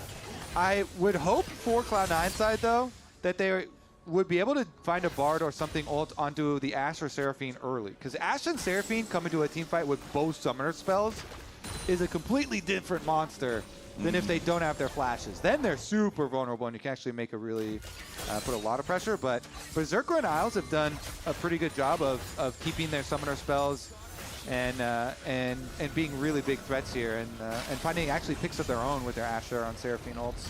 I mean, Seraphine's pretty much full build, man. He's got his Echoes of Helia plus his Diadem of Songs. Like, this is the support power battery that just constantly keeps the heals and the shields spamming, makes it so difficult.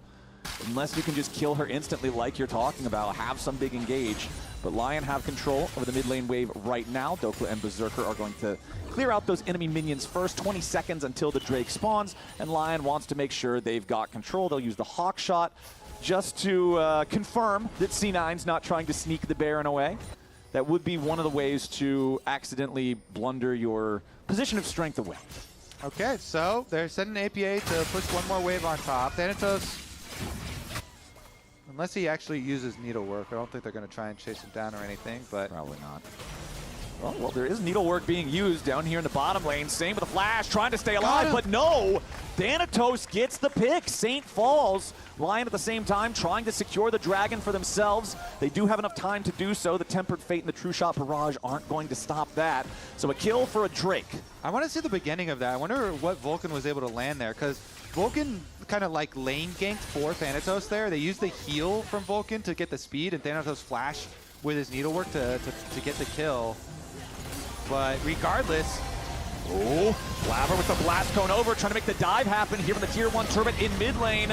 But Big Dokes has arrived with the Scion. So the turret does go over to C9, but Lion get the kill. Sion is also immune when he ults in. Yup.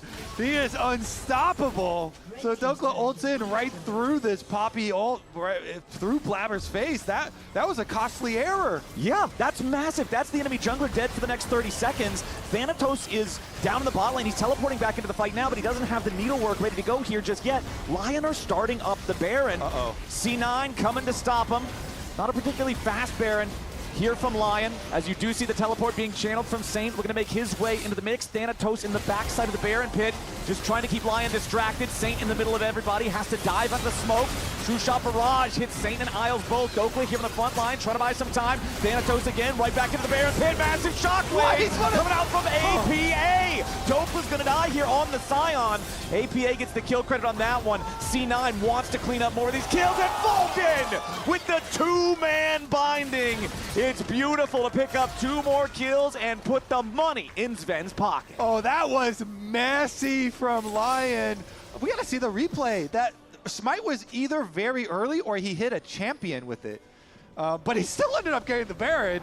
Regardless, they die, a bunch of them die in the aftermath. Remember, Baron it gives like half the amount of gold it used to, so if you give up a bunch of kills, it's not worth anymore. But anyways, they actually stay on the Baron because there's no, Blabber's obviously dead, so there's no smite for Cloud9. But let's take a look at who they actually smite. Good damage from the Ezreal ult and Thanatos. They just say, all right, we finish it. And here comes the smite timing, but he smites like a champion. Yeah, he smites Thanatos. And then he's like, oh, shoot. And he still Qs the Baron. He still gets the Baron as Thanatos is trying to kill Berserker, but it costs them, well, extra deaths because of the really nice flash there from Vulcan. Yeah. Vulcan, it was just going to be the one, but good flash from Vulcan. What happened, guys? They don't have a smite. Well, what happened is they got hit with the Ezreal ult. That was like 300 damage on like 3 different people. Yep. And Thanatos was stacking up his Riftmaker and just chewing through the Scion. And so Thanatos and Sven both did a lot of damage there as they chased him into the pit. And now you can see Sven has the Serpent's Fang completed. There's so much shield value on the enemy team with the Seraphine, with the Scion. You can really get a ton of value out of this item. C9 are up 3,000 gold as a team, and now they're the ones controlling the bot side river. Dokla's got to be a little bit mindful of his positioning here. Nice arrow flies out from Berserker to find its way onto APA while Sven is under pressure from Inspired off on the left side of the fight here at the same time. Thanatos goes golden. Lion trying to get the punish here, but it's Inspired who dies first. C9 are already winning the team fight, and APA with the shockwave completely removes Isles from the rip. Thanatos with the kill credit on Dokla there. Berserker cannot outfight the whole C9 squad, and that is a massive win for C9, 4-0. Thanatos is dancing on them. Oh my goodness, he dodged everything. He had really good arm guard there from him as well to create the space, and Cloud9, they're gonna ride this all the way to the base, Flowers. They are going straight for the throat. Saint is the only one standing on Lion for the next 15 seconds or so. Sure, you'll have Isles back, but support Seraphine isn't going to be able to stop the C9 War Machine. Inhibitor already destroyed here in the bottom lane, and C9 are pushing straight for the Nexus. Saint tries to jump in, but he doesn't have the damage to kill Sven. The Akali falls. Inspired has finally come back to life. He jumps in after Thanatos, but they still don't have the damage to kill the Gwen. He goes back over to the Honey Fruit, eats those, and C9 are going to exfiltrate the base. Dokla tries to jump in and get something back. Sven gets away from the arrow. Lion is still chasing, and C9 is still getting away. Lion just cannot confirm any of these kills. Lion have lost all momentum in the entire game. It started with that Baron and ends with C9 destroying their inhibitor and one Nexus tower. Lion now still, like, they're trying to make the play extra long here, chasing them out, but their teleport comes back from Cloud9. They want to turn the tables here in the jungle, Blabber. Yeah, Lion was thinking about the Dragon Soul, but no, it's not going to happen. Isles already chunked down to 1/3 HP. Blabber's got to be careful just a little bit as Inspired continues diving forward. Saint arrives, Lion still just trying to have any sort of a foothold here in this game. And right as Saint wanted to go in, he immediately gets stopped by Blabber. Meanwhile, we've got the fight back at the base at the same time as Thanatos is on a rampage, just once again tearing through the health bars of Lion. The Gwen just cannot be stopped. Snip, snip, make sure he uses the stasis to get away from the charge of the decimating smash. Shut down from Inspire onto Vulcan, but Thanatos is just gonna end the game. GG! C9 take down Lion. Thanatos is a god. Holy, Cloud9 get their revenge for finals. C9, the first game was a little wobbly, but they bounced back well. They'll take the best of 3 win against Lion. Revenge for finals like you're talking about. And Thanatos is just the man. That was a fun one. What a turn. Man, that Baron got so messy for Lion. And Cloud9 taking all that gold, pushing into the base, turning it around. C9 take the first win of spring. It was crazy how fast things ended after that Baron call, because things were so close up until that point. It seemed like, oh man, this could be what really blows the game open for Lion here with Blabber dead for so long. But no, man, the C9 punish was exactly what they needed it to be. And you gotta feel like this is a great start coming into the split, having the doubts that you probably have about what went wrong at the end of split number 1, wanting to get back to that form, wanting to be the team that everybody's out to beat again in the league. This is a great way to do it. And now we're about to head down to the stage to join Blabber for an interview. Hello and welcome. I'm here joined by the victorious Blabber of C9. So first of all, congratulations. Thank you very much. Going into today, especially after game 1, you guys kind of needed to regroup, and then there was that really aggressive invade from Inspired, specifically kind of targeting you. So I wanted to say, like, what was your mental during that game? Because the way you guys came back was really, really impressive. Yeah, I mean, I think I made a pretty big mistake level 1 just by either, like, 1, not warding, and then 2, I wasn't even thinking about it, which is obviously bad. But after that, I mean, I'm playing Sejuani, so it's like, it's not the worst. I'm not like playing a hyper carry, so I felt like I could keep making plays on the map. Maybe use the fact that I have no camps to farm to gank people. But yeah, that's what I was thinking in the early game, and then I think later on we played our team comp pretty well. Nice. And then recovering, going up against Lion, I guess, what was your strategy, especially after having not only a rough finals, but a rough time in Brazil at America's Cup? I mean, to be honest, right now we weren't really focusing on Lion. We're not really focusing on any specific opponent. We are not doing the best right now in practice, I would say.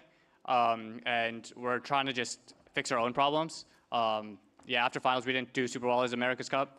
And I think we, are in a bit of a slump right now. But hopeful that we're going to fix it with the long regular season. What can you take from this win today on stage? Because I feel like that's been something that you've talked about. I know your coaches have talked about, your teammates have talked about, like struggling in scrims, but still doing well on stage. What's something you feel like you guys did well today that you can bring into your practice? I mean, I think game 2 specifically, we came back really well, or at least I did, I think, from a deficit. And I think, honestly, game 1, even though it felt like we got stomped, I felt like that we could have won that fight at Crab when I had my item. And I mean, after that, it was kind of unplayable, but I felt like we played that first game decently well, and we should have won that fight, or I mean, I need to rewatch it. But I felt like we were playing towards the win con of like our team in today's games, and we aren't inting as much as we normally do in Scrim. So yeah, I think we can bring some good things into our practice next week. All right, thank you so much, Blabber. It's always great to catch up with you, and congratulations. We're going to toss it to break, and then on the other side, DSG and Sentinels will be facing off. Hello? Whoa. Mama Gorgon 85 lives here? Yep, that's my mom. The absolute legend who went from gaming on her phone to ruthless online streaming slayer with no mercy for any living thing is your mom? Hey guys. Apples with peanut butter? How is this possible? With AT&T wireless and home internet. Hey, text me if you need anything. Level up your connection with AT&T wireless and home internet, now available across the nation. No, she's so nice in real life.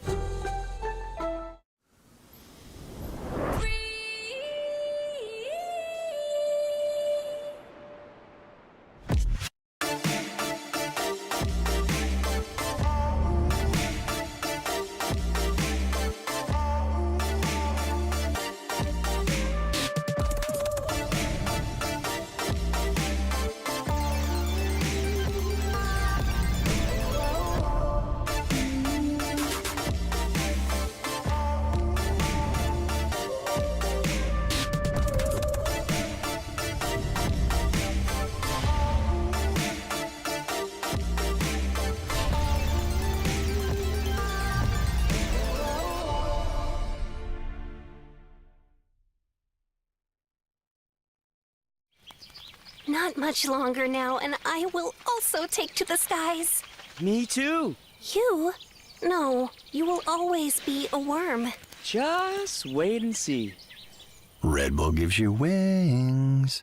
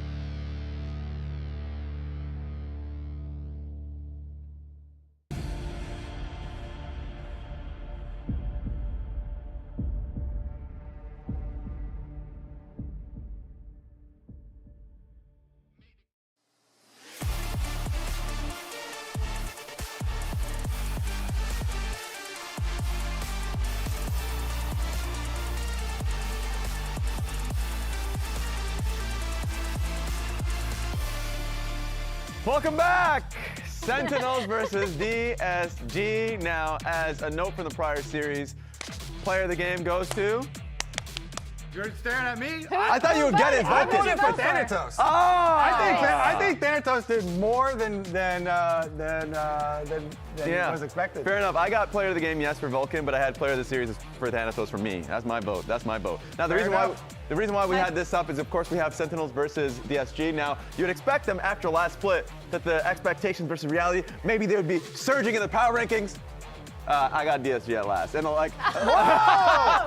Wait, Why? Why? I was gonna say, I don't know about I don't know about surging in the power rankings, but I do think this is a level up. Wait, you're the only one. You're the only one. You're the only non-believer. This is not much better. If you're on DSG. It's a way better. What do you think? This is not much better. There's 2 spots. There's only 8 teams total. That's actually percentage-wise better than a 10-team. Why, Raz? Why? Look, Why do you think they're the worst team? Oh my God, I'm already hearing it from the team themselves. I mean, my quick one is like split one, the teams that they had faced against, and you're doing Swiss in regular season, and then when they went up to the upper bracket, they immediately got like taken out by Sentinels. Then I like Team Liquid. I think, you know, fake information from my opinion. I will say Raz is actually now having the more time to look at the power rankings, Raz's is the most different.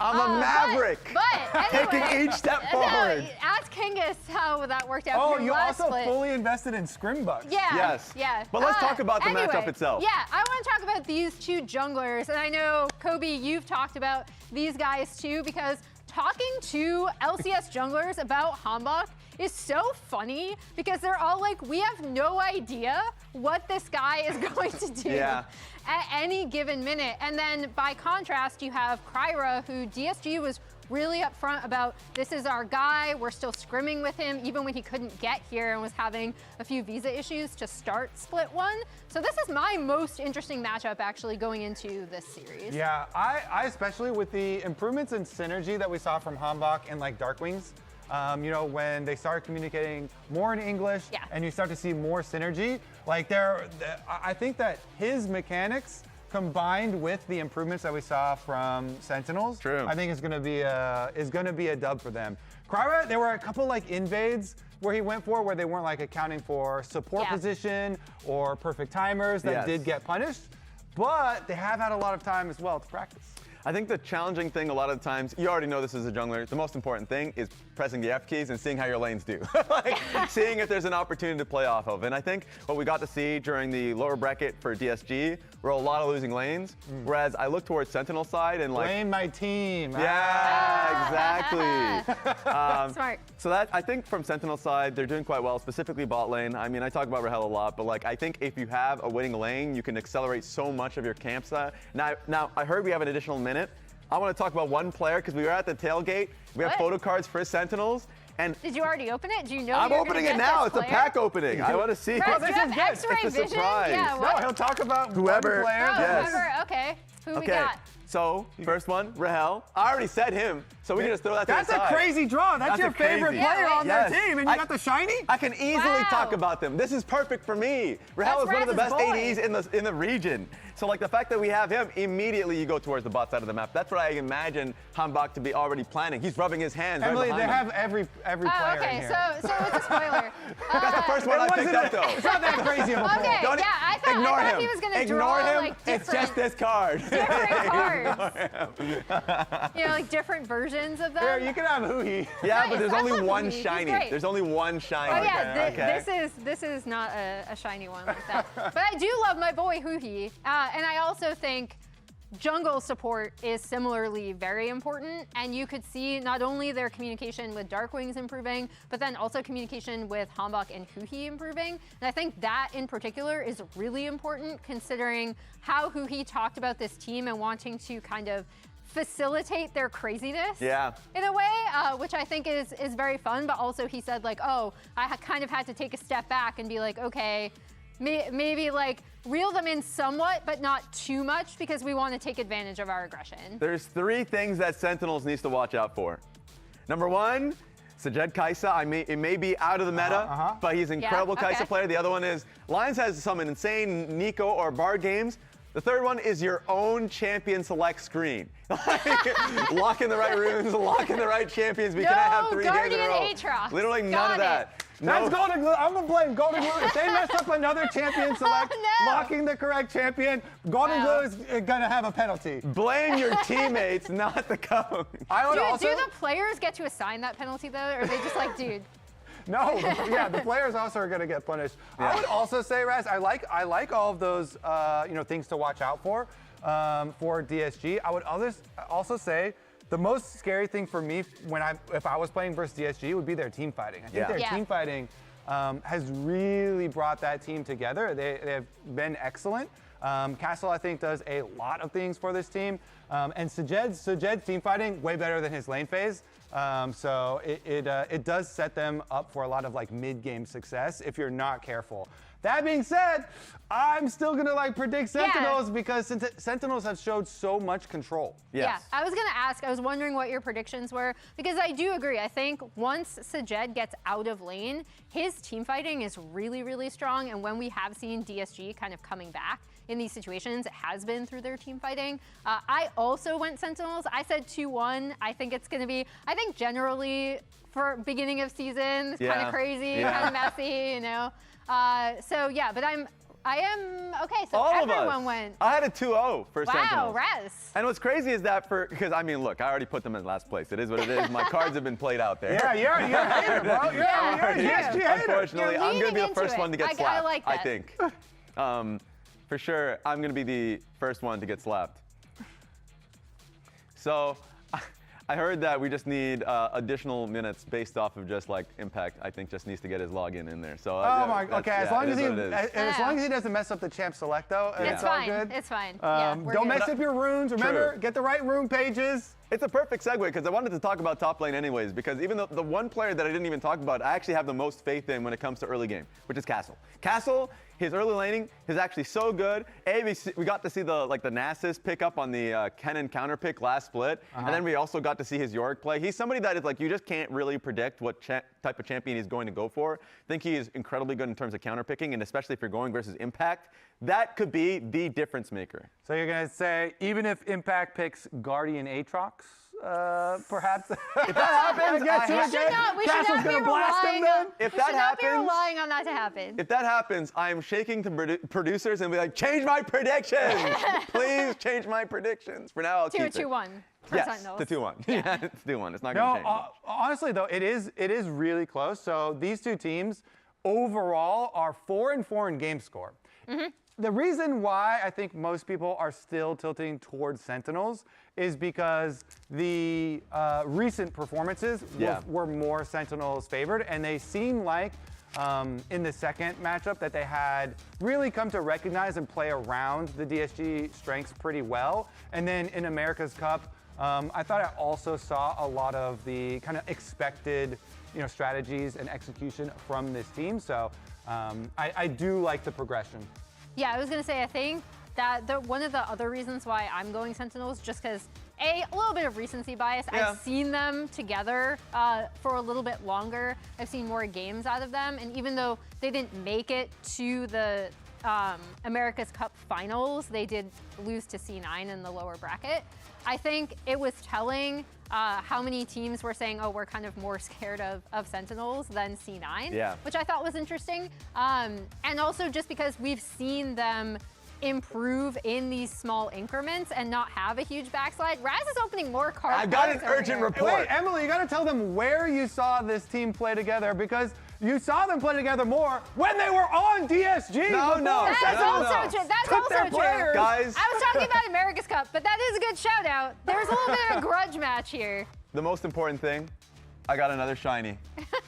It's a golden glue shiny. You got a Grayson Zoom that in there. Wait, whoa. Give me my shiny. Here, you can have all these. I'll trade you all these for. What? I'm not doing that. Wait, have you guys seen the signatures on the back? They're really cute. They're really good. They're really good. Now you got my best card. He has a really cute signature. So we're all predicting Sentinels, though. We're going to look really bad if DSG win this. Yeah. Toast has already been flaming Sentinels. The first time that they did upset them and they did win, talking about how they did steal so many of their players and, I like how the increment of the amount of money getting paid increased every time Toast talked about it. But you guys have heard enough from us. We are ready. It's time to start the game. Take it away, Zale. Thanks, Emily. Welcome back to the opening weekend presented here by MasterCard. LCS is back. It is Spring Split, and we've got a pretty good match for ourselves here. Sentinels versus DSG. Absolute banger. These teams played 2 times in lock-in, once in a best of 3, once in a best of 5. Technically, DSG won both best of 3s, but then they played 2 additional games in best of 5 and lost both. So they got knocked down in the upper bracket of the playoffs for that. So all told, they've played 8 stage games against each other, and the record stands at 4-4. So I think we're up for a very close competitive series. Yep, so it has been very close between these two teams, and these two teams have quite a bit of history, as they were talking about on the lounge. Sentinels obviously coming into the league and taking the entire bot side from DSG after DSG did have a bit of a resurgence at the end of last year. But this team has bounced back quite well, and DSG, especially early on in lock-in, was a big part of the reason things felt so unpredictable, because DSG and FlyQuest were doing so much better than expected. TL and Lion were struggling at the start of lock-in. Though they did kind of fall off a little bit towards the end. I'm excited to see how DSG actually looks coming into this longer split. And already Sentinels able to lock down the Karma. It's a champion that is very frequently banned, or you attempt to unpair the Karma from the Ezreal, but it does seem like Sentinels will be able to get both. Good chance they match it with Ashe Seraphine, but we'll see if DSG's cooking anything interesting here. They wouldn't have to pick both of them right away, so they can get a power pick in the mid lane if they lock in Orianna as well. Yep, definitely can go Orianna. Pantheon up and available and is going to be grabbed, which with the Orianna not getting locked, I mean, obviously could still go with that. It is definitely like the highest prio mid laner on the patch right now, is still banned a lot globally. And we could see more of a throwback to what had been so popular in LCS in lock-in, which would be the Taliyah Pantheon. That had been incredibly popular. But right now, Taliyah, definitely is kind of looked at as a tier below the very top mid laners. It's really interesting. Taliyah lost a little bit of damage on Q and seemingly fell off the face of the earth. But I really want to see the direction that DSG go here by just locking in the Nami. So they'll probably just go Corki Nami here and drop mid.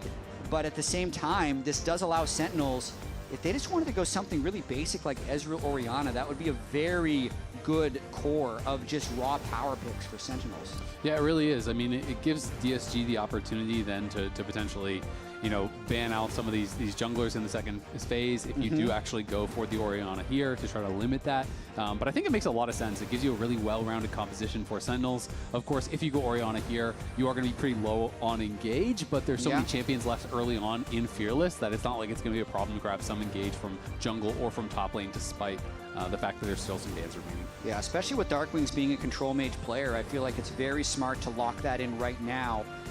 And with the Corki being locked in, now Sentinels, what's interesting about this is with the Pantheon for DSG being so early, they're way into this composition that's going to be outranging them, and if they have first setup is going to be too strong to play against, they need to have a way of engaging or flanking. So I would expect Calmy to go with a little bit more of an assassin pick, would be my guess of the direction this composition should go.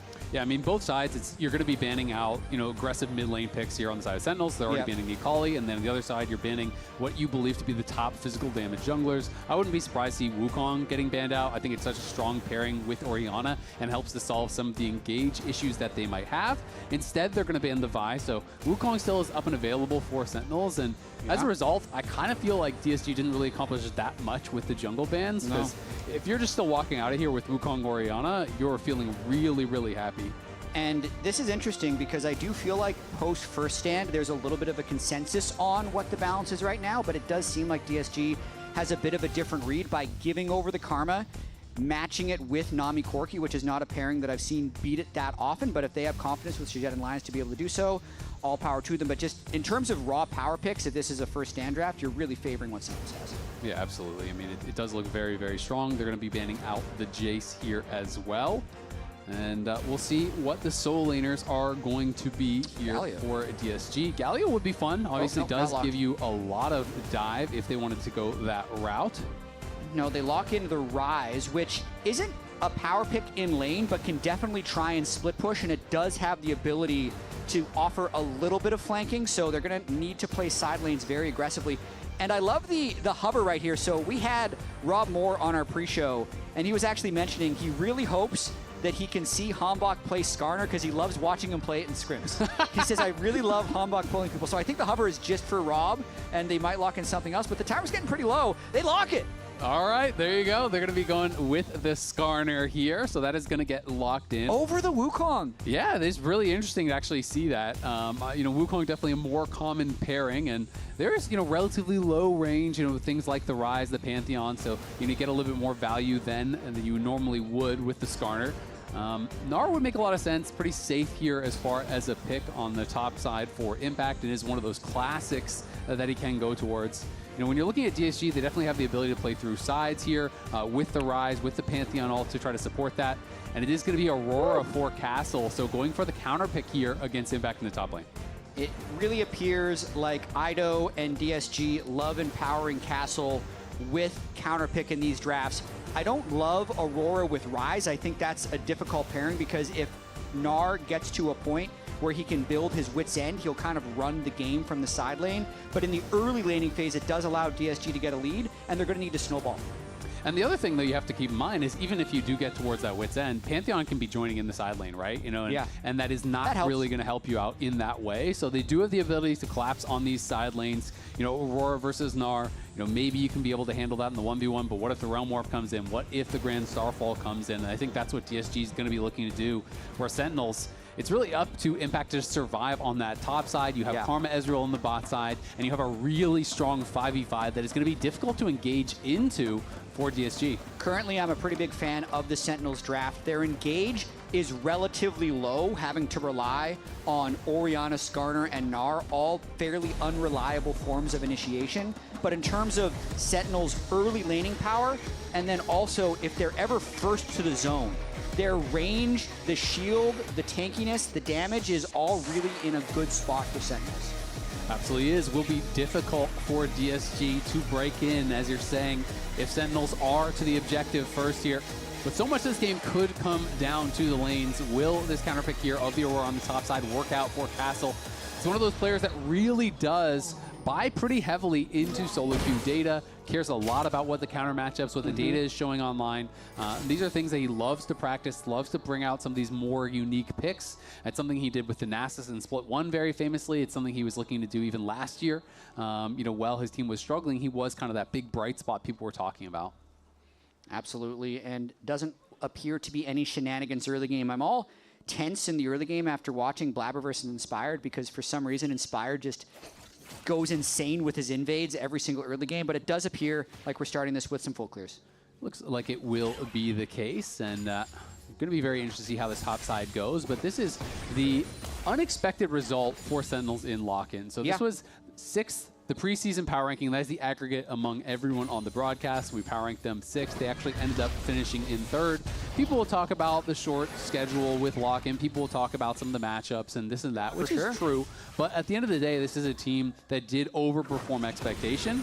And it's kind of funny because it feels like, despite that 3rd place finish, immediately everyone went back and was like, yeah, but that's not going to happen again. It's really crazy. I noted this with Golden Glue teams as well. He had 2 straight years coaching a 100 Thieves team, which at the start of the year, almost everyone ranked in the bottom half to the straight up bottom of the entire LCS. But then back-to-back years took that team to the World Championship. But then every single time he'd come into a new team or a new situation, his expectations don't get to carry over. He always accomplishes his goal, and then it never carries over. So we'll see what happens once again in this spring split with Sentinels. Yeah, I mean, it's going to be really interesting. Golden Glue, you know, one of the things I will say carries over is kind of his reputation as a coach. People have been giving him a lot of credit. You know, this is the history that you're talking about. Has had a lot of very good results, honestly. You know, being able to finish 4th, then 3rd, then 2nd, 5th, 3rd, another 3rd place finish here to start off the year with rosters that are not expected to finish highly. And that is often how people will judge, you know, coaching performance is kind of that. I saw Lin by Impact here.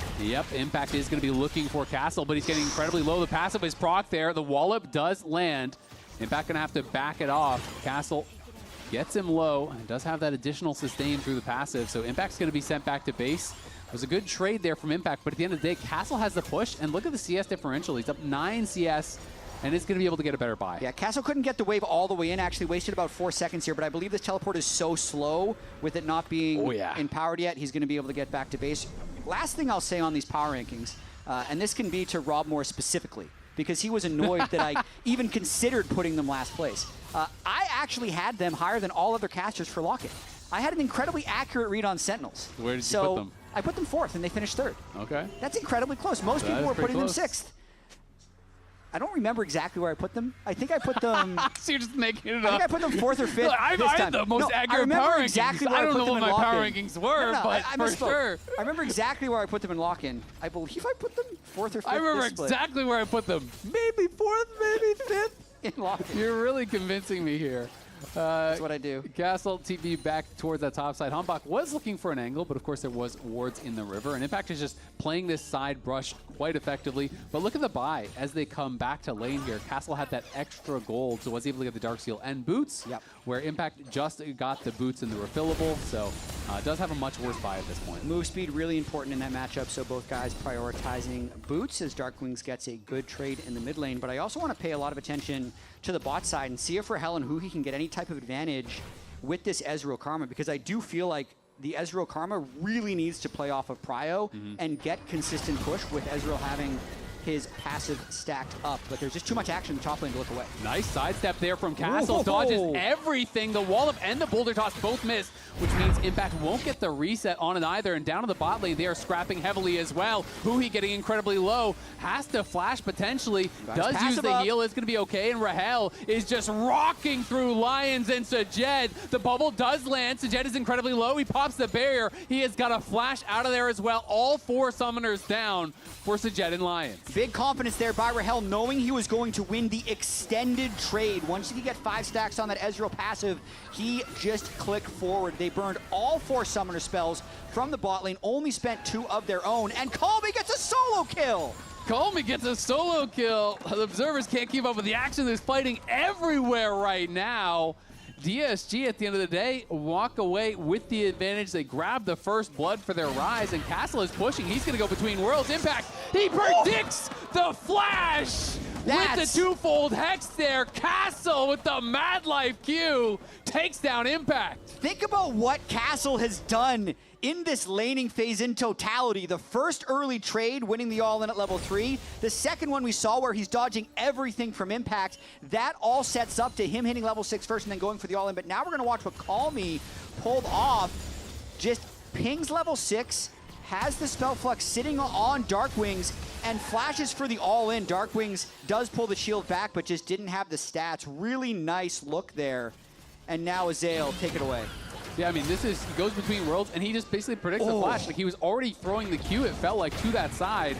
Either that or it was just a really quick reaction, but we're back to live. Huhi low again as well. They have the push, though. Rahel pops barrier.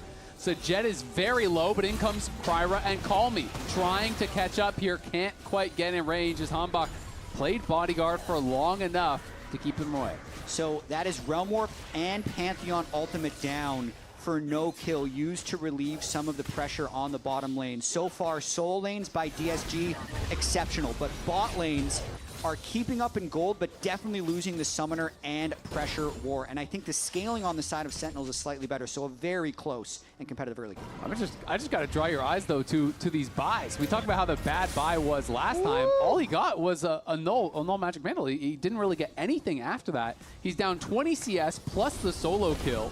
And a plate as well for Castle. So Castle is out to 700 gold lead here with the counter pick. And this is one of these matchups where, you talked about it, if you can stabilize, if you get enough levels, get enough stats, you hit a point where Aurora can't one-shot you anymore, and Gnar can kind of sustain through the trades. But if you get ahead enough, Aurora becomes so oppressive. And remember, tickets for tomorrow's games and Tailgate are still on sale. Head to Tixter.com/LCS or scan the QR code to buy now, and we will hopefully see you here tomorrow. Yeah, there was a really sweet tailgate. We did half of our pre-show outside, got a lot of fan questions in. Sentinels gave away a lot of jerseys. They had that jersey trade-in program. Ramor did not give me a jersey because I said I considered putting his team 8th, even though I did not put them 8th. I put them 5th. Didn't like the consideration. I got some free boba. It was delicious. It's like a thought crime. Like, I thought we were over that. It's not 1984 what's that movie? There was like that idea, like there's the thought police. 1984. Basically. Oh, okay. Yeah. Kryra here getting chased down, has his flash. Might have to actually use it, trying to run down towards that bot side. Get a flash of the wall. Hambach flashes to follow. Is going to be able to knock him down. Call Me on the way. The bubble does land across Huhi, who is put very, very low. Huhi has his flash. Won't have to use it, though, as Call Me will be sent retreating. Hambach looking once more. Still does have the ultimate. Can't quite get in range to find it, but Darkwing's making the roam, has the shockwave available, and there's no flash on Call Me. He's going to try to run for it, but can he get back to the tower to survive? One more auto, but the level up saves Call Me, and now the tower shots are going to push Darkwing's back. Call Me gets the level up off of the minion dying to the tower there, and it saves him. Calculated, surely. Call Me never misses those. And now Kryra's back on the map, trying to get the move speed and maybe kill Darkwings. They're looking. Huhi, though, is going to be here, and Hambach's coming in. Going to look for Call Me, takes him down. A second kill there for Hambach, who opens up a big lead on the top side. Wow. It's another solo for Castle, who goes between worlds and knocks down Impact. So many individual outplays leaving this game incredibly close. So Castle, we're going to have to see how he does that again to Impact. But down in the jungle, Hambach just pushing around Kryra. And I believe like Kryra really baited Call Me in for that one because he was out. He'd made the miraculous escape with the level up. And they go back in. And this is Impact being equal in levels, but really just jumping in before he's going to have Mega. And Castle pretty routinely just combos him to death. Yeah, Impact went in too early there for sure. Clearly just miscalculated. Thought he had the ability to get into Mega. This is crazy. He procs his Phase Rush. Darkwing's a little low on mana. Don't even know if he had the W cooldown. One auto. The flash auto would have killed if he didn't get the level up. Yep. Then he takes a church shot, and you think Call Me's just fine, but then they get baited with the re-engage once Kryra tries to chase him down. This bottom lane, though, still going in the side of Rahel, so this is a tough game to keep up with. Yeah, it really is. I mean, there's some very one-sided lanes, you know, going in different directions as Call Me going to get caught by the shockwave there. Hambach moving over, but Call Me is playing very confidently. Is the Grand Starfall going to be coming in here? Remember, Hambach has no flash, but does have the Ishtal's impact and could just drive on through the wall and get out of there. That is another Pantheon ult down for nothing. Yeah, and it's also Heartsteel Power Spike for Hambach. And Impact is just getting wrecked, but they're still trying to get this flashless Ori. Yeah, we'll see if they can actually get in range. Kryra does no flash, so can't actually close the gap. Impact likely to have to go back to base, though, as Castle will have Between Worlds soon. Hambach continuing this play, just harassing down on that bot side. Sajed can't even get back to the towers. Huhi is just pushing him off of it. Rahel picking up more and more plates. He's nearly up 20 CS himself now on the bot side. Yeah, the Ezreal is going to become a problem for DSG to deal with, and Hambach sticking around a little bit extra just to get more vision coverage in this bottom side so Rahel and Huhi can continue to play aggressively. One thing I noticed during my scouting of this split was that Sajed and Lions have pretty poor early laning stats, and that's continuing here in part because they didn't draft themselves a strong bottom lane, but now they're getting punished for it. Yeah, they are, and now the TP is going to have to be used by Castle, so that's going to relieve a lot of pressure. Sentinels will just back off. This was the early Proto Belt finish, and now Impact's going to be able to push in the top wave, so that relieves the pressure on the top side. That's going to be a wave missed here by Castle up there, so Castle, their strongest member, uses the TP, gets nothing for it, and they're going to lose their dragon anyway. Yeah, I think I understand the idea of this play. There's been a fair amount of early swapping in NACL where players have been switching lanes before role quest and getting some big momentum plays off of it from the tempo trade, but this is kind of negative tempo because he didn't get anything out with the teleport. He didn't even greatly delay the resets of Sentinels. Sentinels can kind of take the Drake on the way out. Yep. And not to mention, Impact gets a little bit of a get out of jail free card, clearing a free wave, getting a plate, and reducing that gold disadvantage he had up top. Exactly. I mean, Impact had a horrendous buy. I mean, now he finishes the Merc Treads at the very least, but he was just on random components and a phage to a fully completed item, right? You got to trap that lane as long as possible. Exactly. Castle would have been able to keep him from crashing that pretty easily, or at least threaten a kill if Impact tried to do so. So that is a big deal. The fact that he had to use that teleport to try to prevent the dive from coming through because Lions was so low. You obviously need to keep your Corki in it, and Castle felt like that was worth the sacrifice for himself to try to keep Sajed relevant. And Sajed has been a very good team fighter. That has been where he has had his success. It's been much more about the 5v5 than it has really about those 2v2s. Yeah, and with the MasterCard Power Spike, Sundered Sky, Kryra wants to make a play immediately, trying to capitalize on Impact now that they've swapped back up. But I promise this is a compliment. If you were to pick a top laner to be down 1,500 gold in the game, you'd want it to be Impact because he's very good at being crafty from deficits to stay in the game and become relevant later in the game. And because when he's down 1,500, he's probably not going to go down 3,000. And some others will, right? Usually not. Exactly. It's one of those things where he's able to stabilize on a lot of these matchups. And now Castle's in a matchup against Orianna where he's kind of just getting zoned out by the ball. Darkwings is quite strong at this point. He has his Ludens completed, and you can see now Castle is looking for another reset. So at a strong point in the game, but not in a good matchup, and we'll have to head back to base. And I think despite all the chaos and all of Castle's heroics in the top lane, this is actually a good game state for Sentinels. And I think this is what we saw a lot in lock-in, was that even if top lane was going one way or the other, most teams were most comfortable playing through bot prio. If you have the bot prio, you can control the bot river, you can start stacking drakes, and it puts you in a good situation in the game. And since it is just the top lane that is behind, jungle, bot support all being ahead for Sentinels, and because they have so much range and so much poke when you try and retake the space, they're just going to try to go for this Infernal Soul as early as possible and are in a pretty good position to do so. Yeah, they absolutely are. That being said, you know, Castle, if he can get in on a flank, there's a lot of squishy members over on the Sentinel side. You know, it is not a defensive build here for Darkwings. That is Ludens and Lucidity Boots. Ezreal is squishy. Karma is one of the squishiest champions in the game. So, you know, there is the possibility for him to find a really good flank and just 100-0 someone, but Sentinel's doing a great job so far just playing through this bot side prio. They knock down the first tower of the game there. They're taking away more camps, and Calmy's in trouble as he gets Nard back into the tower there by Impact. Nice sidestep, and in comes the Grand Starfall. Can they turn this around? The stun's going to land onto Impact, but the tower shots are there onto Kryra. Now comes the Realm Warp. They're going in behind him. Lions can tank this up. The minions are coming in, and they are tanking for them, so Impact, I think his time is limited in this one. Darkwings is coming up, and the rest of Sentinels are trying to get there to turn this around, but Impact's got nowhere really to run. He hops back to the Blast Cone, knocked out of the air like Duck Hunt, but Darkwings has arrived. Hui's here as well. Can Darkwings find a Shockwave? Lions is low, may have to flash. He kills him! Just holds onto the flash and just dies without even the ultimate being used, and now Hui is here behind them. They're going to try to turn it around onto the Karma, but Hambach is coming in as well. Darkwings is there, still has the ultimate up and available, flashing back. The Shockwave lands on the Calm. He survives for now. Kryra trying to turn around with a double impale across all of DSG. Spells their defeat. Darkwing survives. Sentinels wipes DSG off the map. They are up 2K and claiming yet another objective. And it actually all started with a 0-3 Gnar because they sent 4 people and spent 30 seconds cleaning up a rather useless kill, and then it gets collapsed upon by Sentinels. Hambach is huge now. 4-0 on this Skarner, and they take even more control of the game. Yeah, and Kryra just has not been able to find much effect in this game here. You're on this jungler that has a lot of early ganking power, but it's been Hambach who has been able to keep up the farm, has been able to find more impact. Yeah. It is going to be really difficult to deal with now, getting very tanky. And it feels like, to me, everything started going wrong with that TP from Castle down towards bot side, because that was their real point of pressure that they had on the map. Impact was unable to breathe.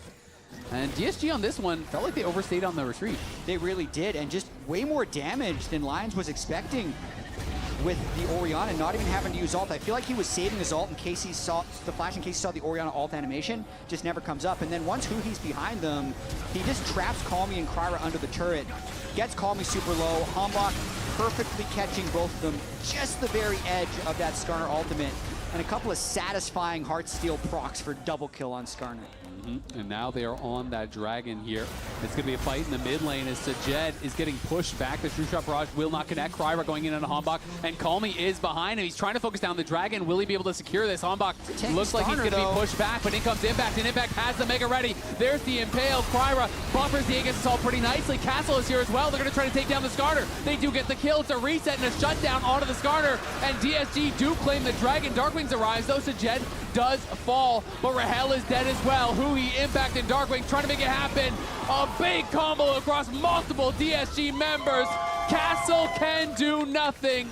It is an ace for Sentinels. Even though they lose the dragon, they handily win the fight. And just like that, Darkwing's Orianna is off to the races. A little bit of a chaotic start to this fight, though. Look up top. Rahel ends up dying fairly early on in this fight. Sajed and Lions kind of just execute him as he's chasing for this fight.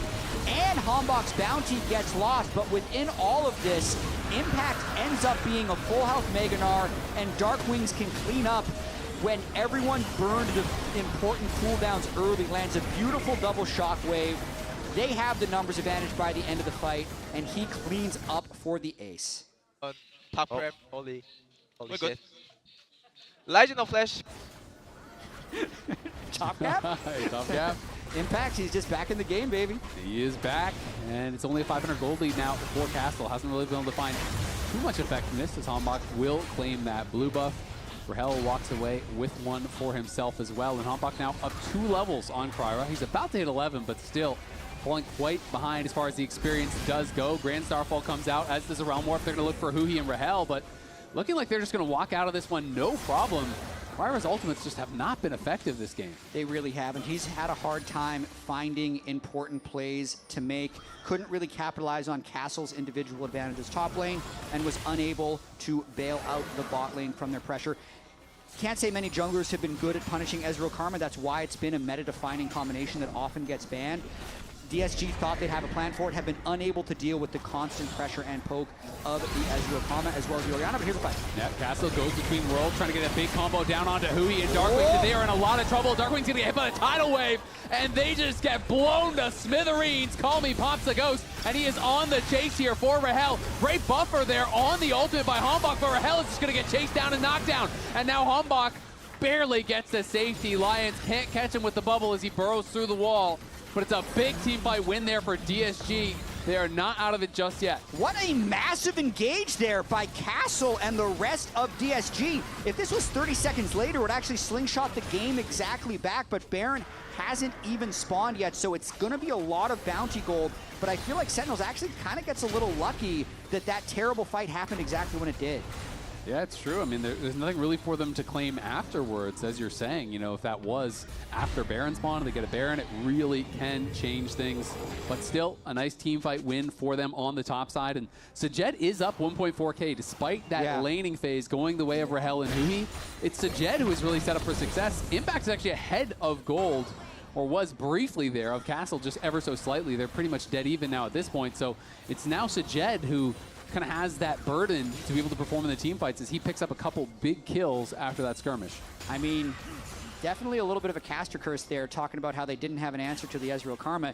If the answer is, we're going to just outscale and they succeed, more power to him, because he's going to be a force, especially when that Manamune transfers with basically one more activation. So Sentinels still has to be a little bit careful. They do still have gold leads. They should still be able to set up around Drakes and be fairly effective, but that fight really makes this game more interesting because it was going in Sentinels' favor. It really was. I mean, it's going to be the mid-jungle for Sentinels to have that big advantage. You know, fully completed Zhonya's, has had the Ludens obviously for a long time and has a large rod on top. So Darkwings is going to be a problem, and Hombok is ridiculously tanky. 2.5 items here, and is working in towards that Kayn Rookern very likely as that third item, given that it is double AP solo laners, lots of magic damage from Nami, of course, as well. So Hombok going to be very difficult to knock through, and he's just invading here, just pushing straight in. All of DSG is around. They're going to TP in. Kryra in so much trouble, though. Flashes back into the brush, but he's got nowhere to go. The Nami tidal wave comes up to buy a little bit of time, but Hombok still at half health. Kryra down and loses his flash, and this is post 20 minutes. We'll see how much more Sentinels can get. Okay, Hombok, I see you. He's just an absolute beast right now, throwing that gold lead around incredibly effectively. I was reading his NAMN interview, and he was extremely confident going into the split, saying essentially that a lot of the NA junglers play the same, and he feels like he can really take advantage. Then in this situation, when they give over an early Pantheon pick, let him drop in the draft phase, don't even take the Wukong that's available, which would be the standard to take with Orianna, and instead goes for the Skarner, it's working pretty well. I mean, the Skarner plus Enchantress is actually just dominating. The move speed Orianna gave him there made him an absolute force. Yeah, he is looking very powerful at this point. You can tell why Rob Morris said he liked watching him in scrims on the pick, as Castle going forward, going to go between worlds, trying to get the combo in onto Rahel, who is chunked low, but not low enough to threaten a kill. And meanwhile, Sentinels are just taking the dragon. Call Me is up, pushing towards that top side as Darkwing's now close to the death cap, very far ahead here. So really, it's just a trade of HP. Rahel loses a little bit of health, but you get nothing elsewhere on the map to trade back for that dragon. Yeah, game is definitely on the precipice of sliding all the way into Sentinel's favor. That Drake fight where DSG was able to get the one kill onto Hombok and secure the one Infernal Drake has prevented this soul. And then the fight they pulled off in the mid lane is definitely crucial. Otherwise, this game would be 6,000 or 7,000, and we'd probably just be seeing Sentinels brute force the Baron. But for now, it's still playable on the side of DSG. Definitely is. Sajed does complete his third item, so getting pretty strong at this point. Elected not to go for the LDR, decided heal cut was a bit more important at this point. But honestly, there's not that much healing honestly on the other side, so I'm a little bit surprised he didn't go for the LDR with how tanky Hombok is, how much HP there is going to be on this Mega Gnar. So a bit of a surprise, but we'll see if that does pay off later on into the game. And Darkwings, as I said, is going to be very close on this death cap. I don't know exactly how much gold he's sitting on, but has had that for quite some time. And Call Me still working towards his actualizer here. So yeah, only about 200 more gold for that death cap. Yeah, he's sitting on 850 at the moment. He's already close to one-shotting. What is not a super mobile team with the Pantheon Rise, and even the Nami, if he's ever in range, can kind of just threaten a one-shot on the lines, especially once he gets death cap. So Darkwing's in a very comfortable spot. I mean, if Hambach gets any sort of CC down, you know, you hit the Ishtal's impact, you hit a good impale, Shockwave over the top, Ezreal ult over the top. There's so much power there. They just need that initial CC to hit, and Hambach can kind of just throw himself in with Reckless Abandon because he has the Kanik Rooker now completed that he had been working on. So it is really going to be up to Sajed to deal the damage here. So much MR has been purchased by Hambach and the rest of the team. Yeah, I mean, the story of this game now is really like, can Sajed carry the team fights? Because that 1.7 thousand gold lead, 3-item Corki, we know how well Corki Nami does scale with the Nami buffs as well as the Imperial Mandate. So that's going to be the story, is can he actually... I mean, there's very little MR on Hambach as well, so maybe if Sajed gets a little bit of free hitting in, he might be able to shred through the tank. Yeah, we'll see if he's going to be able to do that. Darkwings now has the death cap, almost level 16, so rank 3 of that Shockwave will be very quickly available, and that is going to be terrifying. Darkwings, even on experience with Call Me, even though Call Me has 10 stacks on the row, and Castle's going to be looking for a pick. A little bit of a chunk onto Hambach, but basically just breaks the Kanik Rooker and shield, and that's all he really was able to accomplish. Yeah, I really think Sentinels is trying to slow this game down now. They realize it's not going to be a snowball win, and they really want this Infernal Soul. So they don't want anything bad to happen before that. You can see they're deep pushing bottom lane. They're letting top lane get pushed in, and as long as they don't lose anyone in transit moving between waves here, they'll be okay. The one big fight that did happen was in part because DSG found a window to 5v4 while Sentinels was pushed a little bit too deep in mid lane. And speaking of getting caught in transit. Yeah, Huhi in a lot of trouble here, but the Shockwave going to get thrown down on his Call Me. He has to flash back out, and the teleport's coming in here from Impact. Impact does not have the Mega, but he is going to have to flash back immediately as all of DSG is there and waiting. But look at Castle getting caught. He's in the midst of everyone. Throws down between worlds. Can't finish off Huhi. Call Me falls on the other side, and Impact's about to go Mega. Kryber will flash and try to run as Sentinels can just turn for the Baron here. It's a 5v3. It's no flash on Kryra, and I don't know how DSG can defend this. Call Me thought he was going to be able to make a big play by catching the Karma, but he does not have the damage, and then Hambach arrived. It appears this is going to be an uncontestable Baron as Sajed is just taking the mid wave. Yep, not going to be able to do anything about it. No flash, no vision for the jungler. You're going to have to give it up, and now Sentinels very close to taking this first game here. 4,000 gold lead, the Red Bull Baron power play available, and they're still on Soul Point. That Dragon Soul is going to be available here in 50 seconds, and it's going to be tough for DSG to do anything about it. Yeah, watching this one more time, Call Me did sneak in, but he only takes Huhi to about 30% health before the Shockwave can get over, and then Nard is mini, but he has the super shield from the TP, so he's not in a super high risk of dying here. Hambach catching Castle means the only way out is through a gray screen, and they're able to chase down Call Me as well. Yeah, I mean, this Celestial opposition is a lot to burst through for Huhi. You know, it's that damage reduction that was there. That plus Mantra E, he had Mikhail's.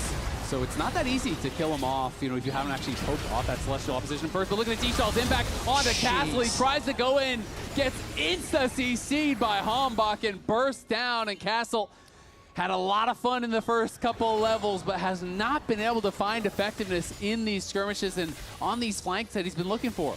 I'm really becoming a larger Hambach fan the more I watch this game, because just even hearing some of the things that Huhi was saying about him in interviews during lock-in is the fact that he didn't really scrim for a whole year because he was the 6th man on an LCK roster and wasn't getting practice with either the challenger team or this team. Kryra gonna try to turn things around, but it's an insta Mikhail's there onto Darkwings. Kryra is burst down. Rahel pops the barrier. They're gonna look for Sajed. He's sent Falcon back to the base as Sentinels. They do lose one as Rahel did die, but Kryra gets popped. I mean, it was looking like they might be able to push for a potential end, but Sajed lands a big one kind of through the goalposts of people that could block it to get the kill on Rahel. That slows things down, but it is Infernal Soul to just the one Drake. Baron will likely wear off, but Death Cap completed, Void Staff on the way, and still an absolute behemoth of a Skarner for Hambach. I mean, Hambach only the one death, 6-1-5, has kept his farm up very heavily almost kept up with the top laners as far as the CS is concerned. I mean, I'm just loving the trajectory of this player. As we were saying, didn't scrim that much, started pretty weak. The very first series that he had was against DSG. DSG's sub-jungler in Kisno, and didn't look good, and that was a very bad first impression for a lot of people that are seeing him for the first time. But by the end of the split, he was finding much better synergy with the team, who he really likes him. He's teaching him a lot about the game, who he's such a veteran as a support, and they just seem so connected now as a duo. Yeah, they are looking a lot stronger. As Castle's trying to defend this top side tier 2, but Sentinels pushing forward, won't be perturbed. Now are going to be able to knock that down. They're trying to trade for this push on the bot side from Call Me, but it is very hard to trade against the Baron buff here, and they're just marching in now, knocking on the doors of this inhibitor tower. Castle can't really wave clear anything. Sejed is being sent over to mid lane to try to defend there. They're going to lose this top lane inhib for sure. And Sejed taking some poke makes it a little bit more difficult to actually defend even the mid lane inhibitor. Definitely don't want to lose that. So now Rise is back, and we're going to see if DSG can find their moment. Sejed falcons in, pushes for help back over the wall. So maybe they can try to look for something now, but the front line of Sentinels is just so beefy, they can't really get past them. Yeah, especially if it's Sejed who's pushing out Rahel. That means they have a Pantheon and then two magic damage guys in the Rise and the Aurora, trying to cut through a 4,856 HP Kanik Rookern 175 MR Skarner who gets Orianna and Karma Shields. Yep. It's just not going to happen. No. You're not moving that guy. I mean, Castle almost, has his death cap, but he's so far away from a Void Staff. Colmy is building a Void Staff, but obviously he's miles away from a death cap. You know, they have a lot of problems here.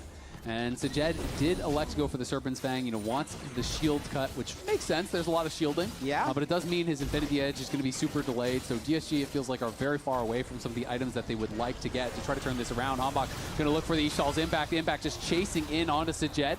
They will be able to disengage and stay safe for now as Calmy was pushing out topside. It's Darkwings pushing down through bot, and the rest of Sentinels here marching on mid. Yeah, they're going to have to be a little bit careful while they only have 4 people in mid lane, because a Realm Warp and Pantheon could come in for a flank, but it would be a bit of a desperation play by DSG, so Sentinels just needs to make sure they stay connected. Yep, Castle going to be looking. Sejed again pushing them back. Where he goes is where DSG is strongest. He's still a ways away from level 16. To get that max rank ultimate would be pretty big for the Corki, and Call Me now completes the Void Staff, so that's something going for them, but still just very difficult for their soul laners to get in on the back line. They're going to look now with the Realm Warp. Here comes the Grand Starfall. They're into the back line, but it's insta CC on a Kryra. Kryra's got to retreat, but the tether route is there from Karma. The GA's popped already. Hanbok flashes forward, grabs one. Castle incredibly low. He's running for it. Sejed flashes barriers. It's not enough. Rahel knocks him down. Call Me in the middle of everyone gets one back, but Sentinels wiping DSG off the map. Hanbok nearly died, but is able to survive the rest of that fight, and he keeps catching the Aurora with his Skarner ultimate in fight after fight. They're going to look to try and end this game. They have no Ezreal, but they do have a 4v2. Yeah, they have Castle and Lions to defend. That's all they've got. The Wallop does not connect. The Boulder Toss misses as well. Castle, good sidesteps and movements to stay alive for now. Goes across the Veil looking for a chunk, but it's only on impact. He can't even break the shield, and the towers are falling. The super minions are coming in. Castle's trying to run away from Hui, but he's getting focused down. He's gonna fall as well. Sentinels play a strong game 1 here in Spring Split. Hanbok looking incredible on the Skarner as they knock down DSG. They knocked him down in the lock-in playoffs, and they've knocked them down here in game 1 of this series. Hanbok is my player of the game, but I know I don't control the majority of the vote. That's the lounge. What do y'all think? Yeah, we vote blocked him, that too. We vote blocked you into Your vote doesn't matter, we don't need to vote. Also We gave it to Impact. All of us. No, that was Hanbok all the way. Yeah, Hanbok, he had amazing stats on the Skarner that we will show, and really strong performance from him. But Raz, other stuff happened in that game. There's other stuff that happened earlier. There is. With the dub here, I got to put this up on the board, of course. But I wanted to talk about the early laning phase. It did not work very well for Impact. It was quite good for Castle. And specifically, I want to just talk about how early on, Impact here at level 4, going into level 5, wants to be able to find a hop. He goes Meganar just to get any good trade as he's getting slow pushed in. The range matchup here is heavily good for Castle, but if he can get this, that's perfect. He sees the angle and which Castle is going. The Castle does an amazing job. Problem that that Gnar has here, everything is telegraphed. Your W, your Q, the actual like animation is really easy to play through. So Castle sees the wall up and then just moves straight left. And it was really tough from here because the moment that and Q goes down and you're not going to get the reset on Mega Gnar Q, then you're just getting walked down, chipped down. It's really annoying at this point as you're getting slow pushed in. And what sucks too, 2 layers. Number 1, you're getting chipped. Number 2, we have full eyes on where the enemy jungle is. And so Castle just sends it immediately. And the casters called this one out. The fact that as it crashes through, is able to predict the flash. Do a little slower. Wasn't slow enough, but anyway. But then of course, I think a lot of people were wondering about the next kill that happened up top lane. And this one was just like a little frustration from Impact as he just sees another angle. Maybe like, oh, I'm getting really close to getting Mega Gnar. He missed his Q. The cooldown's there. I'm gonna go in. Yeah, this is a bad idea. This is a bad decision. There's not really much you can break down in this one. So it's like, that was the context of the beginning of the game. I know there was scrappiness that happened throughout, but that was top lane being in complete pain. So the Aurora carries the game, right? No, actually. And where we're going to start is actually around 1446. Okay. If we're going to bring it here. Sure. Okay. Because we're back in top lane, and I'm gonna start it a little further back because the most important thing is that Impact actually does look for a play here. And guess what? Sentinels have just taken this bot side turret down here. So the rest of DSG are like, okay, you know what?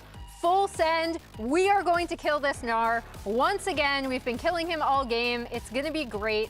But no, Impact survives an inordinately long amount of time.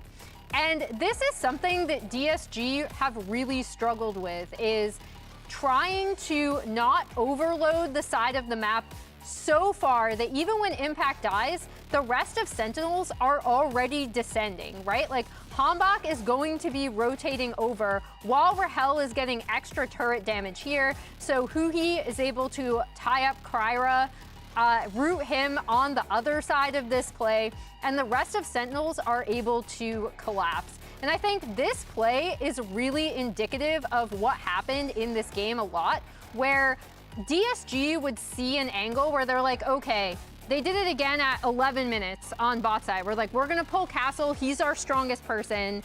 He's going to join this fight. They don't end up getting the kill. Sentinels get second Drake off of it. Yeah. And more crucially, Impact actually gets to push a wave in entirely without being harassed off the wave, right? In that play, they're full send it all on to try and killing Impact again, end up losing that fight, giving up Rift Herald, giving up so much more on the map. It was a rough time. This feels like this is deja vu. Because I think it was 2023, really early on, when there was this like iconic Impact game when he was on Gnar. Yep. And incredibly far behind. And then he has like this game waiting. This iconic game where he got blasted in lane. Blasted! And he came back. And he came back with a huge Mega Gnar ulti. That was like, I think people gave him player of the game, which is like crazy to do that at that moment. What like, people? What people? You people! I didn't give him player of the game. Hell okay, no. elephant memory. I did like the bottom lane play though. Then when your teammates are all like, oh yeah, top diff after you've been getting blasted individually. Player of the actual game, who I did vote for, Raz, was Hambach. The 7-1-8 on Skarner, but he had so many big plays for the team, both in the team fights, but also in the early game, also for the objectives. And I mean, he just created so much. And my favorite part about this player of the game is that Rob, the owner of Sentinels, called it before the day even started, the very beginning of the day. We have video proof. Let's look at the interview that you guys did outside with Rob, and he's like, oh, my favorite is when Hambach plays Skarner. Take a look. Is Hambach gets to play Skarner. That is my favorite thing to watch him play. He's hilarious. Because he lands an inordinate amount of his ults, just dragging people into the team. Yeah. Okay, let's take it slow, Isaac. Yeah. They're all dead. They're all dead. They're all dead. Okay, 잘 끌어내기 그러면. Nice. 잘했어. I TP, I TP, I need help, a little bit. Yeah, we should go. Flash. I'm fine. Ura, yeah. Ura. Ura is broke. I'm going. Res no flash. I got it.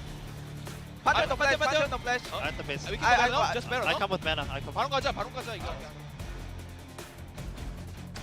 It's funny too because they started the highlight reel with the play that you were doing, Emily, and I was like, I'm pretty sure that DSG actually live if the Nami just flashed early and they all walk out together, then leave. But they're just like so scattered, and then Sentinels collapse on them. And congrats, Sentinels, on the win for first game of this series. There's no guarantee, Raz, that it goes the exact same way. No guarantee whatsoever. But a guarantee, don't miss any LCX action when you get your favorite foods delivered on Uber Eats for less gold. Game 2 coming up after this break. That is a guarantee!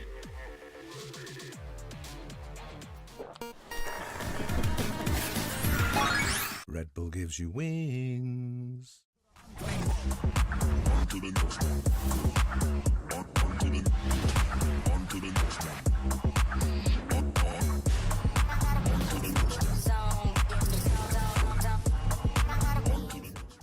Rich in the ground before Dub can even get there. In time to try to knock out as Impact gets bursted. Don't feed. Get fed. Scan the QR code for deals only on Uber Eats.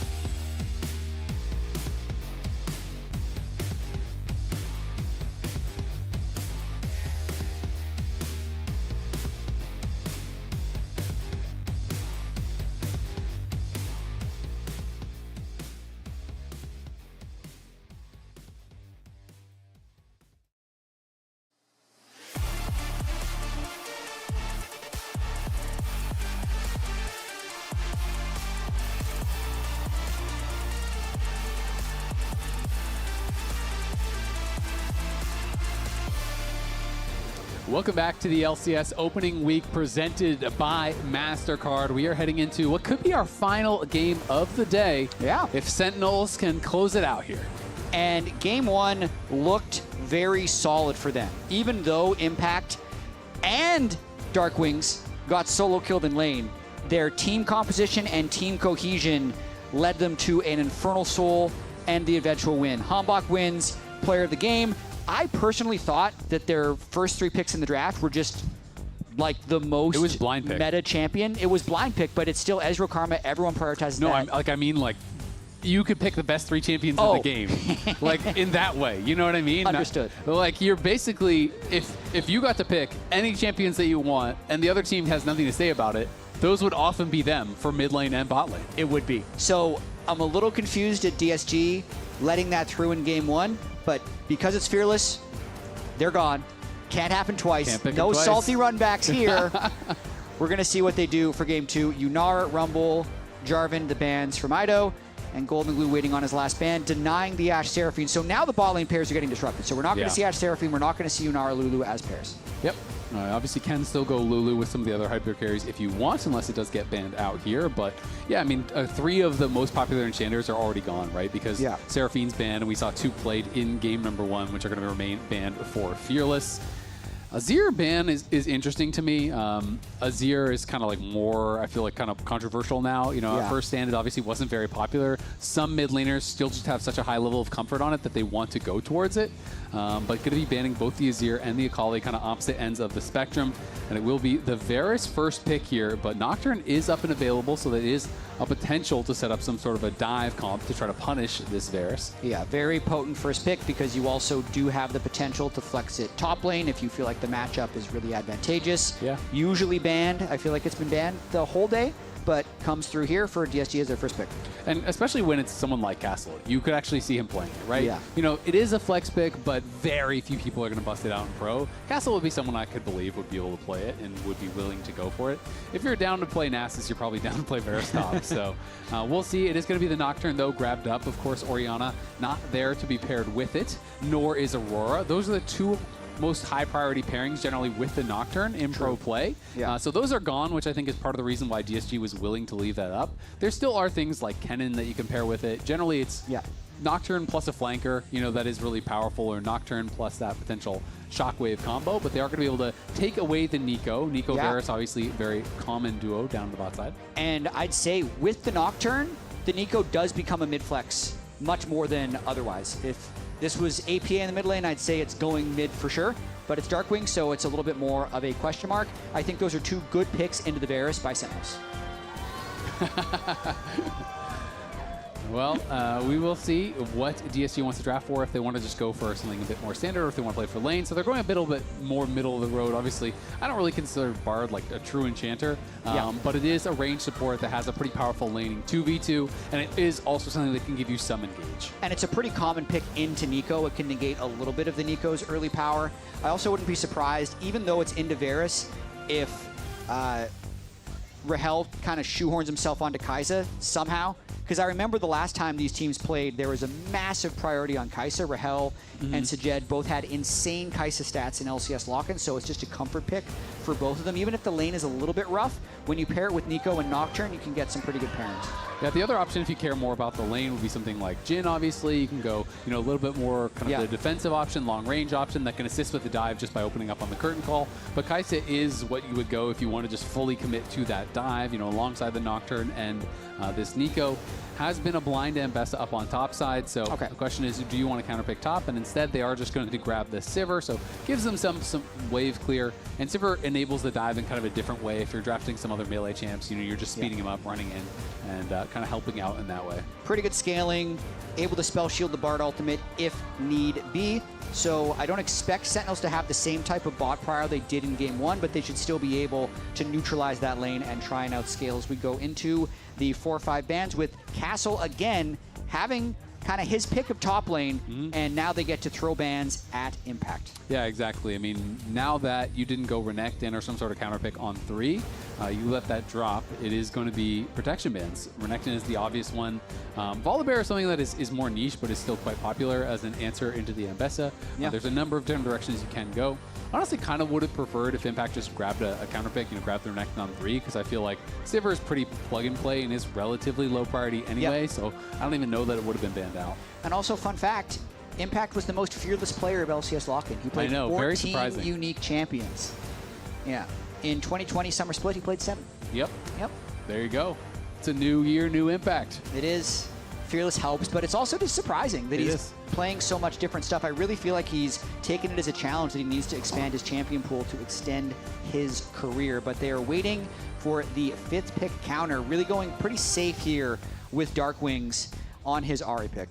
Yep, so going to be able to grab that Ahri, but it does mean that you're blinding your Ahri when you could have just counterpicked top here. So it's a bit of a denial pick. I think they only could do this since the Mbess is still technically holding the flex. So if Impact picks something specifically in Impact, and we know Castle's willing to play Nasus, then you can move it into jungle. You're kind of forced into blinding your mid there. So I think that's a pretty good read by Sentinels, even though it does put Darkwings in a bit of a disadvantageous position with the recently buffed Cassio, who's really strong. It is funny that they're hovering the volley because, like I said, volley is one of those counters into the Mbessa. They could potentially take it away and just play it jungle or top. Double flex it. But I almost feel like they're just saying, I know what you want to pick, and just kind of hovering it in that way. It feels more of that, and they are going to grab the Mundo.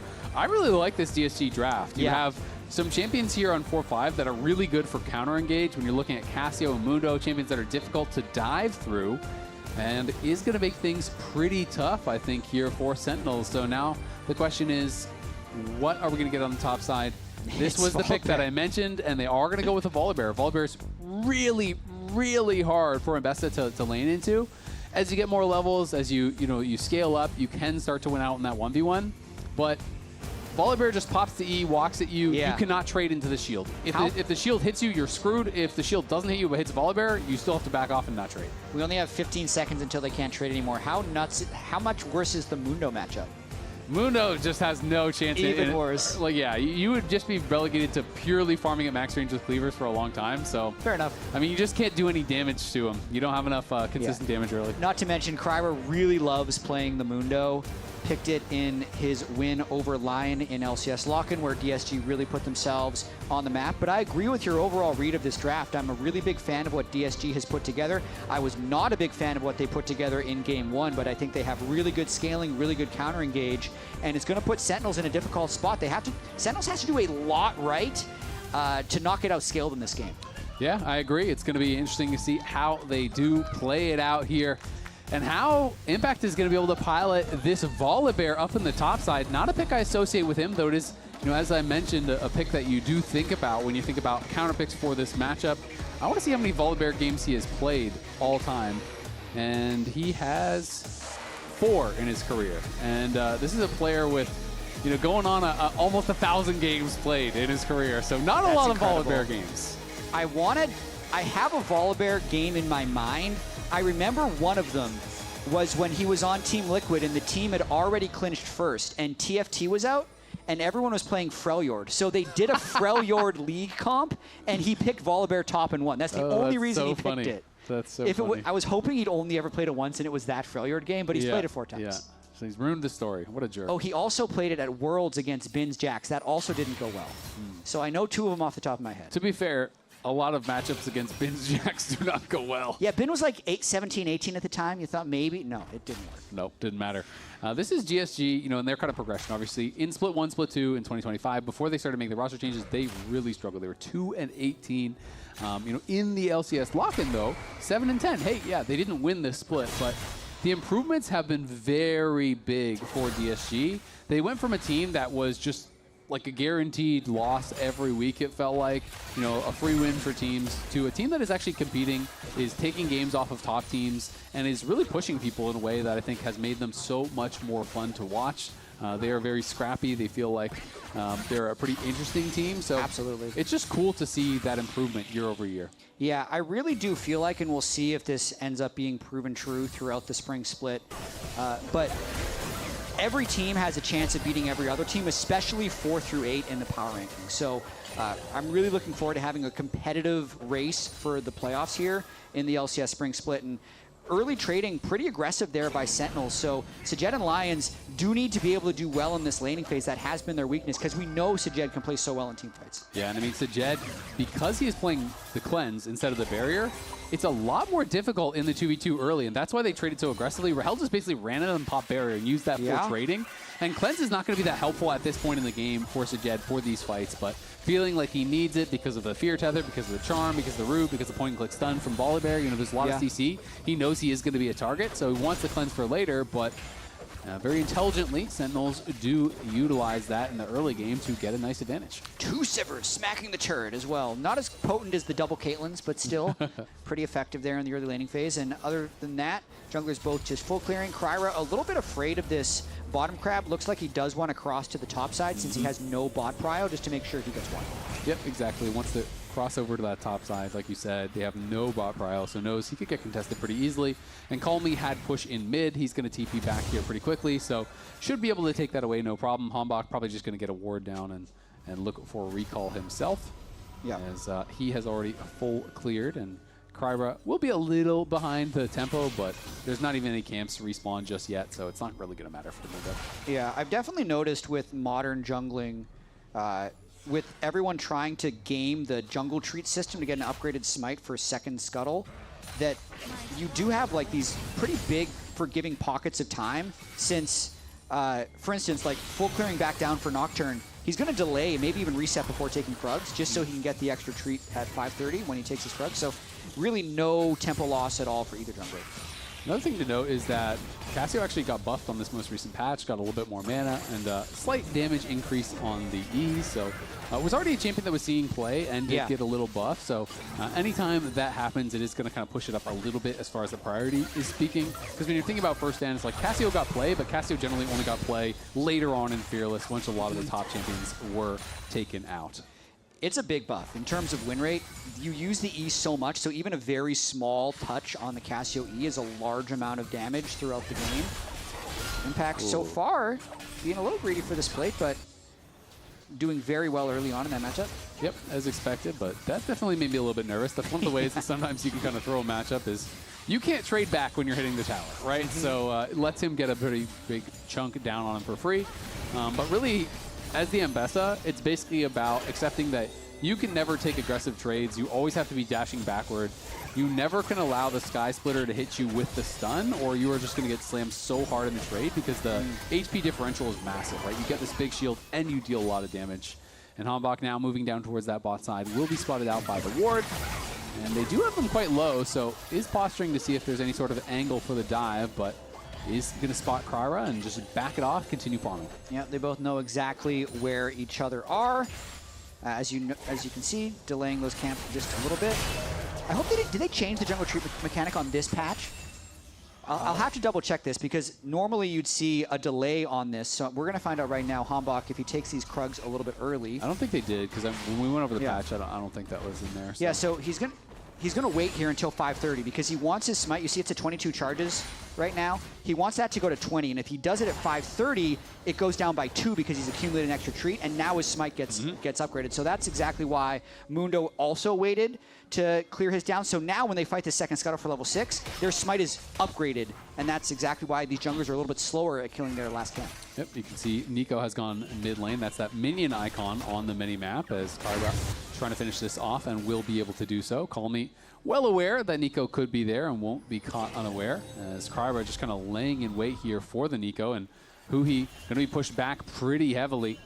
Won't fully chase in for the kill just yet, but the heal has to be popped there by Huhi, and Darkwings has to back off to defend him.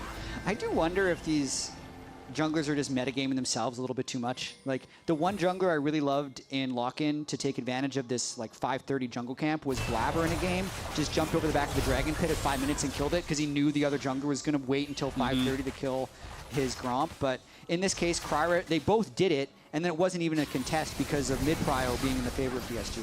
Yep, you can see Castle doing okay in the trades because he's kind of just avoiding Impact, never allowing Impact get that stun down into the Sky Splitter. But as a result, you're having to give up a lot of CS, and that has put him down 25 CS for now. The wave is pushing towards him, so it's going to go down a bit, but still, that is a very significant amount of CS to be following down.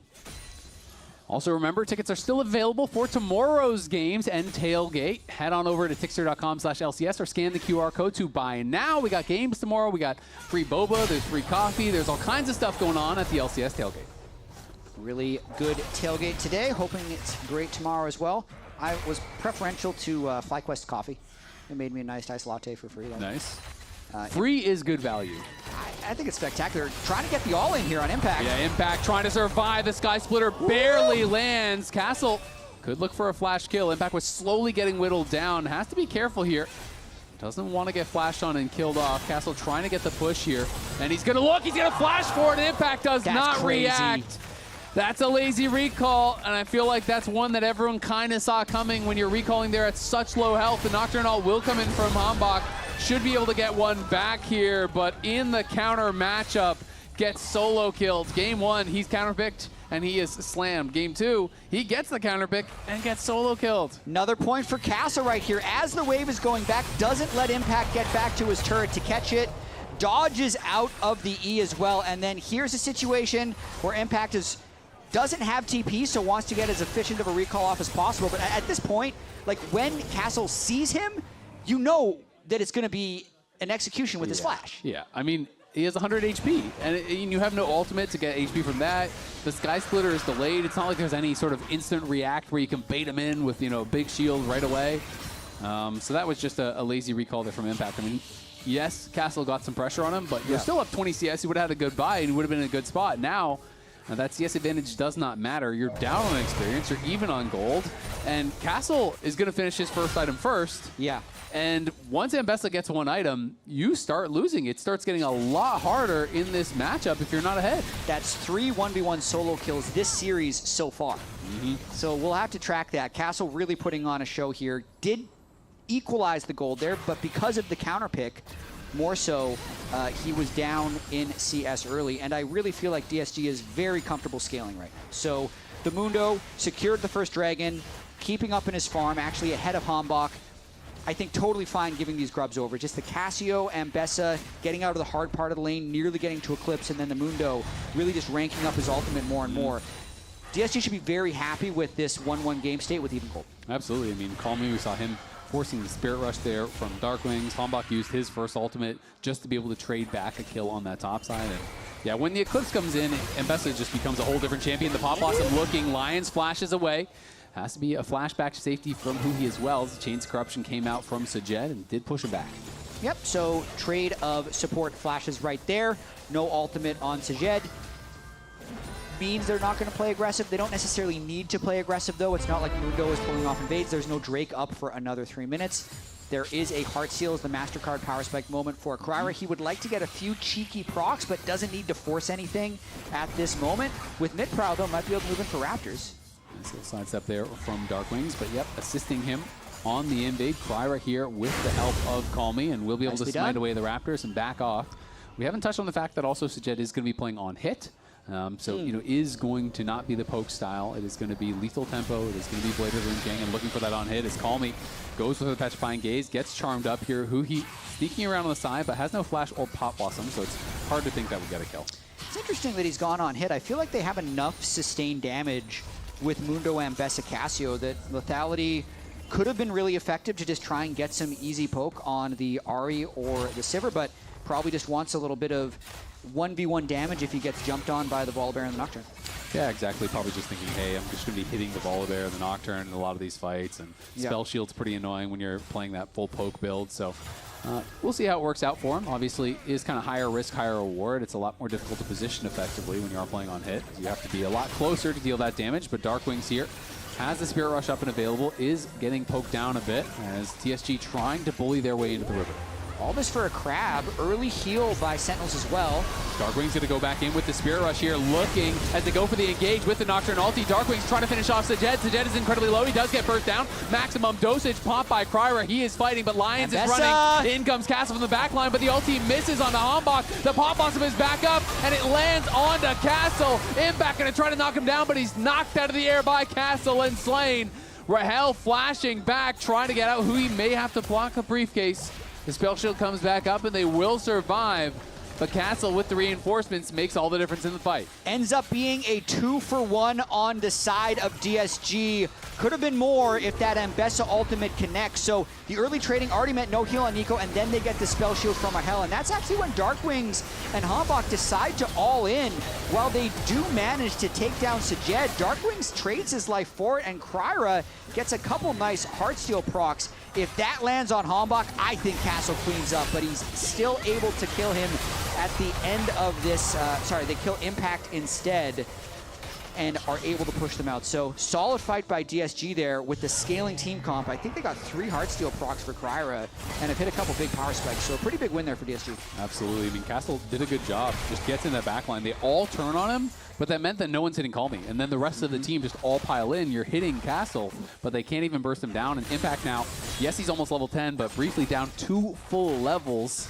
And he is going for this tank-style build. And when you fall behind in that, you are not dealing a lot of damage, right? You're kind of just depending on the fact that you're going to outstat them when you are going for this more tank-style build. But look at these trades now. They are getting brutal. And Besta just has so many dashes, it becomes very difficult for Impact to really get in there and win any trades. And who kills Mundo later in this game as well? This is looking really solid. Sivir is the hope for DSG. And it would have to be Sivir. Sivir got to kill a lot of people. Yeah. Much like last game. Sivir kind of has to kill everyone, but they're going to go in here on to Call Me. We'll see if they can be able to knock him down. The Fear Tether lands, and he is killed off there by Darkwings, and now Kryra going to be pushed back. So nice little pick off there from Hanbok. Really nice. I mean, a flashless Cassio without backup trying to play down towards the river with Dragon up. Nice capitalization there by Hanbok. Impact was fighting pretty heavily there with Castle. Does get a nice little chunk down onto him, but now trying to pull back to that tower. Huhi looking to threaten on the flank here. He's going to be coming in from the side. Rahel is behind them. It's a flanking Sivir going to get flashed on by Kryra. Rahel's in trouble. The Pop Blossom's coming down. They're going to try to turn it around on the Lions. They knock him down. They get the kill. Rahel survives. Kryra staying around though, and now Call Me going to be TPing back in. Sajet is still there. Huhi can't actually land the root. Rahel trying to cut out. Kryra getting low, but doesn't have enough damage to finish him off. And on the top side, it's a 1v1 between Impact and Castle. Castle is kiting. Impact is coming. The Sky Splitter won't quite land. Takes a bite out of him, but doesn't have enough damage to knock him down. And on the other side, Kryra will be able to eventually claim the dragon. DSG coming out on top. Really insane sequence there, and Kryra is so greedy on the Mundo. Pays off for him this time as Lions has made it back on the map. The binding gonna land there onto Impact. Castle just waiting for the cooldowns to come back up. Doesn't want to go in too early and get burst down, but might have had time for Impact to survive. The Sky Splitter comes down. The shield will land, and he will be able to back it out, but should be a plate probably going the way of Castle if he wants to stick around for it, and he's not going to. Has to be afraid of Nocturne ultimate since that's going to be back up. That's how long this last play has developed. I don't even know if we'll have time to get a replay in of that last fight, but it was a 4v3 that DSG stuck around for because Call Me was going to revive and be able to teleport back, but while you're stalling, it's just an incredibly risky, exposed position to be. DSG get away with it, now have 2 Drakes, and Castle is trying to catch this wave, but there's a lot of Sentinels players here. Here comes Hanbok, the Paranoia gonna get dropped. He's trying to cut out, has so many dashes, but not quite enough. And he's gonna go down. Sentinels do eventually get him. Made him work for it. It looked like for a second he might have had a chance to get out, but there's just so much DC, so much mobility for them to chase him down, and they get the kill. Looking to try to grab first tower here as well. And I really like what Hanbok and Darkwings are doing. They have to accelerate this game on the timers of the Ahri and Nocturne ultimates. If they find a way to find isolated targets, it's one of the most inescapable combos you can have. The triple dash from the Ahri as well as the Nocturne ultimate means you can get your kills as long as the backup isn't there because you're so exposed diving super far in. So at the time, they did a really good job catching Call Me in mid lane and a really good job catching Castle down bot, but they have to keep that tempo up if they want a chance in this game. Yeah, and the problem is, even though Hanbok has been very effective, 4 KP here at 16 minutes on the Nocturne, has been very, very active, like you said, playing around those timers. They're just dead even on gold, and they're down 2 dragons. And Impact trying to look for an engage here on to Call Me. The Pop Blossom coming through, but the TP flank is already there. Kryra is here as well, and the Bard ulti will buy some time. Lions is here to try to back him up. Castle's in on Darkwings. Darkwings in a lot of trouble, has to flash out the safety. The Public Execution is going to connect as well as the Chains of Corruption. The Cavalry come in from DSG and crush Sentinels in the top lane. DSG completely collapsed. They're likely to lose this mid turret as well, though. It's a race to see how much they can get done with this Rift Herald. First turret has already gone over on the side of Sentinels. This is weird.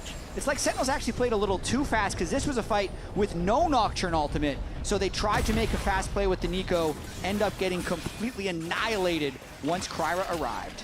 Hanbok is trying to position for a potential ult here, but there's still backup there for DSG. They have 4 members in the area. TP going to be coming in here, though, from Darkwings. They want to try to go for the long chase, but Darkwings is going to have to immediately pop the ulti, and look at that! Sajet gets deleted from the map. Impact arrives with the teleport as well. They're going to try to chase down the castle. They're going to get him too. A couple kills going back the way of Sentinels. My turn now, says Hambach and Darkwings, as the teleport ends up being the perfect bait to get Hambach in. They just made Sajed completely disappear right there. So Hambach 4-0-2 now, needs to completely play around this ultimate cooldown. I think in extended 5v5 fights, no chance. But if they can keep this game messy, they'll have a window to victory. I mean, that damage on Sajed was pretty surprising. I was seeing, okay, he's got cleanse, he's got flash. You can't cleanse death, though. So this was problematic. He got one shot. I still don't quite understand it, because I guess Ahri just full combo with the Nocturne RQ auto is just enough. Yeah, I mean, Hambach is very fed. Hambach is really strong at this point of the game, so Hambach, exactly like you said, RQ auto, and it was pretty much just a charm. I don't even know if the Orb Deception came through. I don't even think it was yet. I think it was just charm and the W from Ahri just insta-died. Maybe barrier next time. It would have been better in lane. Yeah.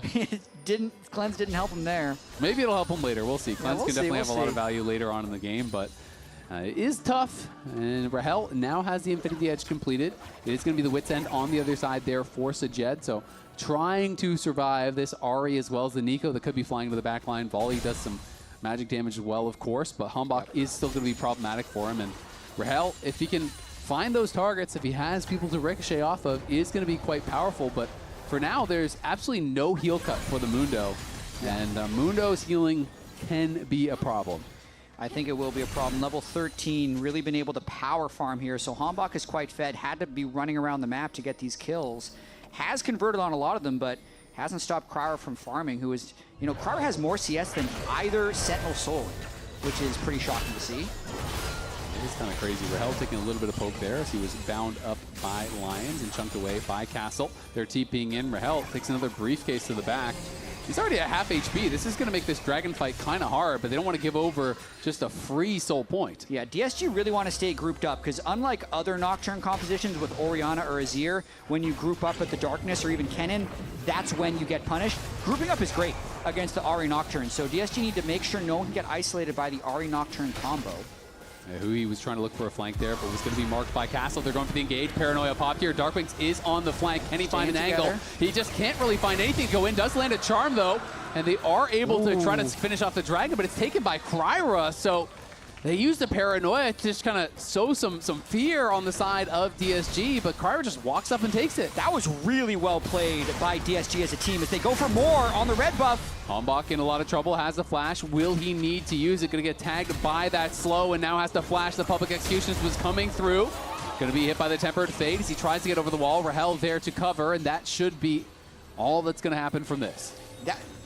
The reason that was so impressive to me with DSG is the Nocturne Ultimate shrinks your individual field of view so much, but it was as if they were not under the Nocturne Ultimate, because Cassio was marking Ahri over on the left, and then Kryra still moved in for the Drake. You can look at your teammates' screens when you're on stage like this if you need to, but it's still a very difficult skill to stay oriented. So at first they stay grouped up, but then Kryra just senses Drake is probably low. I'd say the instant that popped up on his screen, he just spammed the smite key and walked out. But that's what Hambach was hoping to avoid by pressing the ultimate. You press the ultimate, you make them back away, you're hoping to disperse the objective and get out of there, but it ends up backfiring because the third Drake goes over to Kryra. And even Darkwings was going on the other side, trying to sell the fact that, hey, we're engaging, right? He spear rushed in, charmed up, call me, but then very quickly Kryra realized, as you're saying, oh, it's not actually a fight, it's a flip, right? It's just going for the dragon. And it went from 1255, I believe, straight to 0, so able to finish that off. Is level 14 now. Of course, the level 16 spike of maximum dosage is ridiculously powerful. Gives you that flat HP for every additional person that is around you. That's huge. It makes it so hard to burst you down with a well-timed W. You pop the ult in the middle of everyone, and all of a sudden you kind of are a brick wall, and there's not even an ignite or like anything to be able to apply some healing debuffs to this Mundo. Eventually they will have to be picking that up. You'd imagine so. But at the same time, it's probably Rahel's third. He's probably going to end up going Mortal Reminder here, but you never know. Sometimes you just want LDR for bigger numbers, even though it's less effective. I'm trying to think. It's got to be Sivir. Sivir is one of the best users of Executioner's Calling, because you can ricochet across the whole team. But I still want the Lord Doms, because he needs to kill everyone. He needs the damage. Yeah, it's a tough choice to make. We'll see if someone else is going to be able to, you can always try to do something where you like just grab an Oblivion Orb on I think Huhi or Impact whatever. should grab an Oblivion Orb and just try and hit people with E. You're like, buddy, you lost your counter matchup. It's Yeah. time to play support. Buy me that Oblivion Orb. Yeah, Oblivion Orb, lock it next. Mm-hmm. Nah, it's true. Well, He Night's needs to Vow. scale. Yeah, he definitely does, but so far, DSG in full control, and especially after taking that last dragon, going to be feeling really good. They're going to go for an engage here over on a Castle. Castle trying to cut out, does flash, but will it be back to safety? Hombok is coming in. Lions looking for the binding over the wall. Can't quite get it. The public execution will not buy enough time, and the Pop Blossom on the side, connecting onto Sajet. There's the cleanse, but it doesn't even matter. He is knocked down in a hurry. Rahel ricocheting through the team as Calmy's trying to turn around on the impact. Darkwings looks for the charm. It's going to be sidestepped, though. The Petrifying Gaze does not connect onto anyone. Spell Shield there on the Cassio Q, but Rahel has to turn, has to fight. The binding from Lions across both members is buying a lot of time. Hombok is in the back line, but Calmy cannot fall. Rahel flashes in, but now he's on top of Kryra. Kryra's going to have to hit the blast, going to get out of there. Lions popping the Magical Journey, looking to get out. Rahel fighting on the side with Kryra. Rahel needs a Spell Shield. He doesn't have it. Kryra flashes in, knocks him upside the head, takes him out, and there's the reaction from Golden Glue. He thought that fight was theirs, and now Darkwings might get chased down here as well. Kryra's got so much move speed. Oh, the Baron! Hits the Baron to take him out, but it's an execute as a result. Oh my God, he killed him by accident. Is he still looking for him? He doesn't necessarily. Does he even see the call out that he was killed by a minion? I think he knows he's killed, but the question is, can they do Baron, right? Like, you would have got the kill eventually, but this does speed it up. And now, are they going to go This for it game here is so immediately? crazy. They're No TPing time to in. breathe. It looks like Kryra is going to heal up a little bit. Everyone trying to get it. Rahel still dead. Darkwing doesn't have TP, so I think DSG can just burst this down. I absolutely think so. Cassio and on-hit Varus, they shred this thing, so that Baron is gone. And it gives them enough time to recall and to head out and try to claim Soul here as well. Sentinels, this might be their last shot at a reasonable fight. Yeah, so right now, Sentinels just need to get as much control over this space as possible, shove out as many waves and get vision, because the way they win is with messy fights. That's how that last fight that Golden Glue wanted to be right almost worked. If they can kill Sajet and Calmy early, then they'll have a chance to move through that behemoth of a Mundo. Still no heal cut, though. Kryra is a beast. They're just pushing out the side lanes here, knocking down tower after tower. Castle is unanswered. Sentinels just rush over to try to go for this dragon. The question is, can DSG get there in time? Late. It's not dying that fast, but it is now down to about 2,500 HP. They should be able to finish it off. The question is, can they escape afterwards? They're going to try to turn it around here onto Calmy. Rahel with a great sidestep avoids it, and the Pop Blossom comes in, and they are getting destroyed. DSG pile into the fight, but it's too little too late. Kryra trying to stay alive here with the maximum dosage, but Darkwings is looking for more. He hits the charm on the Lions, but it's a beautiful self-Mikhails as Lions runs for the hills. Will survive, but it's only him and Castle that live to tell the tale as DSG show up to the dragon too late and get destroyed. What an absolute barn burner of a game. We haven't even had time for a replay in the last 4 minutes, and they are now strong, pushing both mid and bot lane by taking the Baron buff off of nearly everyone. It looked like that was going to be the fight that ends the game for DSG, that gets them soul, that should have set them up. But this flank from Huhi, the Pop Blossom was beautiful. Darkwings gets good angle, and DSG was just so late. It's like they didn't expect Sentinels to rush it when they were pushing side lanes. They thought they were going to be matched. Sivir pushed side wave, but DSG didn't have any vision in the bottom river, so they're like, surely two people don't start the Drake. That has to be the call, because when Castle goes in there alone against a Nocturne comp, he's going to die at the start of this. Then everyone tries to follow through, but remember, the nearsightedness from Nocturne means they can't see it. They get completely womboed by Huhi's flank. And the only thing I can think here, so originally I thought, okay, DSG is just going to trade up in gold, because DSG does outscale here. So we'll give you that Drake. We're going to take all your inhibitors, right? Double inhibitor, cycle for the next Drake. But that clearly wasn't the play. I think it's just a straight up misplay by DSG, because the worst thing you can do is funnel in late against Nocturne, Ahri, Nico, and have exactly what happens happen. So the game is very even in gold again, but the level 16 Mundo is also still going to be Mundo. He absolutely is still going to be Mundo. Rahel now does have some heal cut, though. Darkwing's working in for the death cap. But Huhi was really all about that engage, and the question is, can you replicate that? Obviously, you're in a much better spot than you were. Yeah. But that fight was an insta-kill on Sajed, where it's Pop Blossom into Charm into just insta-death there on the Varus, and he is going Dusk and Dawn third here, so a little bit of AP getting mixed into the build. It's going to be very high damage if he can stay safe, but has struggled to do that in the fights, which is why in pro play people generally pay poke, because it's a lot easier to stay back max range and spam out arrows. Absolutely. Just doing a quick look at everything.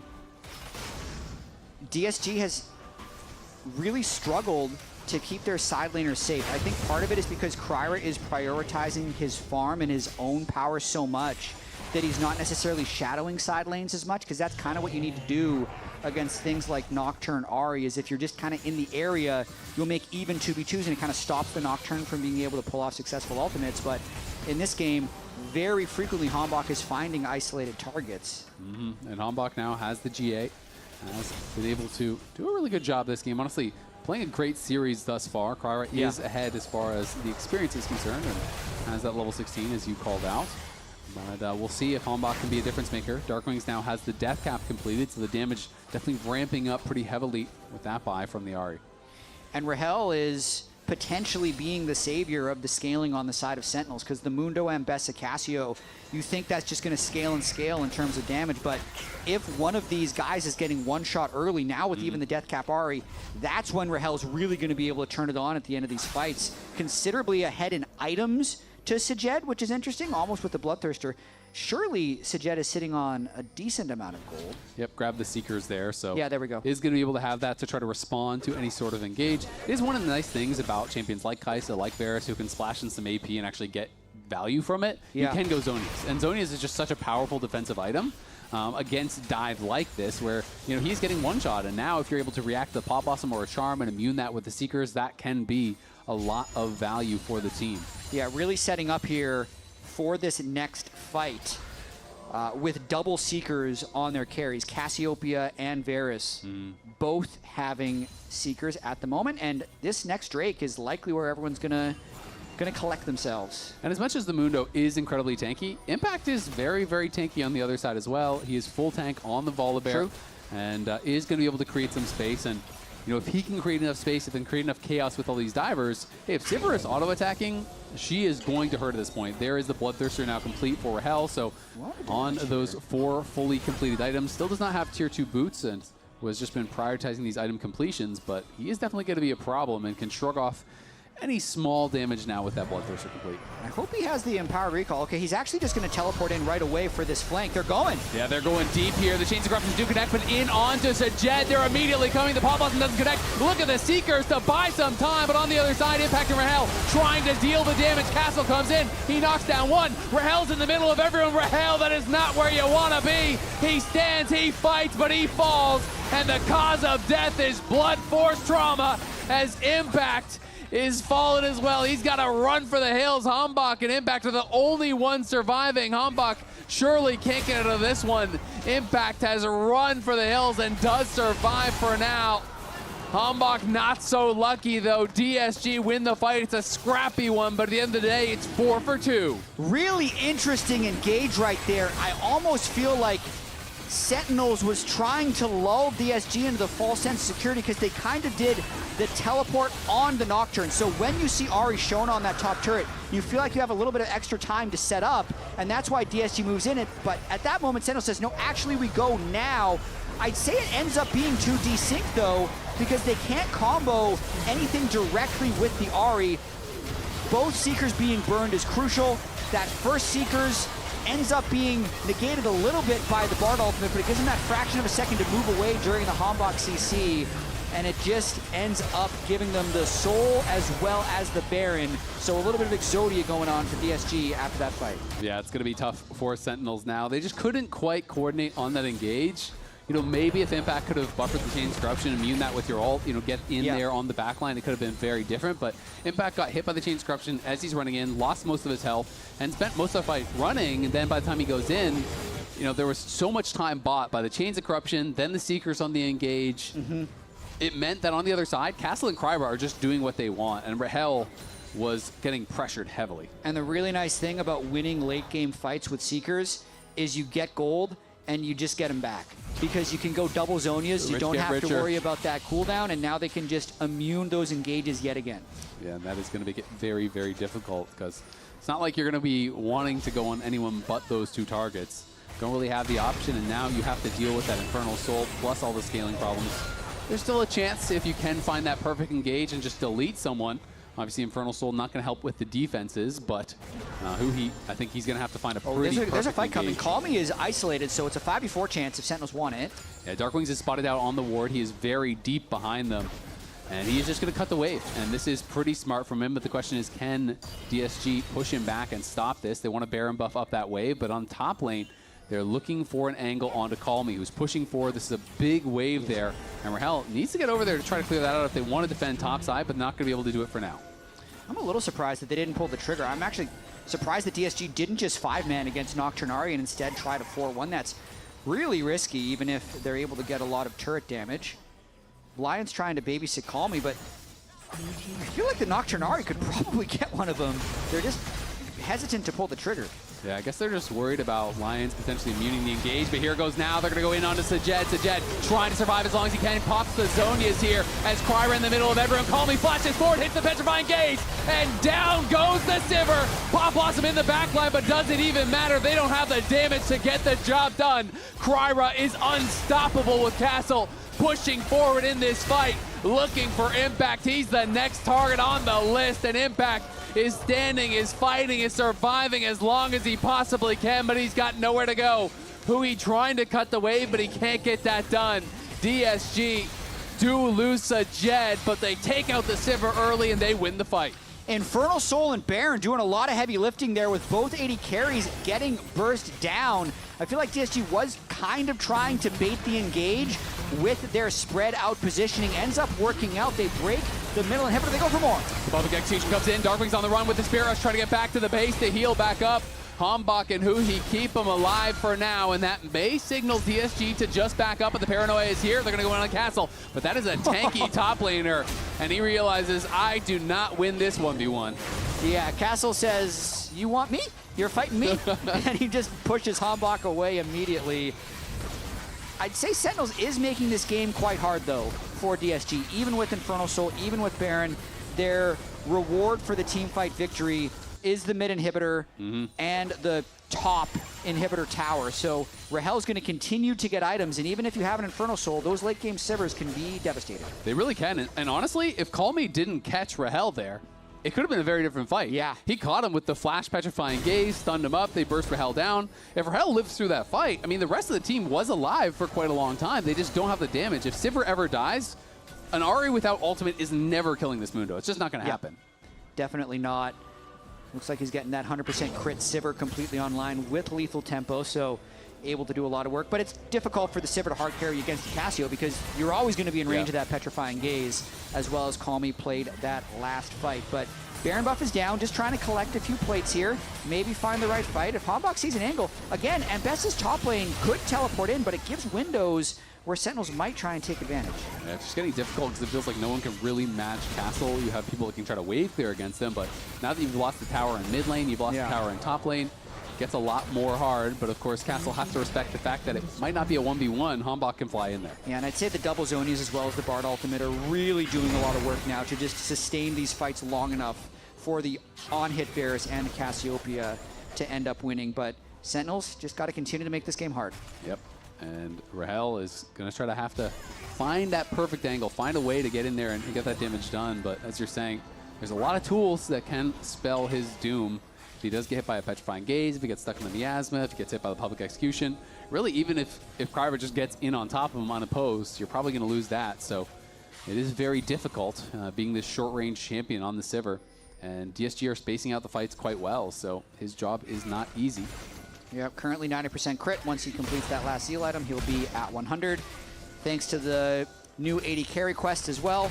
Still got a lot of gold if they can continue to extend this game to get more and more items, but this Elder is going to be very difficult for Sentinel to contest. Yeah, a bit of a weird TP from Castle. He just TP'd from the top lane right to the beginning of the mid lane. It didn't go very far, so that is down, but he does have the TP shield, and it does last quite a long time. So that is up and available. Kryra just zoning them away, stepping in their face, daring them to try to engage onto the Mundo, and Rahel trying to get control of this wave and look for a push. Hambach's on the side, but Sajed now is just going to be soloing the Elder. Yeah, and they don't have vision of it currently, so Hambach would love to get something over that wall, but has no way of getting vision. Yeah, it is going down very slow. Online going to be popped there by Rahel. The charm lands on the castle, but it doesn't do too much to him. Rahel can't really find a way in. It's just so difficult for him to step forward and auto attack without being in range of the rest of the damage. And Rahel has eaten some poke from these briefcases. Sky Splitter comes down to be able to spot them out. Darkwing's going to be TPing back from base now here. The Bard ultimate not going to connect as they are going to pop the Paranoia. Will they go in for the engage? Darkwings has Castle low. They're trying to burst down Kryra. They can't quite do it as maximum dosage has been popped, and Kryra is healing right back up, but they're going to try to kite it out. It's a trade now of the max dosage for the Spirit Rush, but the Ahri without an ultimate is not going to have a lot of power. I don't really feel like Sentinels has a way back in. Nocturne ultimate is going to take so long, but that Elder is still very tanky, so Sentinels have to brute force their way through. The Castle's looking for a wraparound here. Impact has joined back from base, TPing back in. One briefcase does about 20% of the health there of Rahel, who's trying to step forward, trying to look for this fight. On the side, Castle looking for an engage. Lion trying to find an angle for a binding. Darkwing's in a lot of trouble. Has to flash back from the public execution. There's a charm, but it's a flash forward from Castle. He's gone already. Hambach on the side is getting destroyed. Impact is trying to tank it up. The Bomb Blossom comes through, but it just doesn't even matter because Rahel is already gone. DSG are winning the fight. It feels like DSG have finally been able to take over. It's a double kill there for Sajet as he gets some revenge after a tough game. DSG gonna take us to a game number 3. Look at how much Heartsteel health Kryra accumulated throughout this game. An absolute force on this Mundo, could not be taken down, and gotta shout out Call Me for tagging Rahel again with the petrifying gaze as DSG even the series. So tough for Rahel to really find an angle in this fight, and Castle being able to get in the backline takes down the Ahri. DSG not going down without a fight. The year-long series score moves to 5-5. The best of 11 going to be decided next game. You think these teams are evenly matched as hell? Oh yeah. I'm not sure. We'll see who's better next game. Lounge, what do you think? I think Raz is.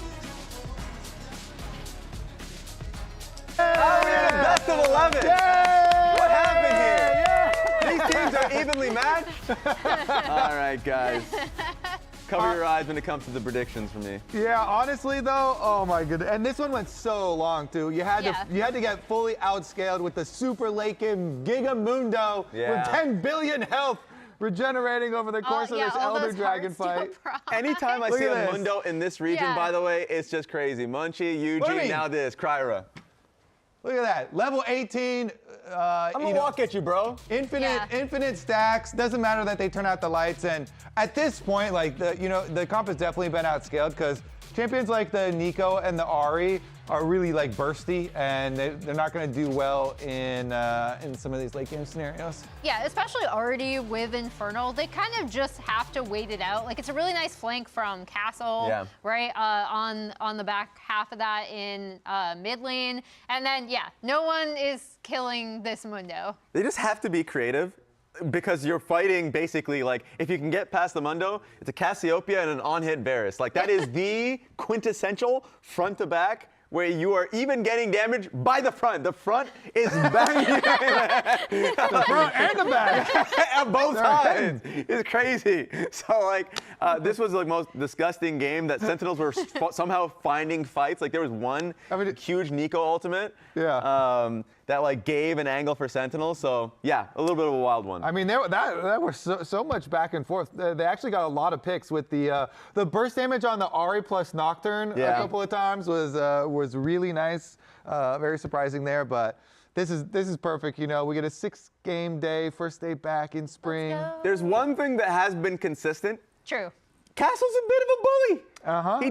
He doesn't respect his elders. Solo kills. More solo kills. Well, this is from game 1, but we're doing an accumulative solo kill reel from game 1 and game 2 because he has been a real force throughout this series. Yeah, and in this one, he got the counter pick on Aurora. In the ones we're about to see here, it was actually Impact locking in the Volibear counter pick, and then I don't know why he stays under turret here. He doesn't respect the flash. He doesn't think this guy's gonna flash on me. And he doesn't. But Q2 and flash, there's a lot of distance. And that's a matchup that we've seen, of course, America's Cup. Gigo pulled it up against Thanatos, did incredibly well. We've seen the matchup do very well for Volibear globally. So the fact that he was actually having an amazing game, I think Castle has been a real force, a consistent force, and they should try and play through him, I think, a little bit. Now that the Mundo's off the table, let's play to the consistent best player on the map, it feels like, in Castle. Yeah, honestly, is Mundo one of your favorite champions? Because Mundo looking good. It's literally, I swear. He's really strong. I was watching. Favorite, I don't know. Like, even watching an ACL, you just see a Yeah. Mundo anytime it gets a lead, like both Munchie and Yuji, just completely steamroll a game. This was another great one, too, because they just don't have, like, consistent damage in comparative to what DSG have. Yeah, let's take a look at this week's Pagoda moment with this guy. Is winning a team fight in the top lane. This is before Mundo scaled, okay?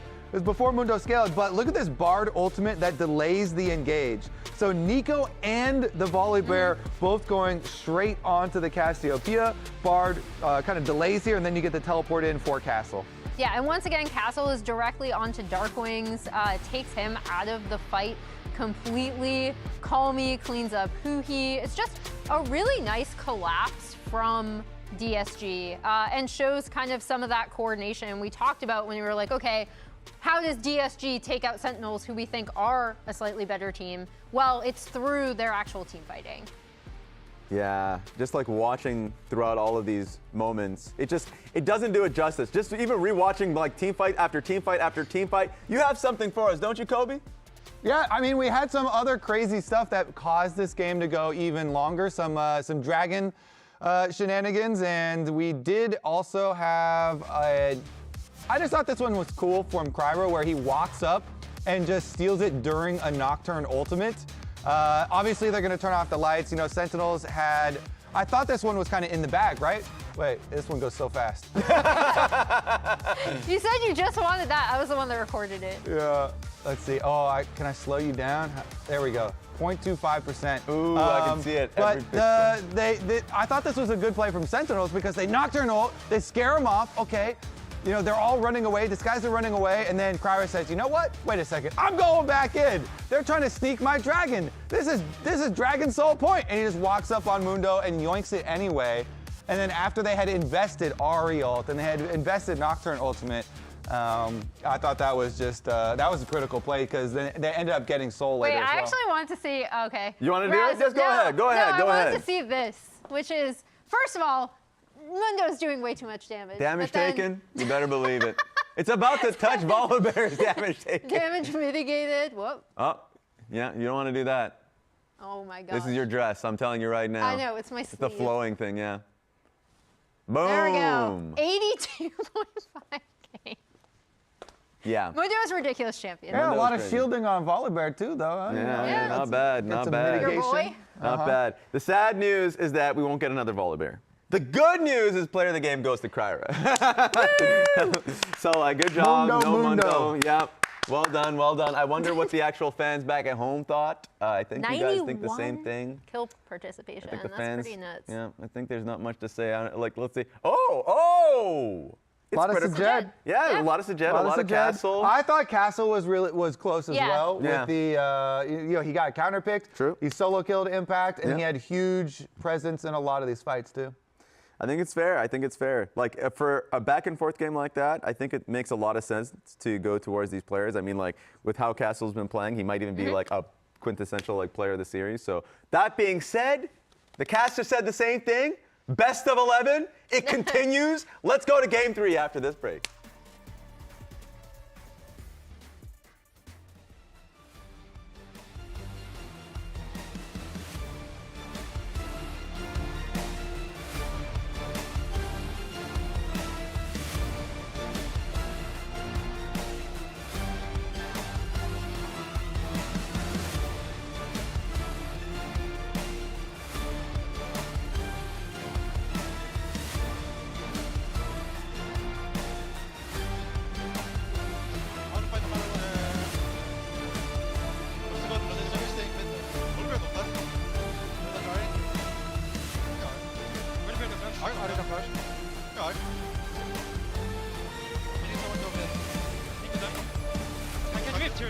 Yeah, leave. DSG not going down without a fight.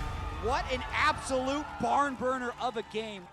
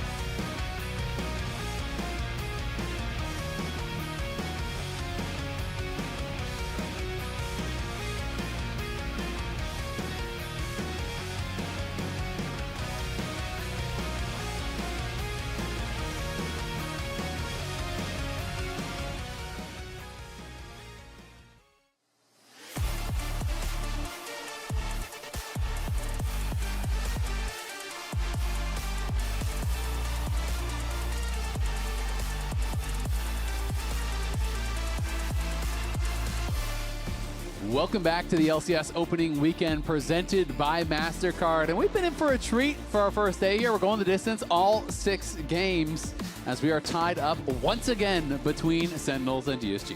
I hope this is a burgeoning rivalry in the LCS, because DSG Sentinels are extremely competitive, and the games themselves have also been incredibly fast-paced. The first game in this series, it was non-stop solo kills from the DSG solo laners, and then they couldn't outscale the team fighting of Sentinels.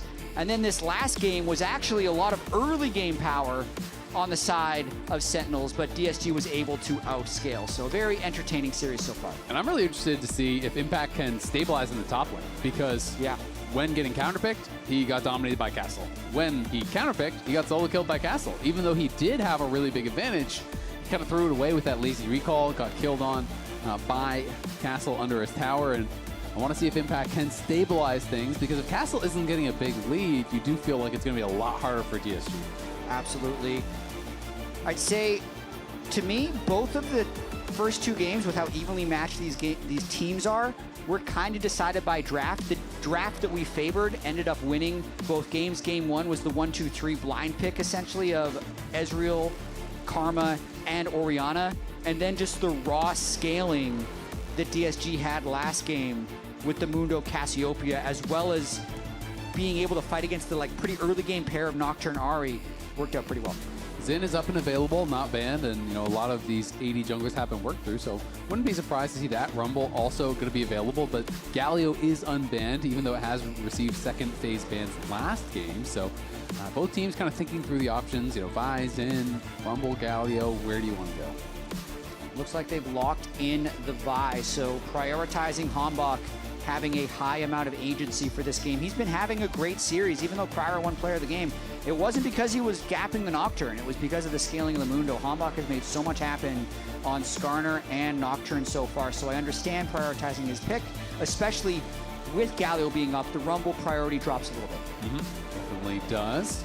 There's always the option, occasionally you'll see teams just take both away and say, all right, we took the counter too. But then you are blinding your Galio, or have to be willing to be a little bit more creative.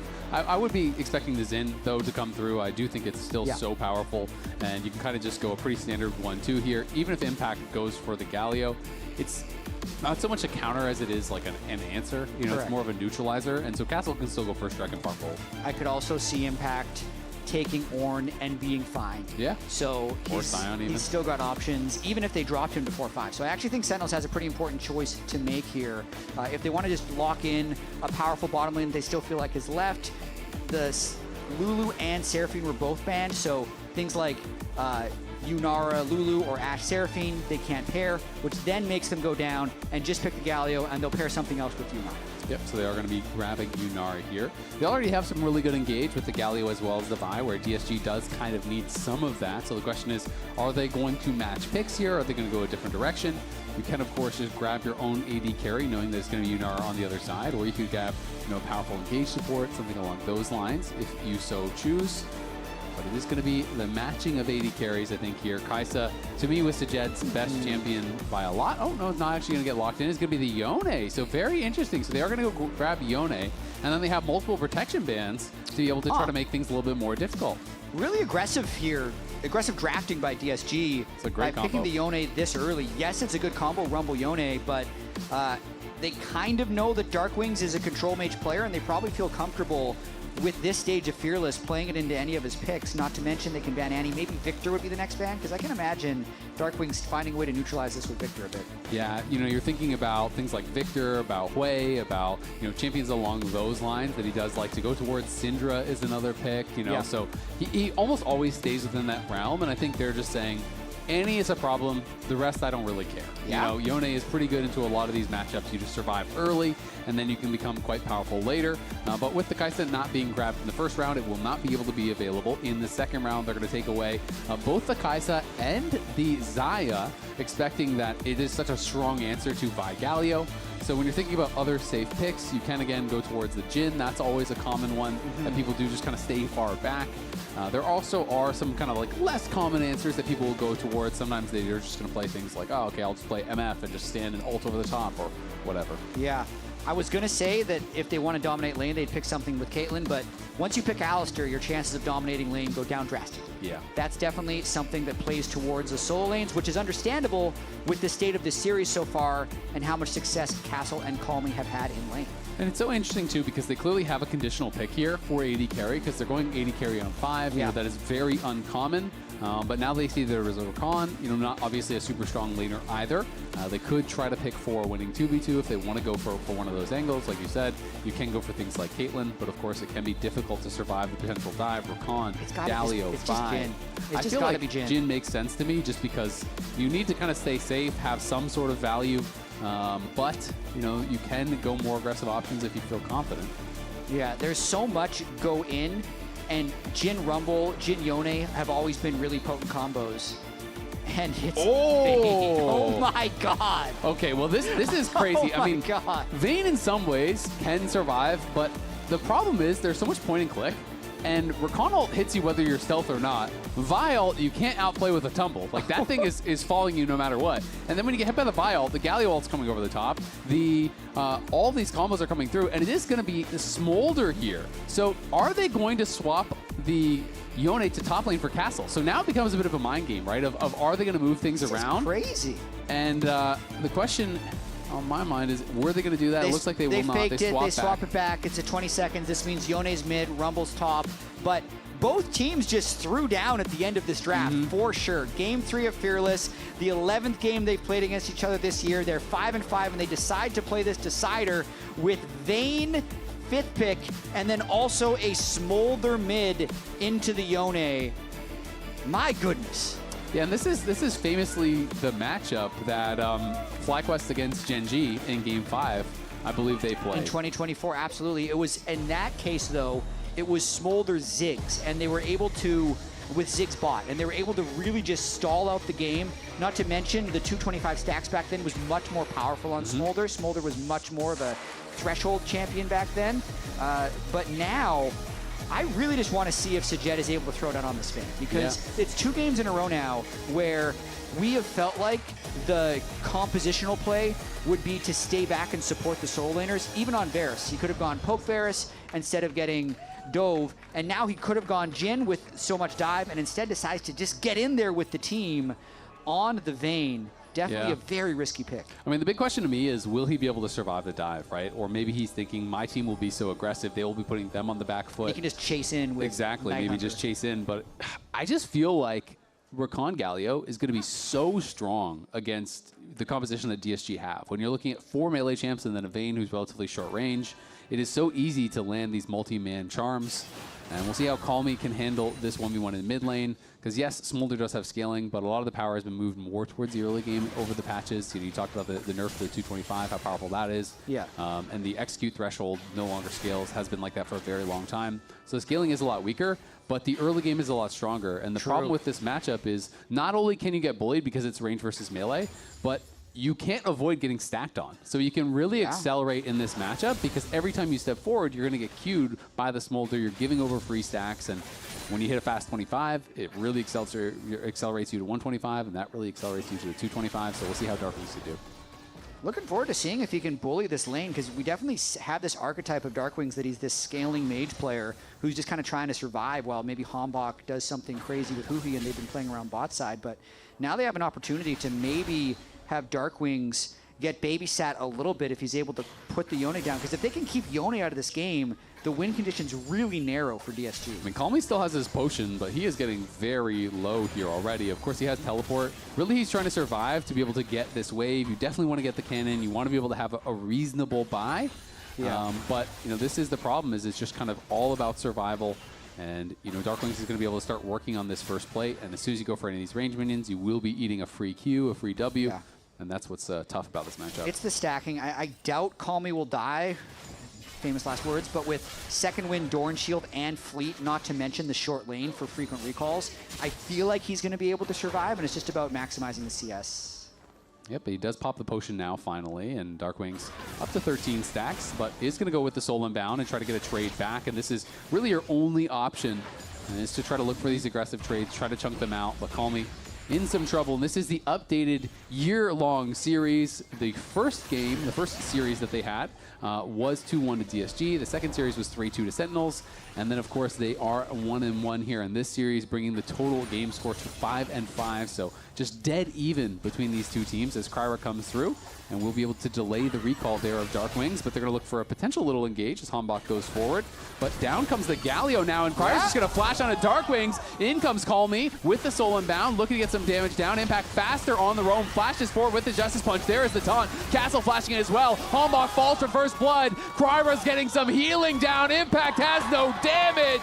DSG out to a 2-0 lead. It's been a while since we've seen a first crab flip a game, but we may have just seen it again. Full stack Conqueror on the Xin. Triumph proc after another, stays alive, and the bot lane's all in at the same time. So Jed procs another Silver Bolts there. Rahel incredibly low, even through the barrier. Had the condemn into the wall, had the lethal tempo stack. He flashes in, great flash back from Rahel, or he would have been dead to rights. Lions wanted the kill. Rahel equal to the task. Still, good job by DSG being able to get this aggressive move because they were actually down quite a bit in farm, especially once this wave is gone. There's no barrier, They're going to try to look for it. He has the angle for the condemn. He gets him into the wall. He gets the kill in the 2v2, and now Hui's in a lot of trouble as well. It's a double for the Vayne. You lose to Alistar. Who cares? 4-1 in a 1K lead at 4 minutes for DSG. Sajed Vayne gets the 2v2 double kill. What I love about these teams in DSG is they are not afraid to hands check. Look at the gusto of this play here. Flashing in for the Q3 out of Darkwings, and that's after Call Me had already taken the aggressive trade, and then, even though Impact is first, they just continue fighting. Nobody abandons the fight. Call Me stays close, Castle burns him down, Triumph proc comes in from Kryra, gets the passive heal from the Xin, and ends up picking up the second kill. We're back to live. Kryra here fighting again. Smolder's going to get knocked up and might just be getting knocked down. Kryra grabs a kill as Darkwings will fall. He escaped in the last fight, won't be so lucky this time, and now the wheels feel like they're starting to fall off for Sentinels. They really do, losing control of both rivers. Kryra making a move over. Gotta be careful not to get too aggressive, but they're all sitting at full health in the bot lane. I mean, one of the craziest parts about this 2v2 kill is you're now down 4 sums on the side of Sentinels, and you didn't even get a single summoner off of the Vayne here as they're going to re-engage here on a Huhi, and Huhi is incredibly low, does get back to the tower. In comes Hombok, but they know they cannot really look for an aggressive play, and the wave is being frozen on them, so even though they are down quite a bit of CS, Sajed is trying to hold this wave. and make things very difficult for Rahel. Because if you overstep, there's Hex Flash available on Lions. We'll call that half a summoner, and you have both available on the Vayne. And still in level 6 for Rahel, so doesn't have a good way of avoiding Sajed. Kind of faking that he's recalled right now, actually. He's been in the bush for about 10 seconds as DSG continue to punish the Soul Lanes. Call Me looking for this all in here. Darkwings has no flash. The Soul Unbound comes through. The knockup does connect. Mom comes down for a heal, but Kryra looking for a play on the bot side as Call Me claims a solo bolo in the counter matchup in the mid lane. And this is why DSG picked Yone blind.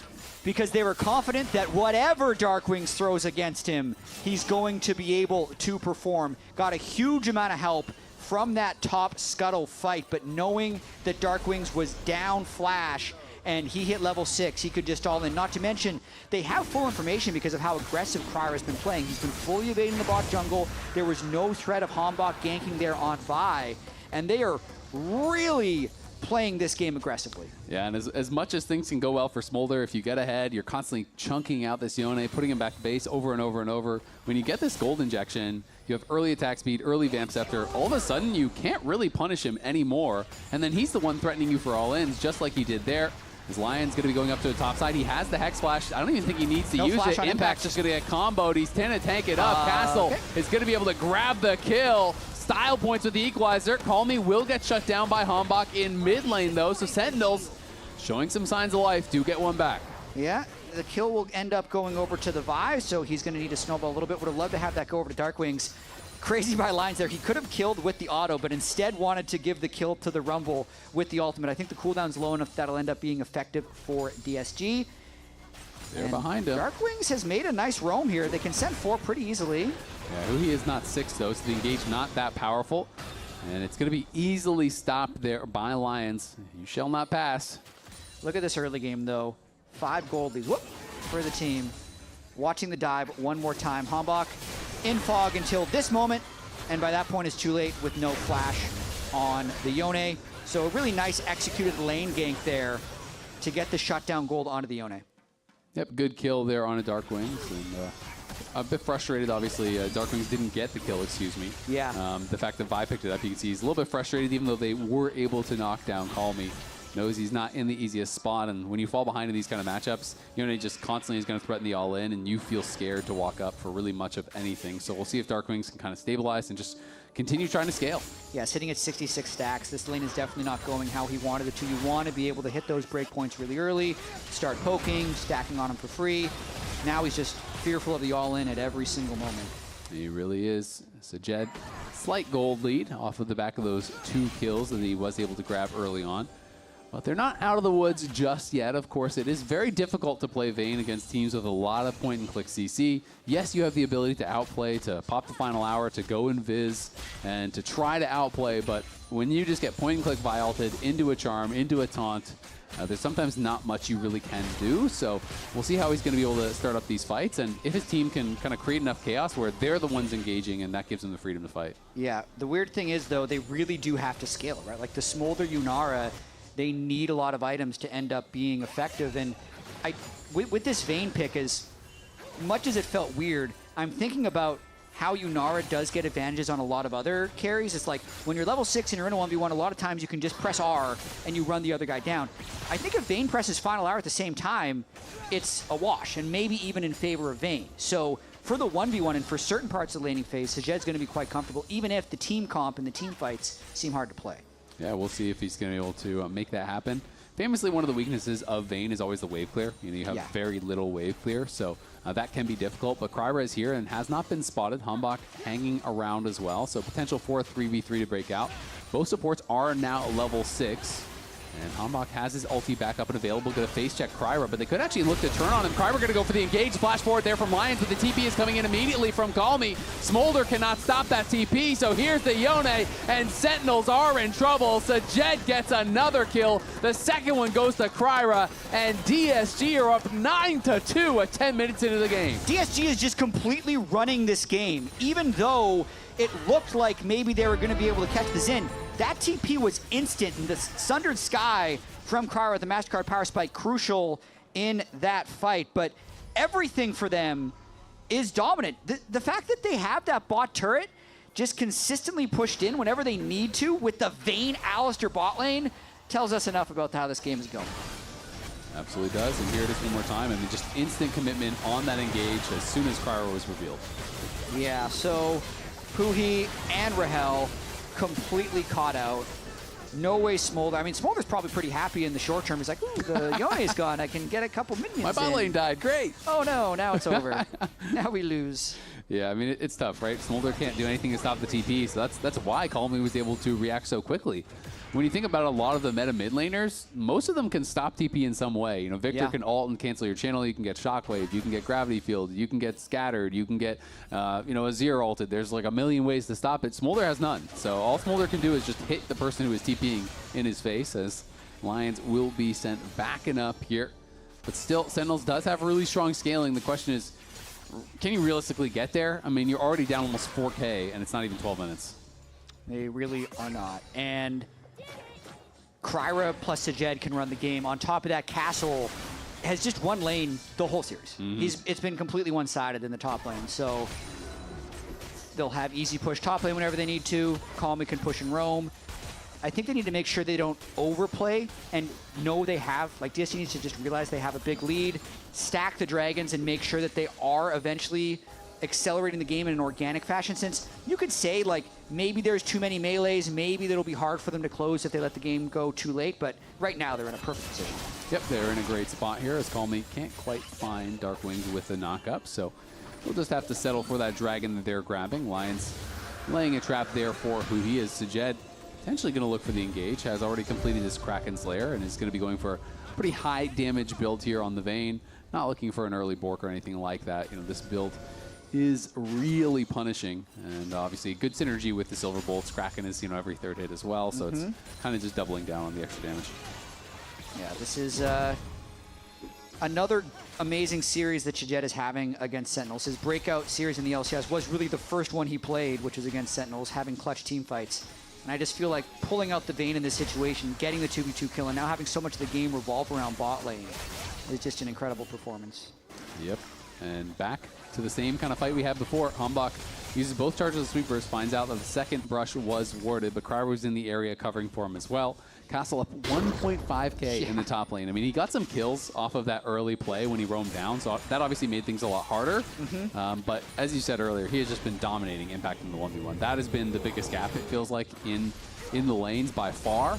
And Castle continuing that, it's just going to be tough. I mean, every fight, you either just engage on Darkwings or Rahel, Equalizer is on your head, Yone ult is coming through. You know, it's going to be a lot of chaos for these AD carries. Yeah, and I'd say 4 minutes and 30 seconds into this game, DSG won these advantages, and it's been a lot of execution since then, because the top lane skirmish, they get a double kill in a 3v3, that gets all of the solo laners ahead. A minute later, their bot lane gets a 2v2 double kill. So they won the whole map by that point, and then it makes Sentinels have to make these funny plays to try and get back in it. Calmy gonna pop the ulti, just try to run away, but it's blocked there by Hambach, and that is more than enough CC to knock down the Yone. Rahel not the one to grab the kill, though. Hambach does claim another one for himself. Yeah, Hambach, you need to make sure you secure the kill. The team needs to secure the kill, but they're getting a little bit unlucky with these kills going directly over to their Vi.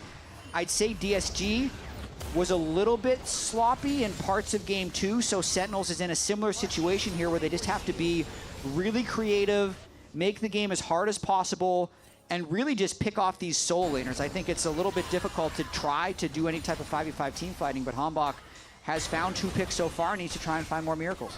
Has to keep looking for him. The difficulty is always that Cryer has been doing a good job tracking him too, right? You know, Hambach was constantly in those bot lane brushes. Cryer always seemed to be there behind him. And you know that you need to look for these aggressive plays, but if the jungler is there, you're probably going to lose the even numbers fight. So we'll see if they can find that perfect engage, that perfect CC to try to turn things around as GSG do move up towards that top side to grab themselves a Herald. Should be an uncontested Herald. Now it's just about making sure they don't get punished on the other side of the map. You can see Hambach again looking for Calmy. Sneakily jumps over the wall. Doesn't look like he's on vision. Yeah, and he is going to be getting the bad news here, but Darkwings has pushed back so far. I don't know if he's even going to be able to need to use his flash here, but now in comes Huhi and Rahel. Lions here to cover. Flash forced there by Calmy, but that is 4 members bot for an HP disadvantage on the trade, and a trade of flashes. And this gives such a long turn for DSG. What are they going to do with it? Vayne free hitting the turret in mid. Kryra looking to invade jungle camps and lines, just wasting even more time. That's going to be the first tower of the game, going over to the Vayne, who's going to be able to pick up all of this gold as Kryra even takes away the Gromp. Sentinel sent so many members down there. Calmy's back to full HP. Well, Darkwings has to go back to base. And look at that gold injection there for Sajed, who was already ahead.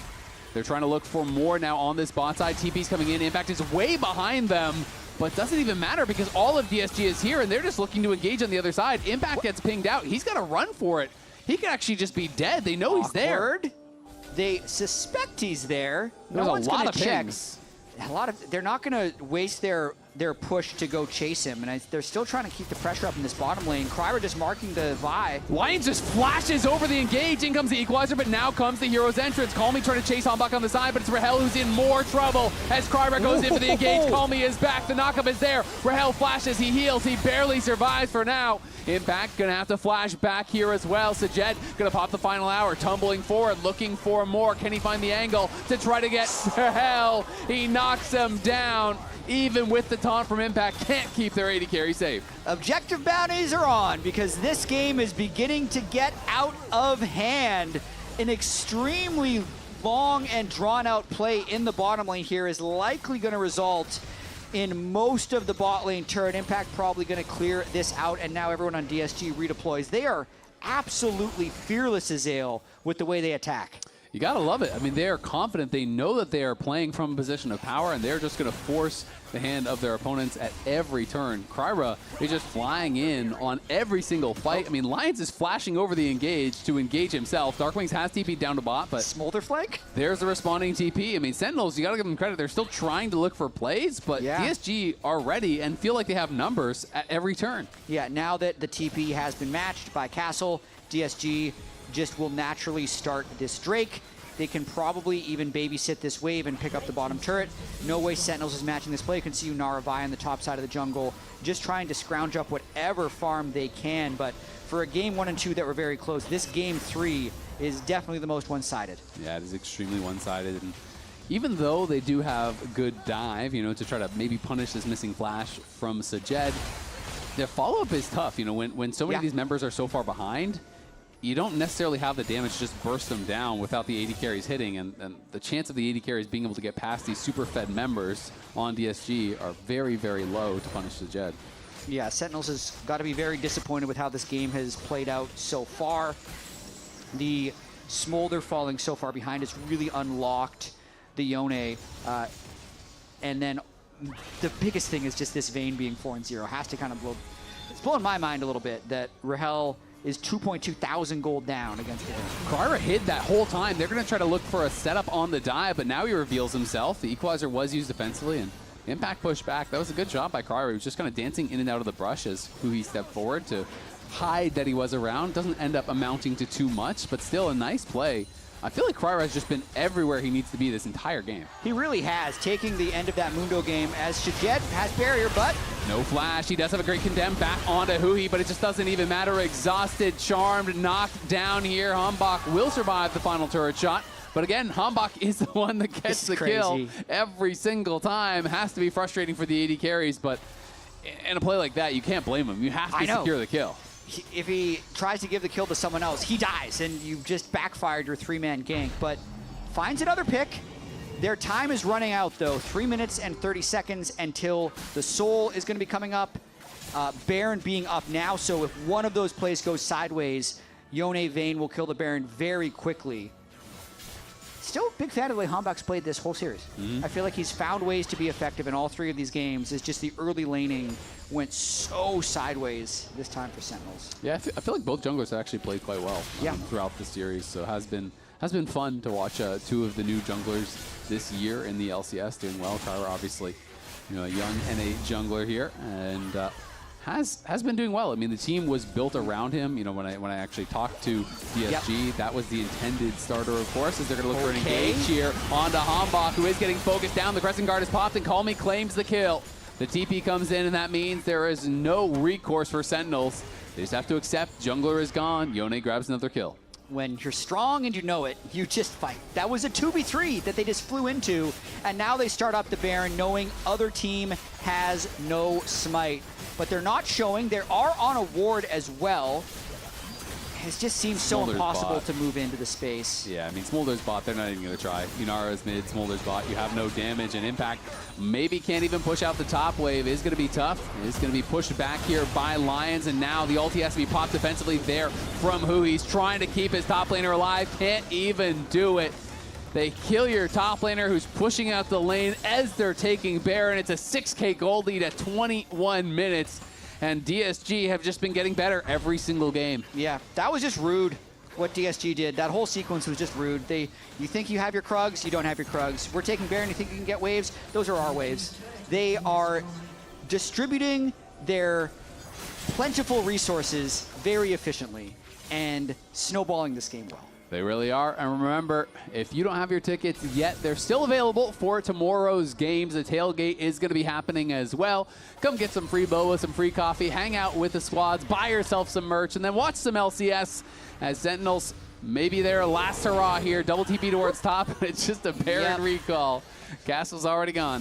First game up tomorrow, Team Liquid versus FlyQuest. We need to see if the best Scrim team in the LCS cannot look completely average on stage. We need to see if they can pull it off, or if FlyQuest can reverse their trajectory from the end of the lock-in tournament where they lost consecutively to Blabber, Blabber, and Inspired. So really interesting first matchup tomorrow, as DSG is really just dotting their I's, crossing their T's, and trying to end this series. Yep, Castle pushing back Hombach, and Impact chunk low as well. And yeah, it looks like DSG, they are fully in the driver's seat on this one. 30 seconds until a soul spawn. This would be, a 23-minute soul, incredibly fast. And it's hard to imagine a world in which Sentinels can even get over there to try to contest. If you're looking across the board at the item completions, it's so much better over on the side of DSG. Darkwings has knocked down a couple of towers, has got some objective bounties. On the bot side, he got one on the top side as well. So getting some gold there for the Smolder. And we'll see if he has his second item completion off the back of that. But even if he does, I just don't know. I mean, Call Me, Kryra, Castle, and Sajet are all super farmed. Yeah, and we haven't even really had an opportunity to see a team fight. I'd say every fight in this game has just been a skirmish. Part of that is because the lanes have been so well played, because Kryra has just been really effective at getting deep vision, and they're finding so many opportunities to play around this Yone, right? It's tricky when everyone's having these amazing games. Their kill participations are going to look low, like, oh, wow, this 7 kill participation of 12 jungler. Couldn't you be more involved? But it's just because so many players are just winning 2v2s and 1v1s on different parts of the map. That's absolutely true. And so there's definitely a first world problem for the jungler. I just can't get enough KP because all my soul laners keep solo killing them. My stats are too low. It's so problematic. As DSG have the Baron, have the soul, it was uncontested as expected. And Sentinel's just going to pray that the game can get delayed and delayed and delayed, and that maybe this double 80 carry comp can carry through in the super late game. But at this point, you're hoping that this game can go 20, 30 more minutes to really kind of reach the promised land. And even then, I mean, it was hard to know if it's going to be enough. It was such a fast soul, it would set us up for a sub 30-minute Elder, if that's what exactly. DSG wants. So they've done a very good job accelerating this game, not letting the Dragons sit around for too long. It does seem like, though, that with Baron buff subsiding and with Sentinels kind of accepting their fate here, now Smolder can finally farm. He's at 235, so he got into that 225 threshold. They can maybe hope to contest Elder, but I doubt it. Yeah, I mean, you definitely try. I think it's worth a shot, and at least the Baron is kind of split on the spawn timer from the Elder, but they could delay the Baron if they want to just try to get both at once. And if you get both at once, I don't think that they really can do anything to wait for their ore to fight you. So we'll see if DSG does look to do that. And Rahel just trying to get towards that Infinity Edge. When he has 3 items with the IE, he will have a lot of damage. And again, if you can find that perfect engage, maybe you can try to one-shot this Vayne or one-shot the Yone with some CC and turn it around in that way. But the problem is there's just so many threats, right? Even if you kill off one, you probably commit everything to do it, and then you're probably getting destroyed by the Xin and the Rumble that you're trying to fight through. Very likely. So normally I'd say try and pick off Call Me, because that's the thing that's been the most effective in this game. But I remember the last time they tried to do that, it was a 2v4. And they were completely effective at repelling it. So 7,000 gold lead with the Chemtech Soul. how can we caster curse this moment a little bit more? Because this really does feel like it's done and dusted for DSG. Yeah, I mean... But they haven't even broken an inhibitor yet, and they're all short range. So there's a way you mess this up. If they walk in... 5-man quickness from Huhi into the 5-man Galio taunt. Yunara does a lot of AoE. Smolder can as well. It's basically that. It's the dream engage, right? Yeah. If you don't see him and you clump up and you get hit by everything, you definitely can still die. You definitely can still get burst down. The front line, though, getting very tanky. Xin has that Guardian Angel, and you do have Castle, who is very close to his Zonias and still has that Seeker's active. You have a shield bow for Call Me. Yep. You have the experimental hex plate that's going to make you a little bit tankier on the Vayne, plus the barrier, plus the locket. So there's a lot of tools to not get one shot here, and it's going to be DSG looking to start these fights off. As Call Me just goes over the wall for a little bit of a chunk and just snaps back as the CC was coming in. One of the poke his head through, see what's over there. Oh, your whole team? Okay, I'm going to back up. It's fine. And even though this game is one-sided, these teams are still incredibly close. We know they've played each other 11 times this year. Current record is 5-5. If DSG closes this out, it moves to 6-5. They played each other in the playoffs. That was the difference between essentially the 3rd place finish and the 6th place finish, as they got knocked down to the lower bracket after that defeat. But if DSG wins that game, it's likely they would have been the 3rd seed if they win game 4 or 5 of that playoff series during lock-in. So really looking forward to seeing how these teams develop throughout the split, because when I'm looking at the power rankings, I do still see C9, Lion as those top teams with probably TL based off of how dominant they are in scrims.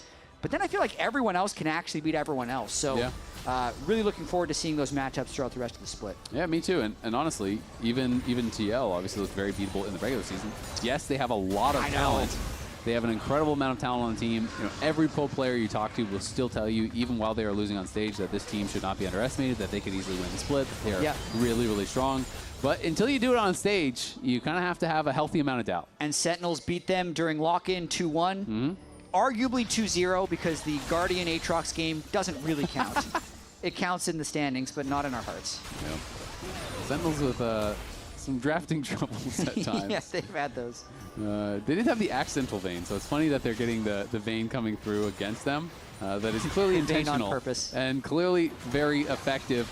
And now with that Baron buff, they're pushing 4 members top. The Equalizers are going to get dropped just to try to push them back here. Mum comes out over the top and is going to chunk them down. Could look for potential engage as Lions is getting pretty low. Had to pop the Unbreakable. He's down about 30% HP, so likely has to reset. Yeah, no ult does have his summoner heal, so he's hoping if he finds the right engage, but we know the only thing that can go wrong here is they lose a big team fight and give up all their bounties. I think they're just hoping to break these inhibitor turrets down so that with the Elder they can maybe finish. TP coming back in here from Castle, who does have that Zonia's completed. Look at the damage on the Hawk. He is just getting cooked. And now on the side, you can see Call Me pushing Darkwing's back. It looks like that top lane inhibitor tower is pretty much guaranteed to fall in this wave. Humbok's going back to base to heal up, as is Darkwing. So they're going to have to give up the double inhibitor as Call Me's coming in through that mid lane, looking to knock that one down as well. And will they go for the final engage here? Kryra goes forward with the Crescent Guard. Everyone on Darkwing's this time is just running for the hills here. Darkwing's incredibly low, does get back into the fountain. Sentinels were hurting there. They do survive, but it's double inhibit into Nexus towers under fire. Kryra has burned his ultimate, does have GA. They can't break any of the Nexus turrets, but I think mission accomplished here. Get the double inhib down, potentially reset, but if they can win the game with a re-engage, I'm sure they'd take it.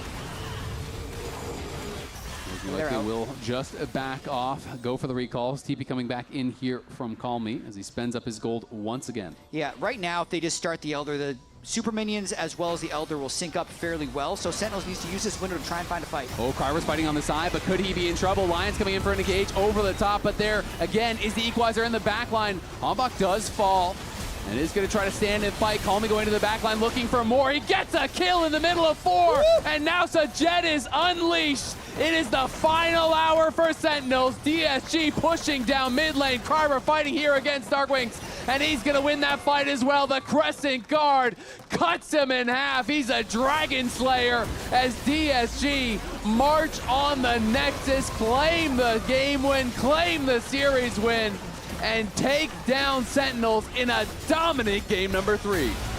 Really great performance by DSG to close out the day. Kryra deathless, Castle deathless. They kind of won this game in 4 minutes, and then the next 26 minutes was putting the icing on that cake. But they got to feel good about the way they started the spring split.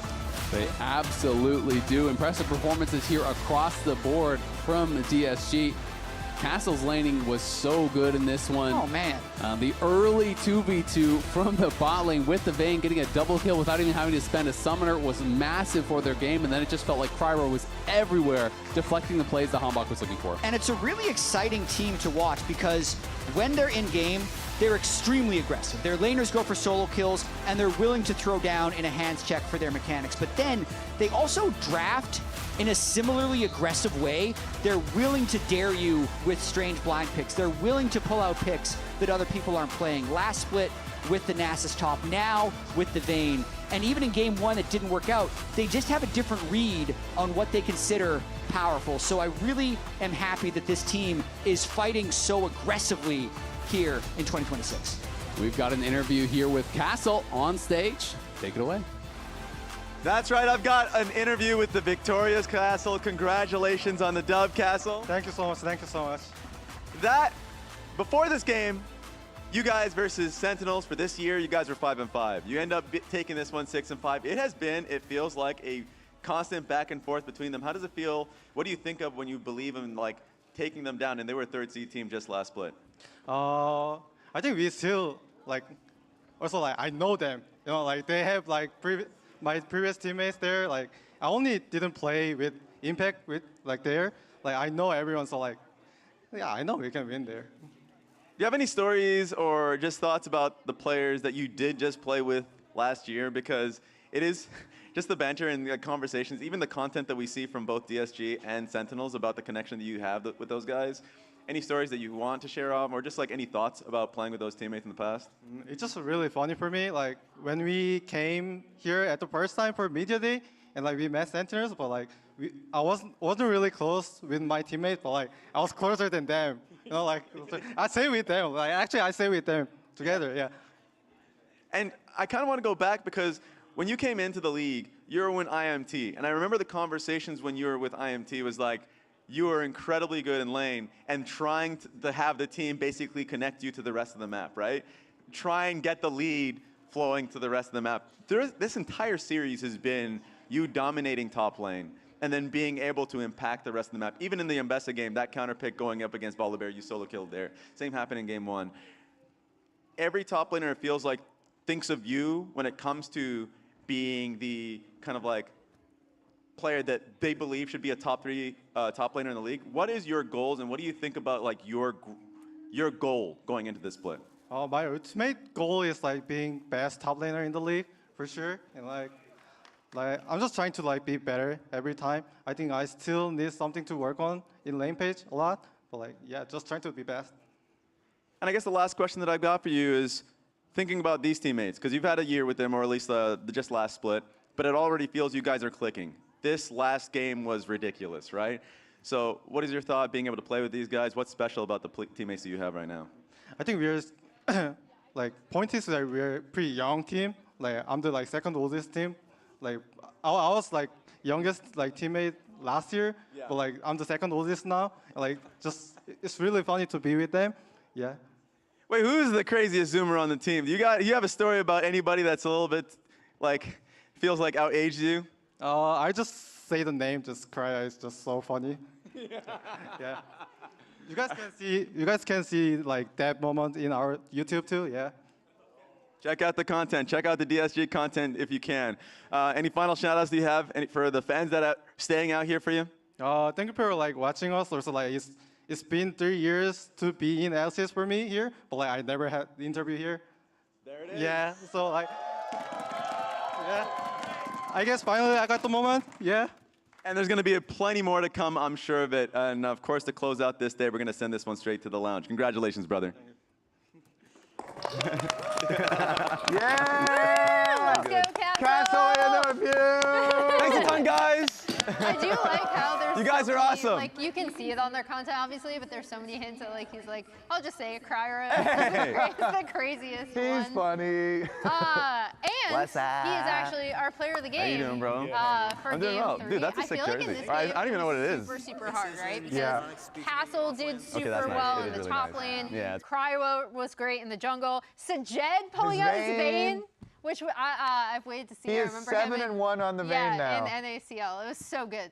Yeah. So I'm happy we got it. I am curious to see what the fans thought. I feel like they were going to vote for the Vayne. Oh, no, okay. Castle. So Castle. Dude, justice for Castle. At least we gave him the interview. Yeah, okay. We hit him with the interview. Castle was doing so much work this whole series, though. Yeah. I mean, it was like top diff most games, even when they lost. Yeah. He definitely had impact's number. Yeah, and we've talked about how important he is to this team because he gets those lane leads, right? And even talking to Raz about how he's going to translate that to the rest of the map. Let's take a look at all of today's pogs, in case you forgot, because we went all 6 games today. So Isles for game 1, that Nico was really insane. Yeah. And then Thanatos, it took him so long, it feels like, to get a pog. And then And now he's today, getting them all done. today he was so good. And then Vulcan getting it for game 3 in line C9. And then refresh. This is a jungle. We set this up as a jungle. I mean, I feel like this doesn't tell the story of how game 3 in particular was kind of a DSG winning at everywhere. But Yeah, I mean, they blasted. Game 3 was like, oh my God, whoa, what are we watching? And then like, already that they're going to win, and you have to wait through some like more pain watching DSG just pummel Sentinels. But it was a fun one. Yeah, I mean, it was also cool. Now they own the overall series. They won the grudge best match. of 11. Yeah, exactly. And we'll see if they meet each other again. But tomorrow we have some banger matchups.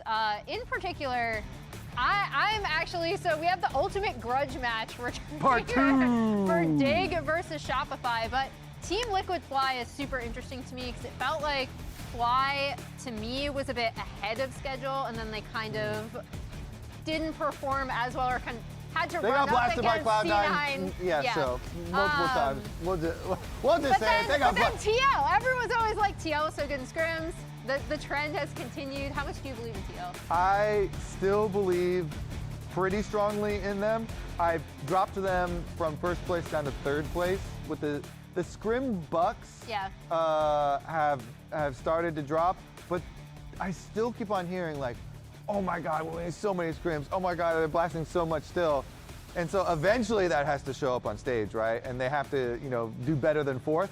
So I think there's still advantage over FlyQuest, but we'll see if it actually happens on stage.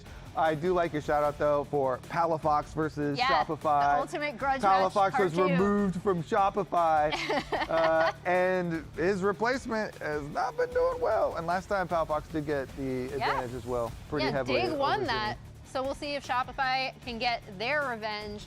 That's it for us here on LCS, but if you're watching on YouTube, we'll actually be rating the LCS's most recent... Yeah, it almost broke the mug, Raz! Co-streaming partner, Kobo, a VTuber joining us from Japan, so make sure you say hi, and we will be back at 4 p.m. Eastern, 1 p.m. Pacific for Team Liquid Alienware versus FlyQuest. Raz is throwing stuff at us. Didn't expect retaliation, did you? Ladies and gentlemen, welcome back to the Riot Games Arena here for the first day of the 2026 LCS Spring Split. AC door. No, okay. You can go on, you guys. Yeah. We're going to get They're looking me. Touch one more. We're going to die, guys. Look at us. Serpent dead. Yeah. I portal flash. Yeah, I'm going. I have no flash. I can heal him.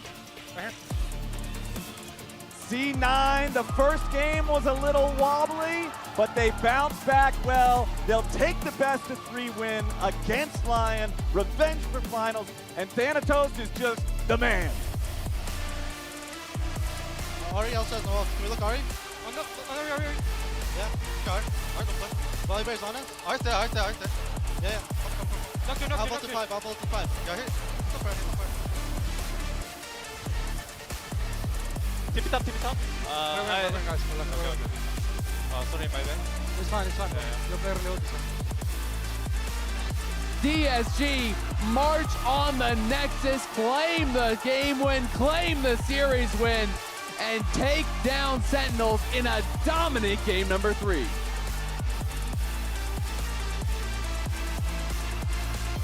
Like, actually, one HP. One flash. You want to kill me? Yeah, just. Oh, please. I got it.